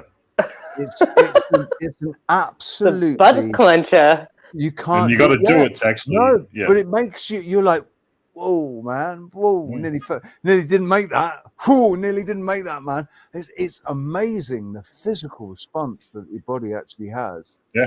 To just images on the screen. You see that watching people play, you know, just they're sitting there with the thing or whatever, but watch their body when they're doing it. They're going through it. Mate, when I'm playing racing games, you know, going like this. Breathing rate goes up. That's why they're so fun and stuff as well, because you're fully engaged in it as well. Yeah. Whatever those things are that bring our awareness to the fore, that's what we like. Oh, she's gorgeous.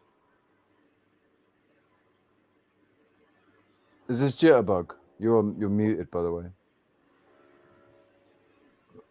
Thank you. I was sitting there talking.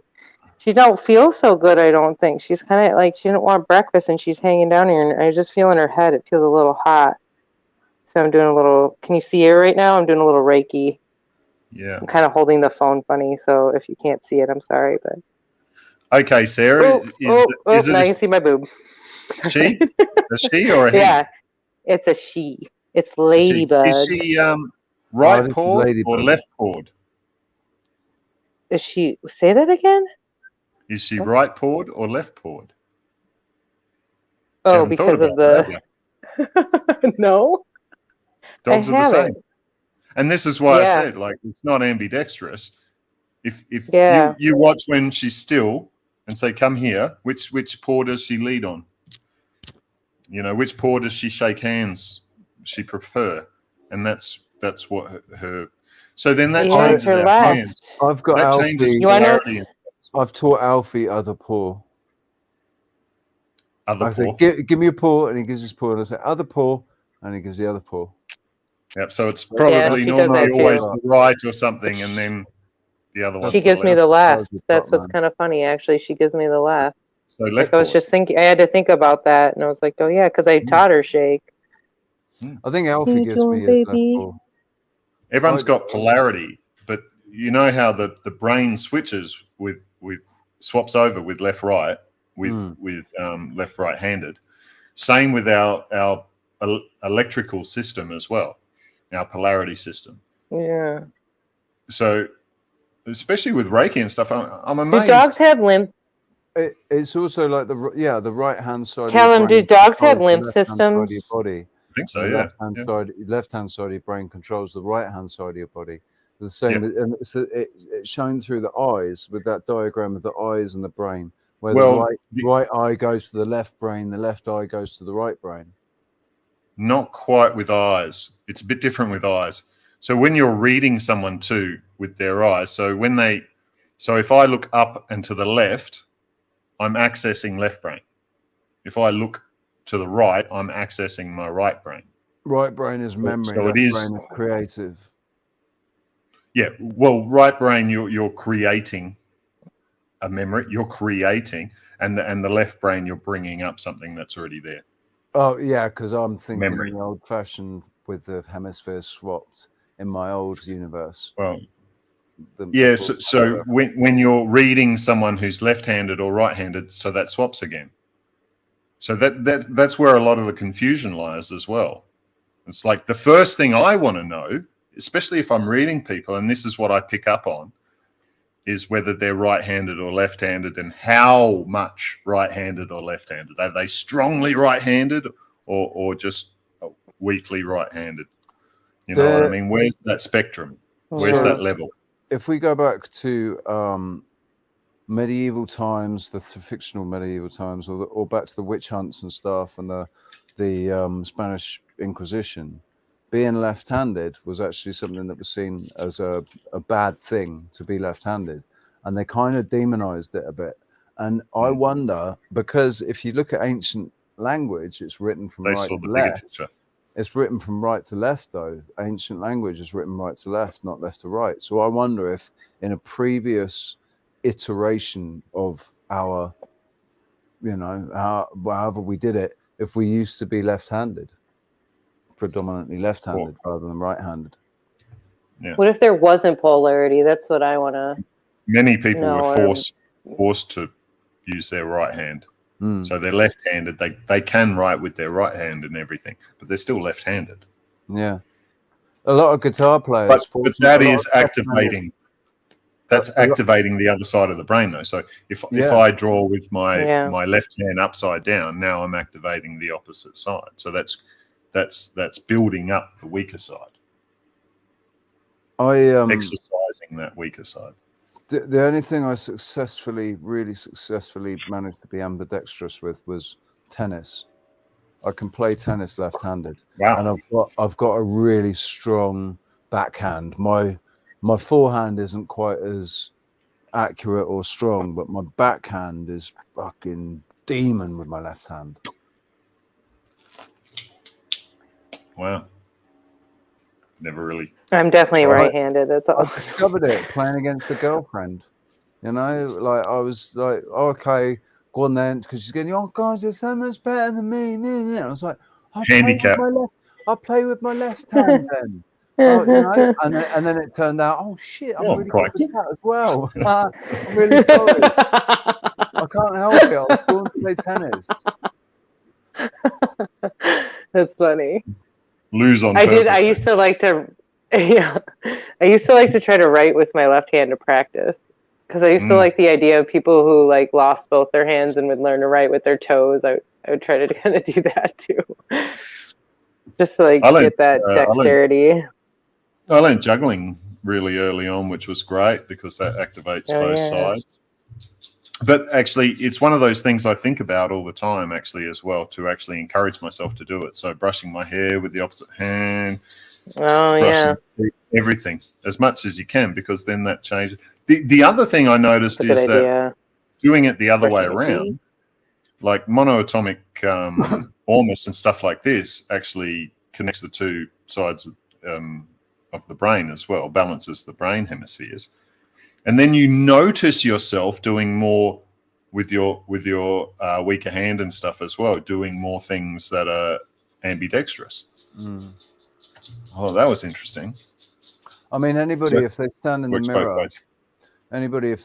mirror, and they've got the strong right-handed or the strong left-handed. If you just look at the size difference between your left arm and your right arm. There's always a slight size difference. But, guys, I was just showing you guys. I was giving her kind of a lymph massage. Yeah, that's what I don't know if you could see it that well, but that's how she does look like she actually feels a little better. But she's a little sick. Something's up because her nose is a little snotty and she doesn't want to eat, and she always wants to eat. This is a street dog. Right. She's all right. No, she's gonna be. Oh, good question. Look, she's just going. I don't feel maybe. I'm gonna be okay, man. Yeah, maybe a little bit. Now that you're saying that. We are in the dark, though. Kind of. Well, not that dark. If they're freaked out, they'll she was a little shaky earlier, and that's what was kind of confusing me. But she's otherwise she's moving okay. She's just not. She ate last night. She just hasn't eaten this morning. So I'm not going to worry about it, and I'm going to just give it a day. Yeah, let her process. It might just be processing internally. she might, you know, whatever's in I mean, here too. And yeah, she'll let you know. yeah, she did kind of earlier. That was, you know, when she came and jumped on me. She doesn't normally do that. And I was like, whoa, what's going on, girl? And I think she was trying to tell me something was up. Oh yeah, though the massaging feels really good right now. I need to move whatever toxins are in here out. I'm just noticing what the time is, guys. It's 6:15, and I really need to take my little doggies out for a walk because they haven't been out since this morning. Oh, we got to end the Sunday show.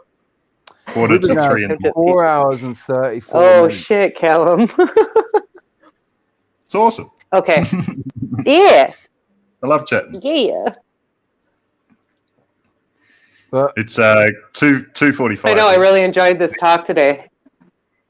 I'm loving this Sunday show thing, man. I'm loving this Sunday show. I'm really grateful to everybody that's here, everybody that's been here all night, and to those people that have popped out and come back again. And very thankful to Pushkin Castle and to M for both. Sharing your experience and your insights and stuff.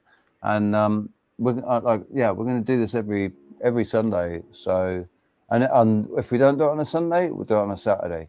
Every weekend we'll do this. What we didn't do, which we should have done, but I'm going to say to everybody, please go and check out Trinity 4 and Sven. I should get their bloody channels up, shouldn't I? Yeah, sorry. I'll do that next time. I was a little unprepared. Richie and I didn't really plan this week out at all. And it was kind of last minute, like, oh, we're still doing the show, right?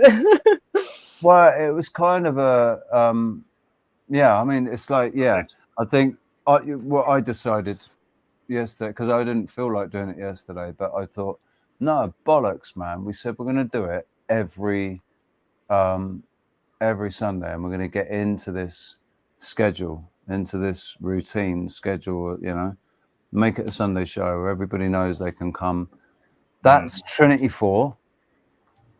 That's Trinity 4's channel. And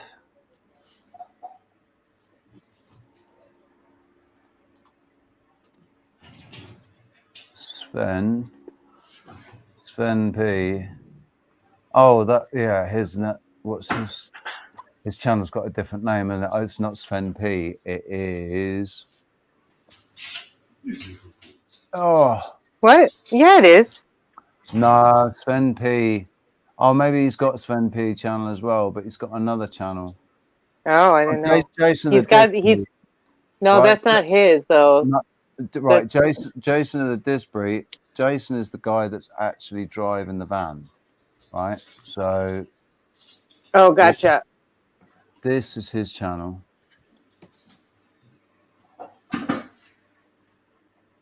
Did Buddy bring in another dingo leg?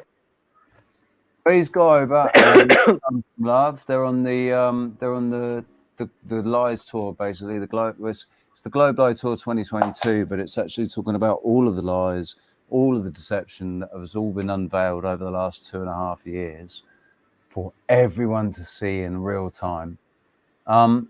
And they're going around 11 days, I think it is, going all around the UK, starting in Plymouth and ending in Preston, I think, or somewhere.